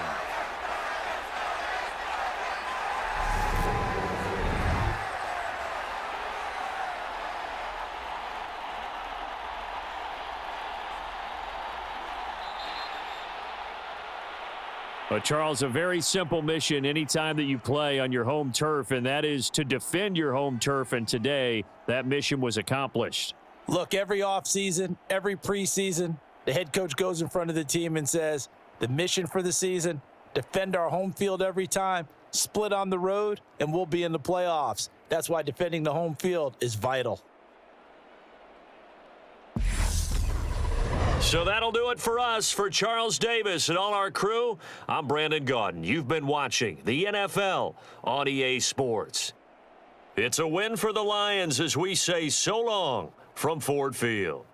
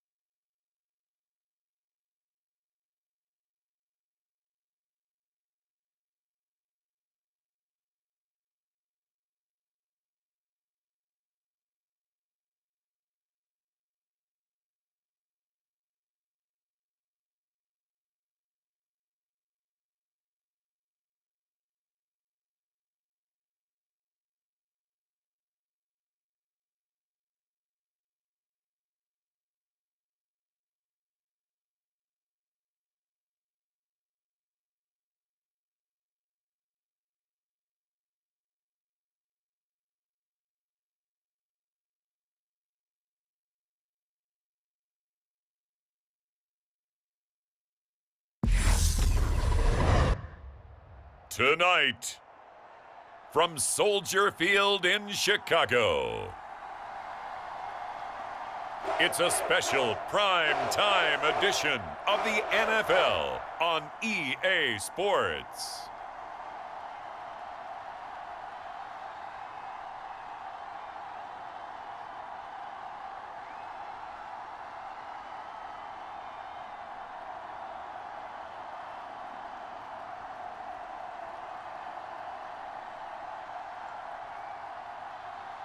We'll see Justin Fields and the Chicago Bears taking on Justin Herbert and the LA Chargers.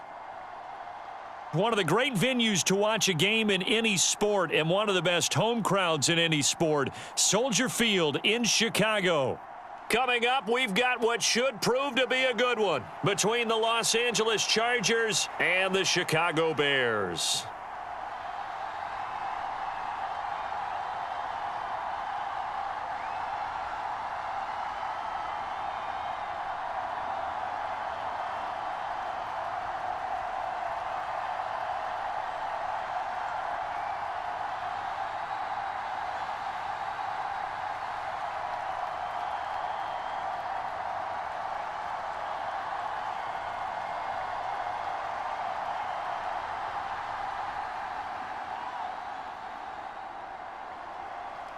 The kickoff team on the field now as they will send this one away. Taken in at the 3. And up to about the 26-yard line, just across the 25. So here are the Bears now for their opening drive. They'll be led out by a first-round pick back in 2021 from Ohio State. It's Justin Fields. Coming out of Ohio State, one of the top prospects in the NFL draft, and it was so big that they moved up in the draft to get him, to make sure that they had him. And, boys, he got the full package. Loves the game, big-time arm, 4.4 speed, so good that another quarterback prospect said to him, "What's it feel like to run 4.4? Everybody wants to be that fast."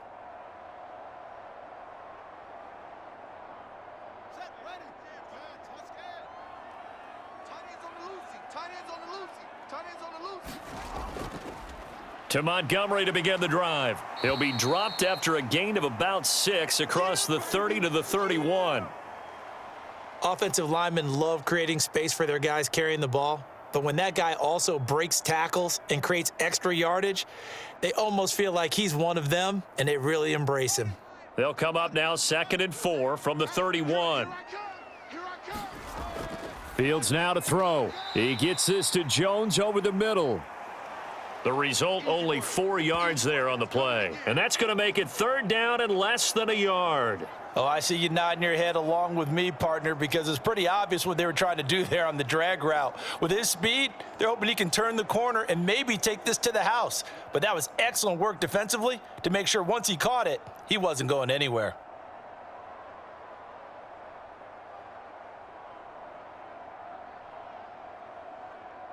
An early test for this defense. Here we go on 3rd and inches. 36. And they'll try and run the option to pick it up.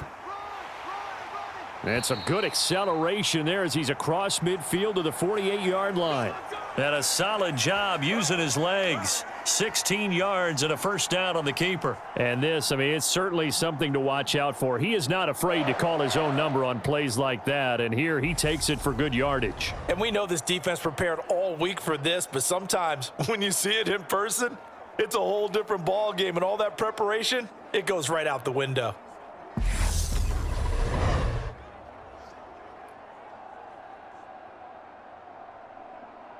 So from Charger territory now, here's a 1st and 10 at the 48-yard line.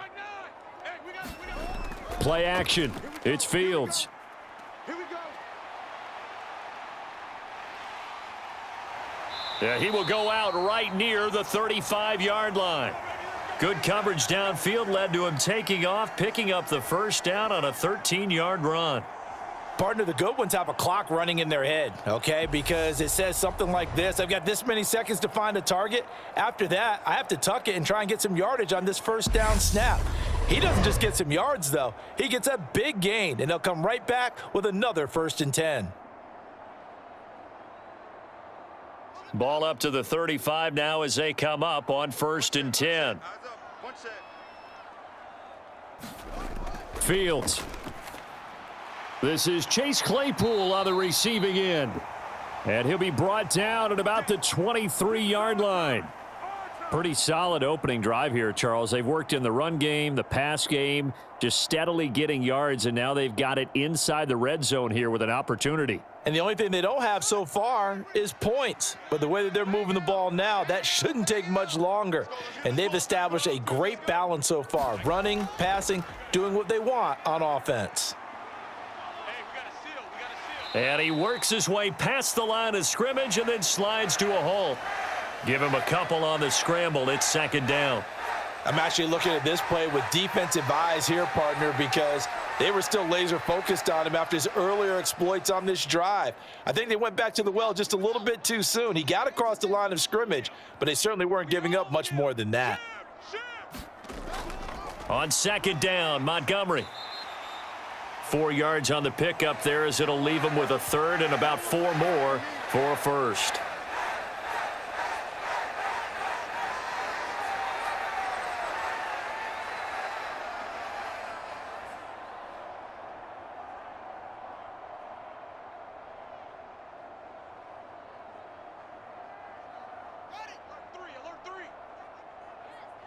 Man left, man left. Now it's Fields. Open man is Kmet, the tight end. And the Bears are going to have first and goal as they try to finish off this drive with 6 points. And in a lot of ways, that catch is expected. Red zone presence, and that one was realized there. You've got to find your tight end in that situation.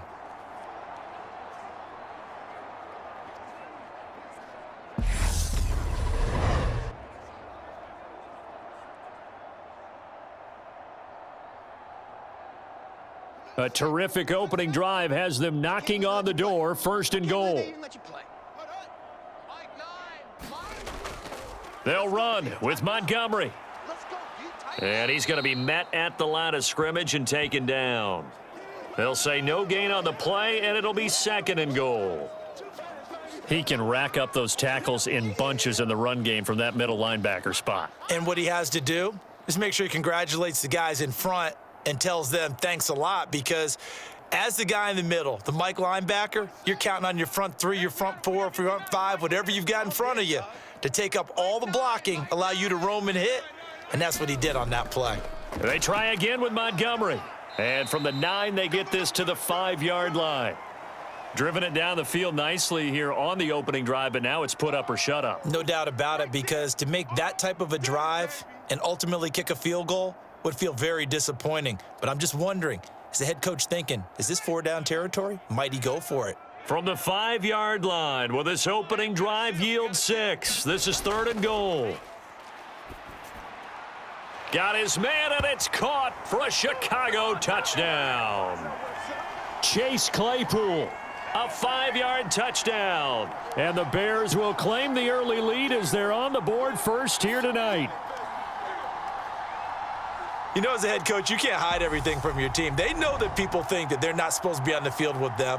So they designed a heck of a game plan, didn't they? Nice fast start, get out after them, and maybe let everyone know that they're here to compete. And get this home crowd behind them early as well. Yeah, that's a huge part of it, isn't it? Because if you can get the home crowd involved, sometimes you can ride that wave, and that gives you a little added pep. Cairo Santos on to try the extra point.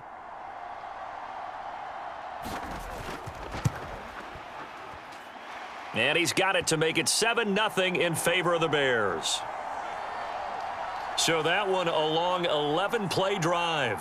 And it was finished off by the Chase Claypool touchdown catch.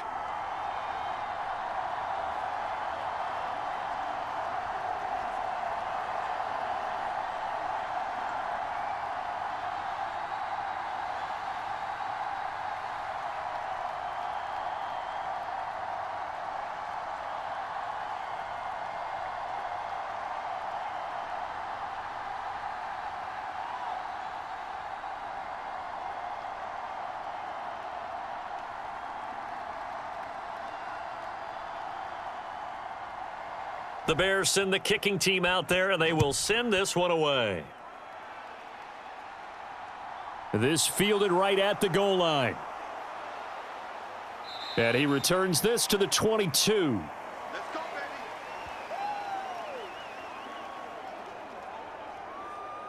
Here are the Chargers ready to go on offense, led by their first-round pick in 2020. The man out of Oregon, Justin Herbert. It hasn't taken Herbert long to earn this status as one of the league's best and most entertaining passers. He's locked and loaded on every snap, and the second he sees an opening, the ball's soaring downfield. You've got to be on your A game at all times against him. The second you slip up, he's liable to burn you.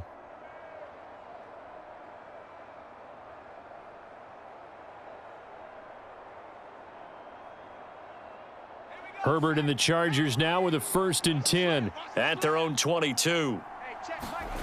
They'll try and start this drive in the air. And this is caught. First catch for Keenan Allen. And they work this well upfield across the 45. The extra effort after the catch makes it good for a gain of 26 and also a first down.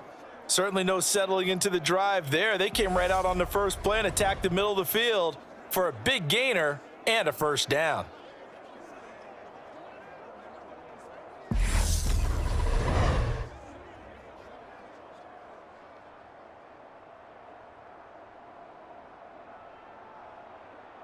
So one play, and they're already just shy of midfield. It's our time. It's our time. Here's the first carry for Austin Eckler. And he's fortunate to get anything from that. Give him a yard up to the 49. Oh, there's plenty of traffic waiting for him up the middle. But give him credit, he tried barreling through anyway. They're fortunate to get a yard out of that one.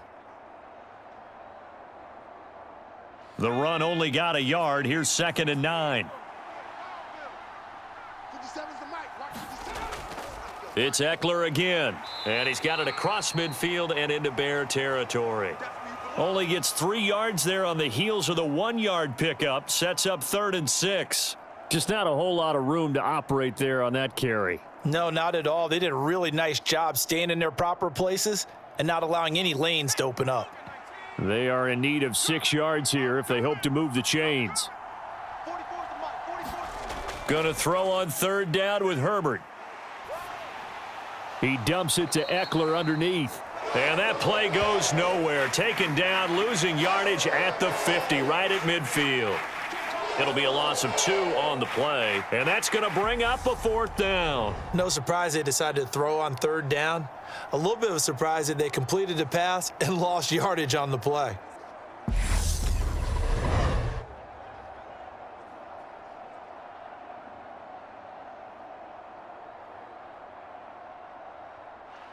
On 4th down, J.K. Scott ready to punt it away.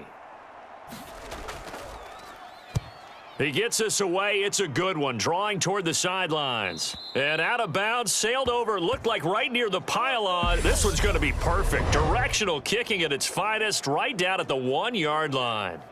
Could not have thrown that out there any better. When the ball hit the ground, I thought it might go into the end zone the way it was angling, but perfectly jutting out at the 1.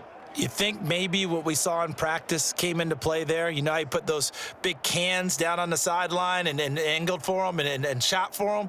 Looks like it worked out pretty well for him, too. Let's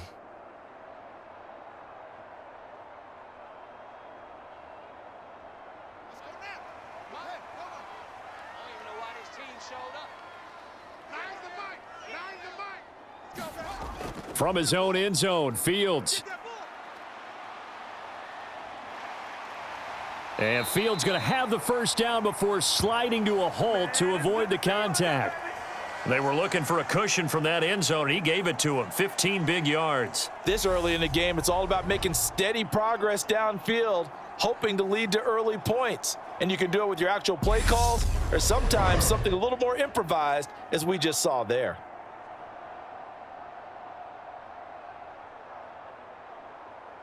So that last play gives him a little more space now. Here's 1st and 10 at the 16-yard line. Mike 9. Mike 9. Hey, we got. Ready. Now a give running right is Montgomery. And he'll take this up only to about his 18-yard line. Baby, that's it. Joey Bosa in on the stop. After one, 7-0 on EA Sports.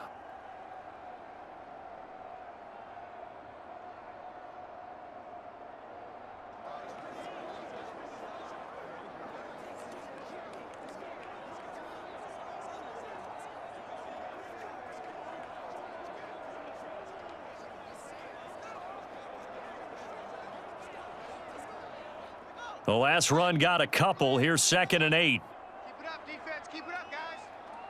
49's the move. Now Fields. He'll be dropped at the 25 after a gain of 6. Yeah, baby. Boom.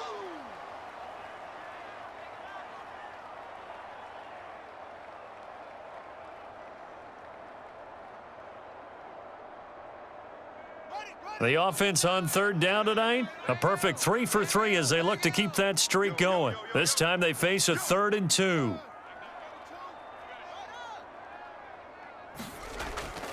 They'll run it. Here's Montgomery. And he picks up the 1st before he's taken down at the 29. A gain of 4 that time as the drive continues. I don't know about you, but that almost felt like old-time football there. 3rd and 2 is not necessarily just a running down anymore. A lot of times they want to throw the ball. They went back to the roots and powered forward and got the 1st down.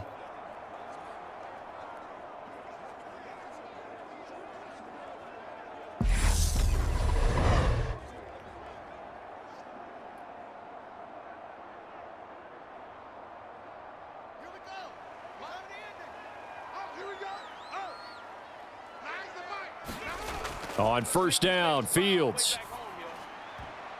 A quick throw knocked away and incomplete. Yes, sir. How about an attaboy there on first down? Got his hand in and knocked it away. Darnell Mooney, the target there. And that'll bring up second down.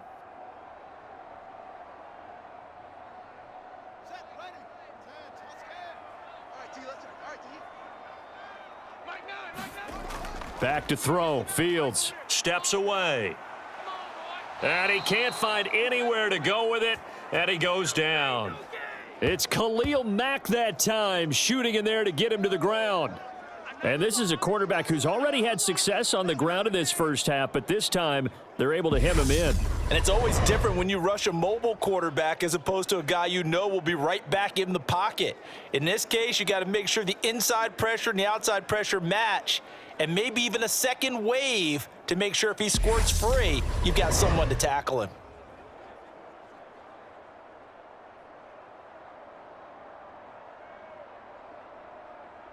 So now following the sack, Fields and the Bears looking at third down and long. On third down, they go Montgomery. And he's able to get up here to the 26. 4 yards on the pickup there, but it's going to take him to fourth down. Well, the guys who are paid to make the tackles deserve some kudos there, but I think they deserve even bigger ones because in that situation, they had to be thinking pass. Loosened up defense, going to pass coverage. Instead, maybe they surprised them a little bit running the ball, yet they rallied to it and stopped them well short of a first down.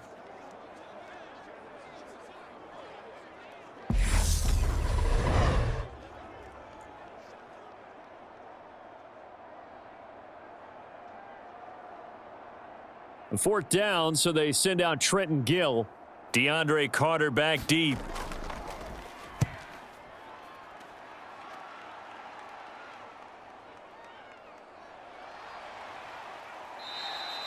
We'll call that a punt of 54 yards. Well struck. And it'll be Charger football here as they take over. The Chargers get set to go here for their second drive. The defense got the better of them last series, forcing a punt. See if they make a few changes in the game plan here and try to get points out of this drive. 1st and 10.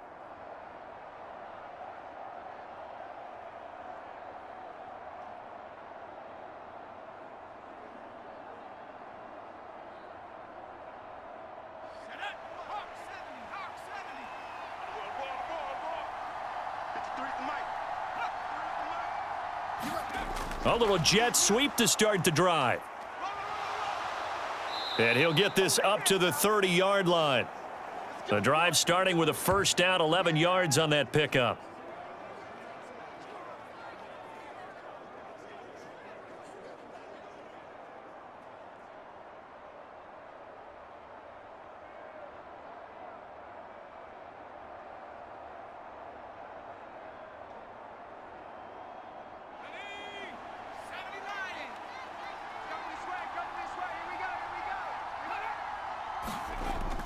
Gets it into the hands of Allen on the jet sweep.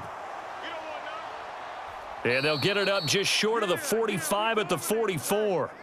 First down, Los Angeles there with a pickup of 14 yards. I think the reason that this play is so successful is not just the blocking at the point of attack, but how about the speed at which he takes the handoff? He's in motion already, so he's not coming from a flat start like a running back often is. He's at a full run by the time he gets the football.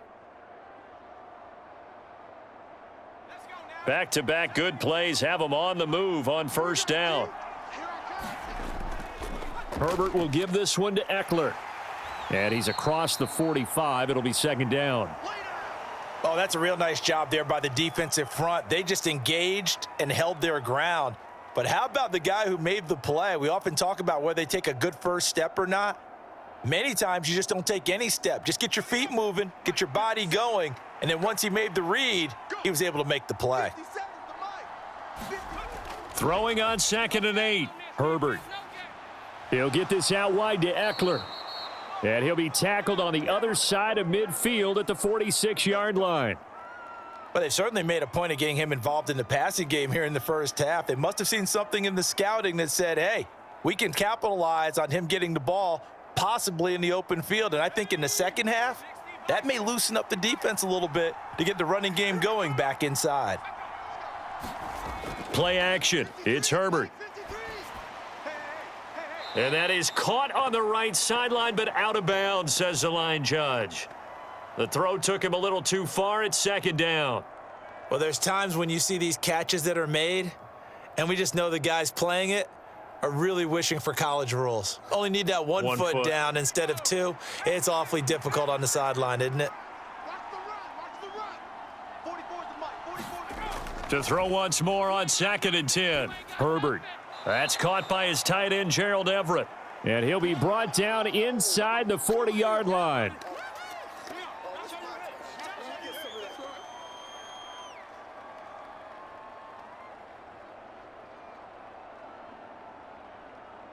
Seventh play of the drive now as they come up on a 3rd and 3. Here's Herbert. He finds his target, Allen. And he's going to have another first down as the tackle's made here at the Bears' 18. Well, they were in search of a short gain on 3rd down, and they wind up nabbing over 20 yards.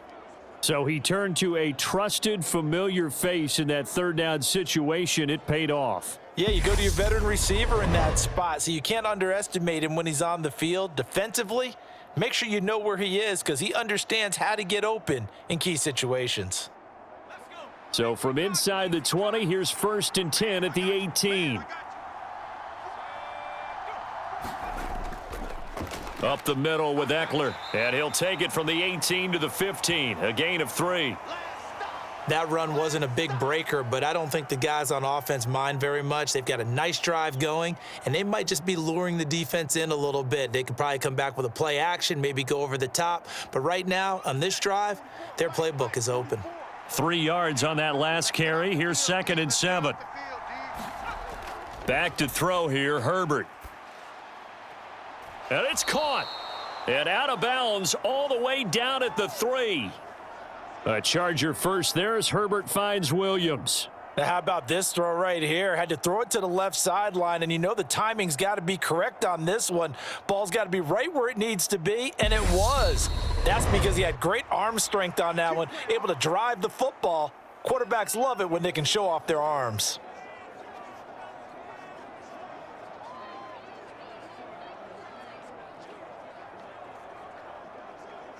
A chance now to get even before the break as they come up 1st and goal.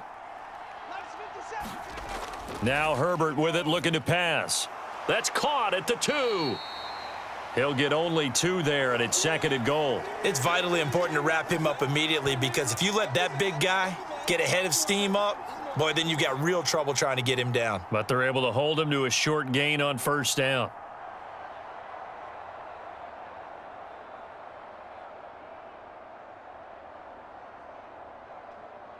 Second and goal from the 1. Trying to punch it in with Eckler. And he is into the end zone. Touchdown, Los Angeles. Austin Eckler punching it in from a yard away. And the Chargers are an extra point away from drawing level. Everybody in the stadium knew what they were going to do right there, CD. 3 tight ends on the field, all that extra bulk, and they run it in. And you saw where that one went, right? You run it over your best blocker. I can just see the head coach right now. I want to run this one over the big boy. And they got it done.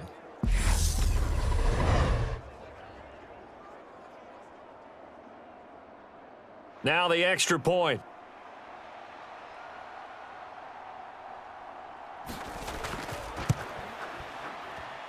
It's up and good, and we're tied at 7 here in quarter number 2.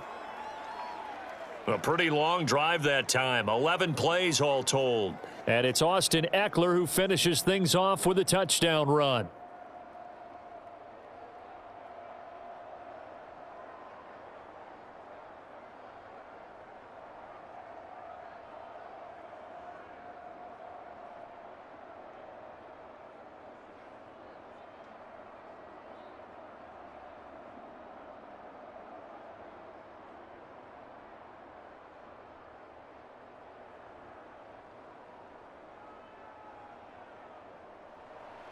So all even at 7 now as they kick it away. fields it right around the goal line. And he takes this near the 25. Just a little pass there. Call it the 26. The Chicago offense set to get started. It was still more than a minute to go in the half. Time to try to mount a drive. And I would think that they would have to. This is today's NFL. You got to push it whenever you get an opportunity. You could never have enough points with the high-powered offenses that you face. And analytics will tell you, try and score when given the opportunity. 49, guys. Mike, 49. 49 to Mike. 49 to On 1st and 10, here's Fields. Eluding the pressure right. And this will be caught by Mooney. And he's tackled a yard short of the marker. Good gain of 9 on 1st down. Well, it's time for them to be good teammates right here. And what I mean by that is possess the ball for a little while. Get at least 2 first downs. Give their defense a chance to settle down a little bit after they give up a touchdown.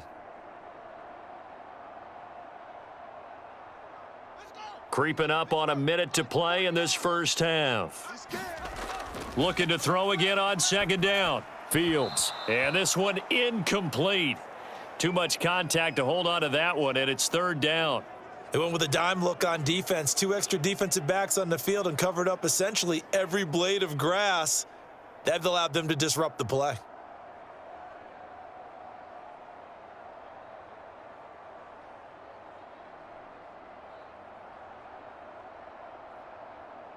They tried to throw on 2nd down, unsuccessful. Now it's 3rd and 1. 49, guys.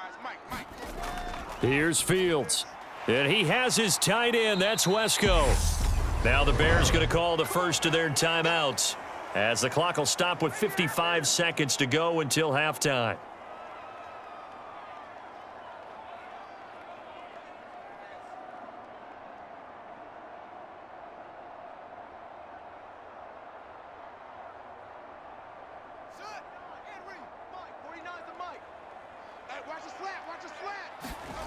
Fields on 1st down. And this turns into a nice gain with a slide at the end.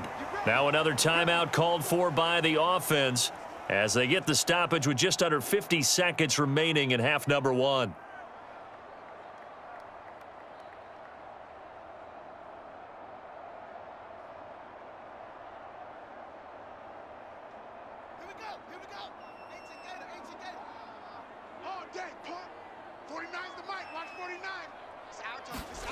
On 1st down, it's Fields. And he'll be brought down just shy of the 40. I think the defense surprised him there with that blitz on 1st down, but give him credit. Stayed cool under pressure and still found a way through the extra rushers for positive yardage. Well done. Ahead of the chains now, 2nd and 2. From the gun, here's Fields. And a loose football. And this is recovered by the Chargers. There are 2 words that we hear coaches say all of the time. One starts with a B, one starts with an S. Ball security. And they preach it. They have it up in meeting rooms, right? You see the signs. They talk about it all the time. But still, when you've got defenders out there who are preaching, hey, we're going to take the ball away from you, no matter what position you play, you've got to take care of the rock.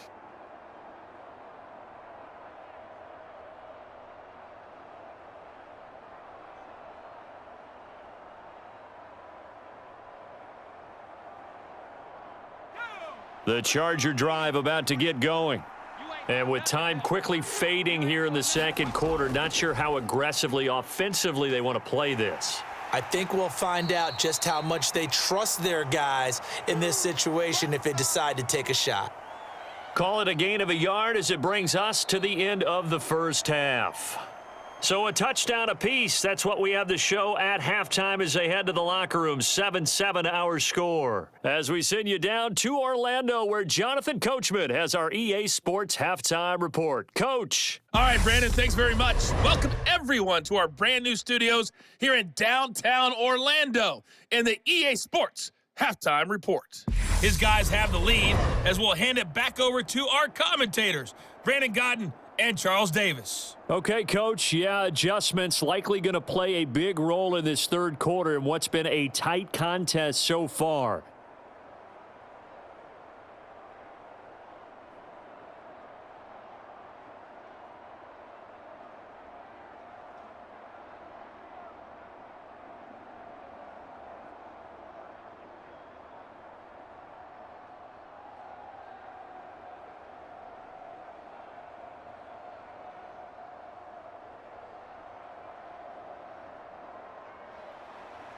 Set and ready to go for the second half. One touchdown apiece, 7-7 our score.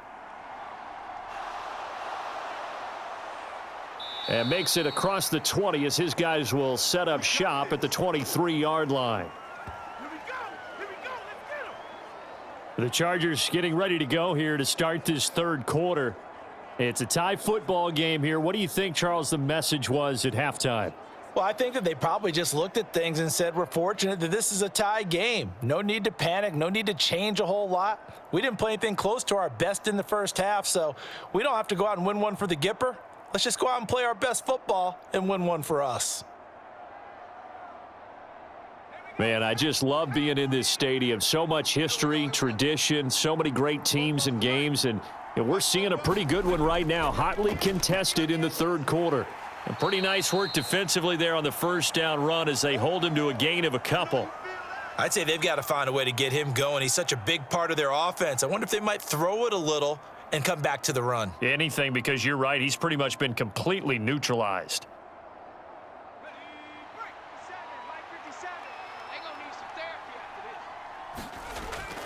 Eckler going to get it again on second down. And he gets this one just shy of the 40, down at the 39. 14 yards is the pickup there and a Charger first down. Running lanes were at a premium in the first half, but he's able to find some room there, and he's hoping that that's a precursor of a big second half.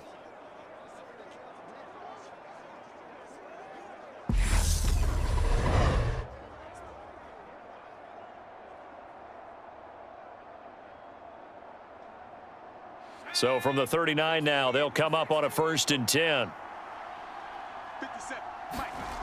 Here's Herbert. Quick slant complete to Keenan Allen. And he has a big gain inside the 40 before being dropped. Good work after the catch. Going to net him 23 and a first. Well, coaches always talk about finding balance on offense. I don't think you can get much more balance than this. Big-time run, big-time pass. A 1-2 combination. Looked pretty good. How about that?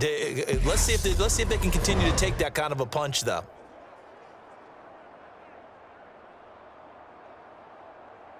So into Bear territory now. This is 1st and 10 at the 38.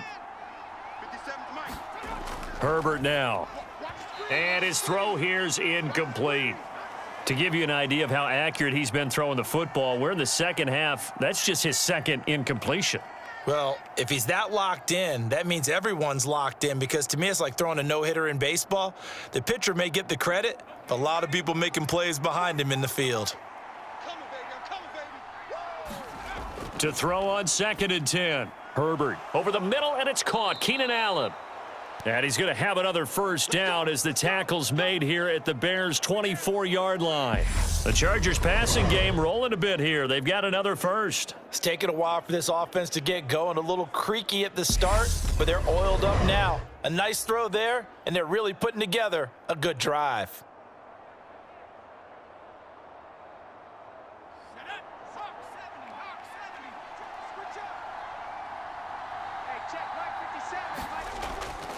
Running on first down, Eckler. And they'll work it inside the 15-yard line before it's all said and done. They get 10 more there, and I believe that'll be enough for another first down. It will. We don't talk about it very often, but sometimes there's a dip in intensity when you start the second half, which can manifest itself in some sloppy tackling. And how about right there? He ran right through that weak tackle attempt.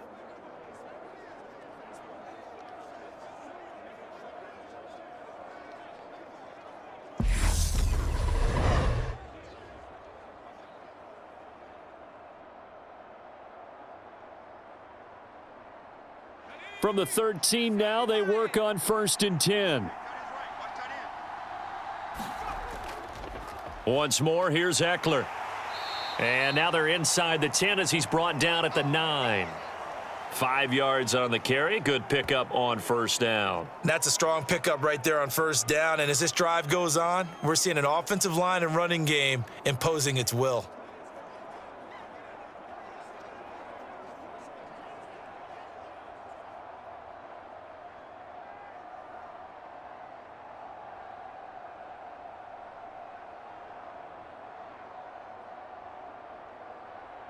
After the pickup of 5, here's 2nd and 5. Hey, D-line, let's get in there. Let's get in there now. 44's the mic. 44's Eckler now between the tackles. And he takes it in for a Charger touchdown. Austin Eckler with his 2nd touchdown of the night. And the Chargers have taken the lead as they go right down the field and score on the opening drive of the second half. Hard to argue with that being their best drive of the game so far as they use the running game to get them into the end zone. Couldn't agree more, partner. Prior to that drive, they sputtered a little bit, but it looks like they found the formula. I would expect them to go back to that more and more as this game develops. Extra point splits the uprights, and that makes the score 14-7.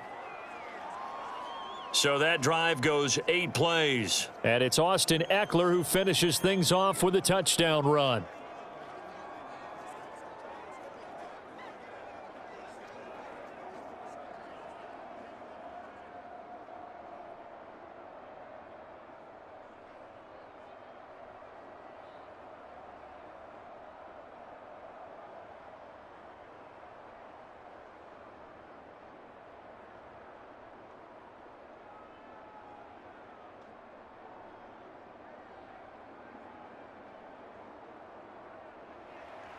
Set now to kick this one away, and off it goes.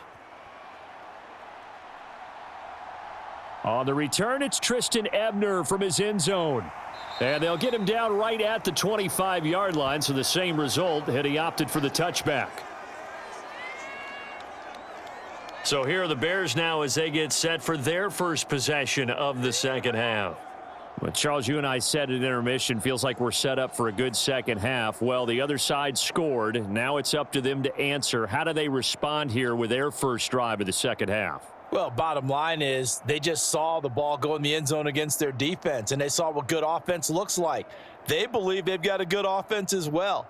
Run the best plays you've got to the top performers you have and try and move that ball down the field for an answering score. They'll start on the ground with Montgomery. And a short pickup to about the 27. It'll be second down. They'd love to just strike back with a touchdown right here, and if it's a long play, so be it. But the main goal, get a couple of first downs, run some plays, run some clock, allow their defense to get a chance to catch their breath, settle down, and relax a little bit after they just gave up a score.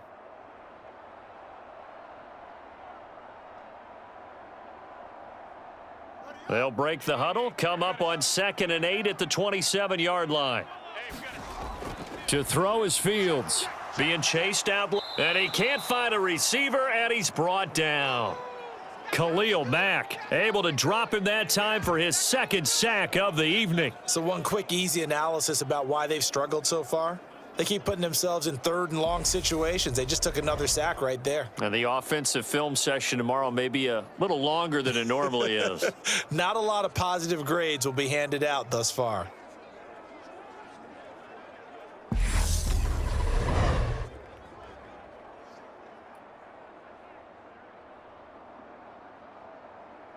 So now following the sack, Fields and the Bears looking at 3rd down and long. Now on 3rd and long, they'll look to throw. And he finds Montgomery complete. And past the 40 before he's out of bounds. 3rd and 19, no problem as they're able to convert. Well, they showed a 5-receiver set, had the backfield empty, and lined the running back out to the left. Plenty for the quarterback to process both pre and post snap, but he was able to find his man, and it turns into a big play.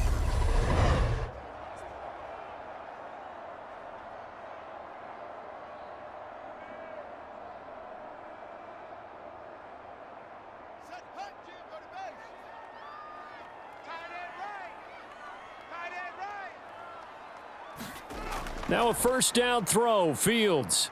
Forced out to his left. And he'll take this to the other side of midfield before going out of bounds. A nifty bit of scrambling there. 12 yards, first down.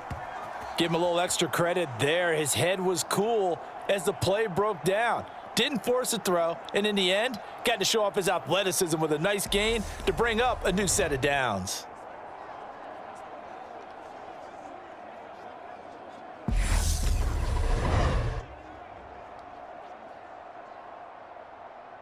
So from Charger territory now, here's a 1st and 10 at the 47. 49, guys.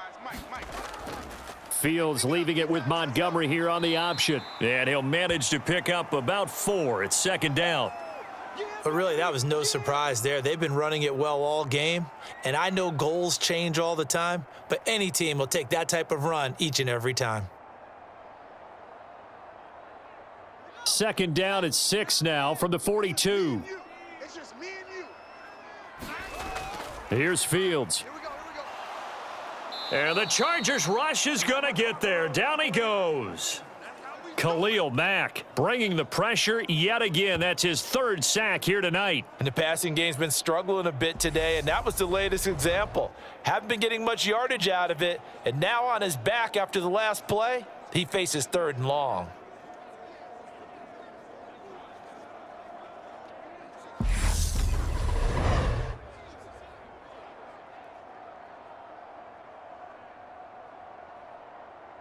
So now following the sack, Fields and the Bears looking at 3rd down and long. They'll set up a throw. And he fires one that's intercepted. Picked by Kenneth Murray. There he goes right side. And he brings this one back. It's a pick 6 and a Charger TD. Well, Charles, just some visibly frustrated players and coaches on that sideline right now because those halftime adjustments didn't work. The turnover problems continuing here in the second half, and the defense now sitting pretty comfortably as a result of that pick 6. I think that's a great observation too, Brandon, because they did make adjustments at halftime. But how about this other group staying a step ahead despite whatever happened in that other locker room? No surprise they're leading, and it's appropriate that those defenders got to add to the lead directly. A try here for the extra point.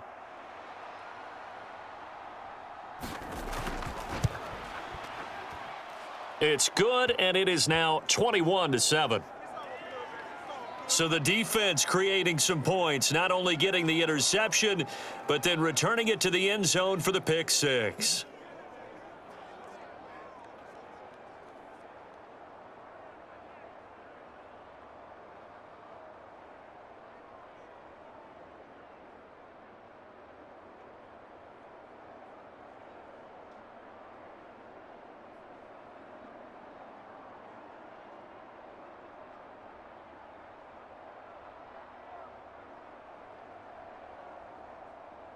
So they throw the pick 6. They'll get another shot at it now as this one's in the air. Ebner going to elect to bring this out of the end zone here. And he'll take it up past the 25 to the 26-yard line.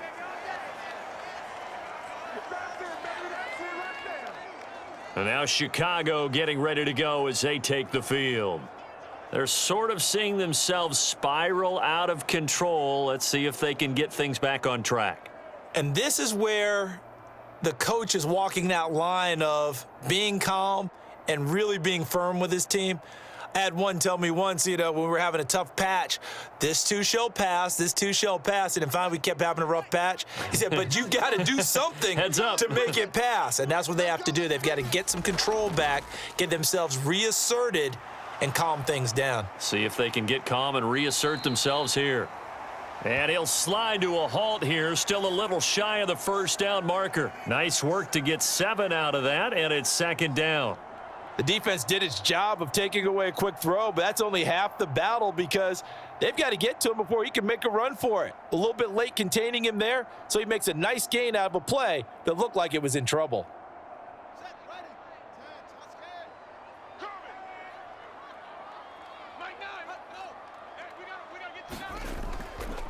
From the gun, it's a give to Montgomery. And he'll push forward for a couple to the 34. It's interesting going into this game. There was so much talk from both sides about who would control the line of scrimmage. I think we've seen who has it in this one so far. Well, they bottled him up. He's barely averaging over 3 yards a carry right now.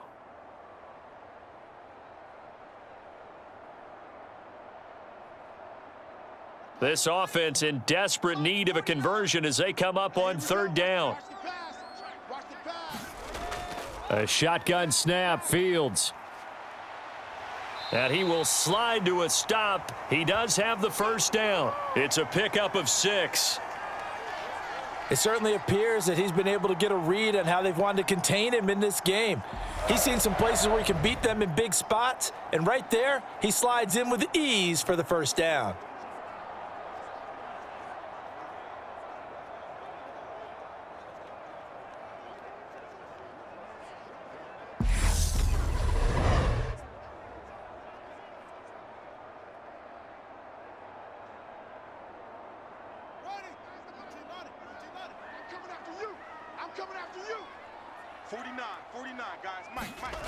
Now they'll switch it up here and look to throw. Able to hit his target, Claypool. And he'll be tackled on the other side of midfield at the 46-yard line. A couple of 1st downs right in succession, and this is an offense that could really use a good drive, and they're off to a fast start here. Let's go.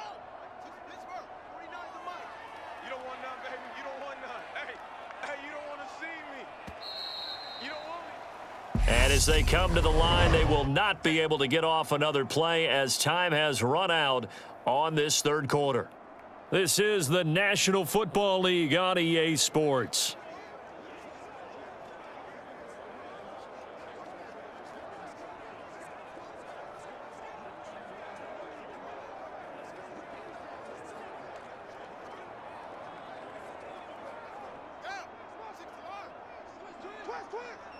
You got three down.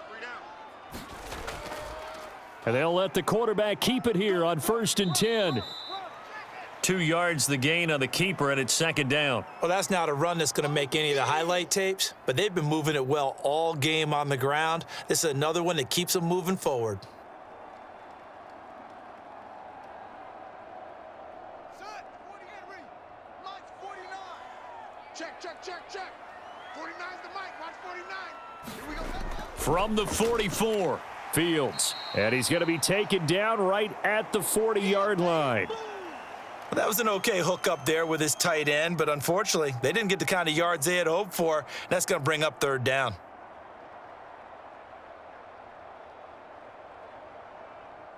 Play number 7 now coming up on the drive. 3rd and 5. Operating from the gun. Fields. He's got a man open. It's Chase Claypool. And he gets this down inside the 35 before going out of bounds. He gets 7 out of it, and he also gets a 1st.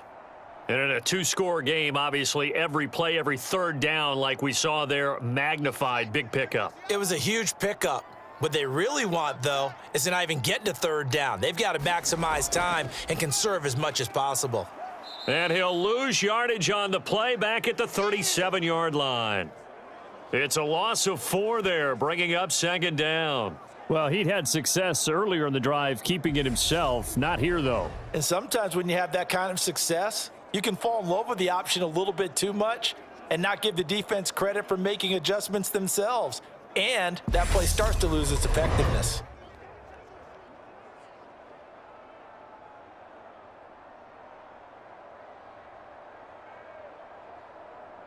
So a step in the wrong direction. Now they'll look to make amends on 2nd and 14.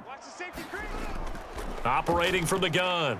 Fields. He'll get this complete to the Notre Dame man, Equinemius St. Brown. First target, first catch, and a 1st down. Good yardage on the completion there, and when they look at the scoreboard, they do understand a field goal is not going to do them any good. My guess, they're going to press the ball downfield as far as possible, try and throw it into the end zone and get a score because they know they've got to get that done and get the ball back as quickly as possible.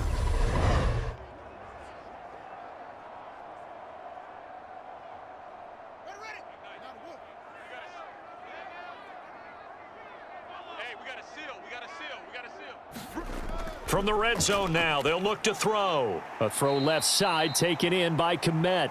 And he's going to be brought down at about the 16. Such a tough position to defend near the line, even when you add a second defender, but the big man shrugged off the extra body and made the play call a success.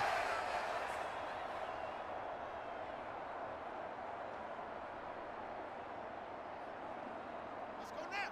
49. Logo. 49's the mic. Let him know. Let him know. Let him know. Let him know. Mike, 49. Throwing again on second down. Fields, quick slant finding Claypool. And the Bears are going to have a 1st and goal as the tackle is made at about the 5. And this has been a nice answer to the touchdown drive against them a few minutes ago because they've come out and reestablished the tempo. A nice throw there, and they're putting together a very strong drive as a response.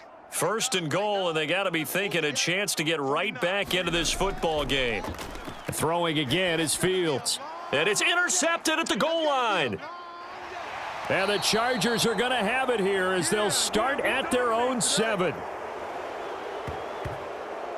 Well, I mean, field goals probably aren't going to cut it at this point. This was touchdown or bust, and unfortunately for them, it turned out to be bust. Yeah, they're feeling like they've got to force the issue here, maybe take some chances they wouldn't have earlier in the game.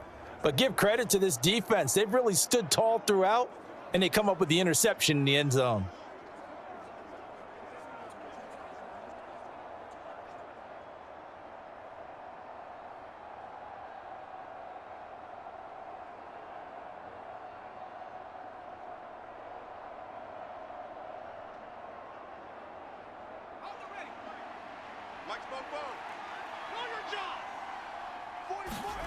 After the turnover, here's Herbert. Out left, he's got it to Everett. Call it a gain of 6 on the play, and that's going to bring up 2nd down. When you execute a drag or a crossing route really well and give them a chance to let it develop a little bit, you can gain some significant yardage hitting your tight end on that one. 2nd down at 4. Double tight, guys. Double tight. Off the play fake to Eckler, it's Herbert. Now he'll dump it underneath to his running back, complete. And he'll be about a full yard shy of the 20 at the 19-yard line. 7 yards there and a 1st down. When you have someone throwing it that well, that confidently, you don't have to call the game in fear at all, do you? You just go ahead and play. Yep, confidence with a lead to throw it here in the 4th, and boom, he's on the money. Yeah, you don't have to tuck your head in and go like turtle at this point. You can just go ahead and play. Right here, right here. 44 is the mic. 44. They'll run out of the gun with Eckler. Stopped at the 24-yard line after a gain of 5. Well, at this stage, that's exactly what you want offensively. Good run on 1st down, stay in bounds, keep that clock rolling. And look at that play chart that the play caller has in his hands right now. That's what you got to focus in on because that's divided up by sections. And right now, he's looking at that 4-minute offense section. What running plays do we have to bleed down the clock and take care of the football? Right now, they're executing really well. And he'll get this up to the 34-yard line. They picked up 5 yards last time. Now they double it and get 10 here. Partner, I like that they're staying aggressive on offense because to me, this drive is what is known as a put-away drive. You score here, that might put this one to bed. I like the fact that they're playing with confidence and not playing with fear. On the give, this is Eckler, and he'll rumble for about 5, up close to the 40. I have to chuckle to myself a little bit, Brandon, because right now, I could be in that huddle with that offensive line, and I know exactly what they're saying. If you call a pass play here, we're going to call a timeout. Run the football. We've got control of this thing. Get in behind us and let's go. Their time to shine. 2 minutes left to play in this football game here on EA Sports. So it's Charger football as we welcome you back from the 2-minute warning. And the scoreboard on their side, they're just looking to melt away these final couple of minutes and put this one in the left-hand column. 57's the mic. Watch 57. Eckler going to get it again on 2nd down. And he'll get up near the 45. They'll spot it at the 44. And now right out of the 2-minute break, we'll get a timeout used defensively with 1:56 to go.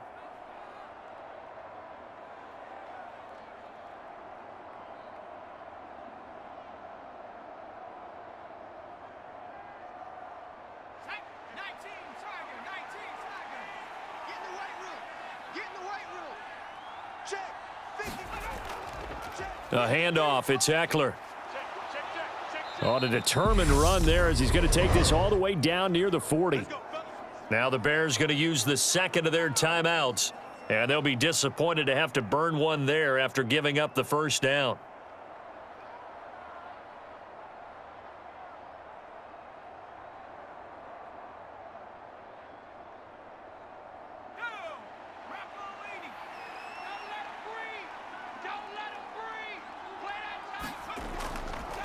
Here is Eckler. And he's going to take this ahead for right around 3 yards, but no more than that. Second down. Now the defense will burn their third and final timeout as they'll talk things over prior to this upcoming second down play.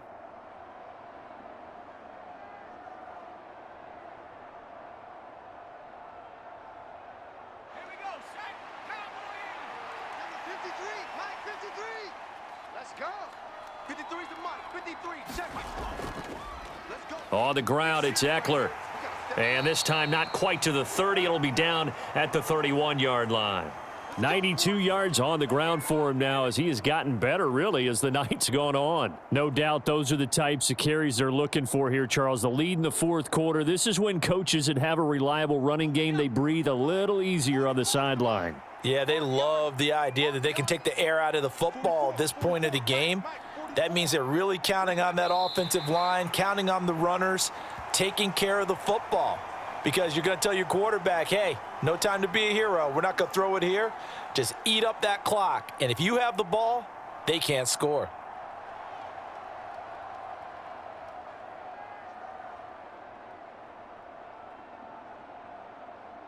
Ready, ready. Nipple. Four down. Alert. Herbert to a knee, and that should just about write it into this one. Yeah, it's fun to kneel down in front of your home crowd, but when you go on the road, that band of brothers attitude, right? Just us against the world and get it done. How happy are they? I remember a coach at a previous stop telling me, you get a win on the road, doesn't matter the opponent, get out of there like you stole something. And they did in this one. So this one's over. It's in the win column for the L.A. Chargers. And, you know, it wasn't a shutout. They did give up the points in the first quarter, but second, third, and fourth quarter, they held them scoreless. Brandon, if you throw a shutout for quarters 2, 3, and 4, you're going to win a lot of games in this league. And this felt a lot like, almost like if you say baseball, and the pitcher goes through the lineup the first time and the hitters get to see him, and then they come out after that and the bats start blazing, right? I think they saw their best stuff in the first quarter and just shut everything down from that point on. What a great, convincing performance.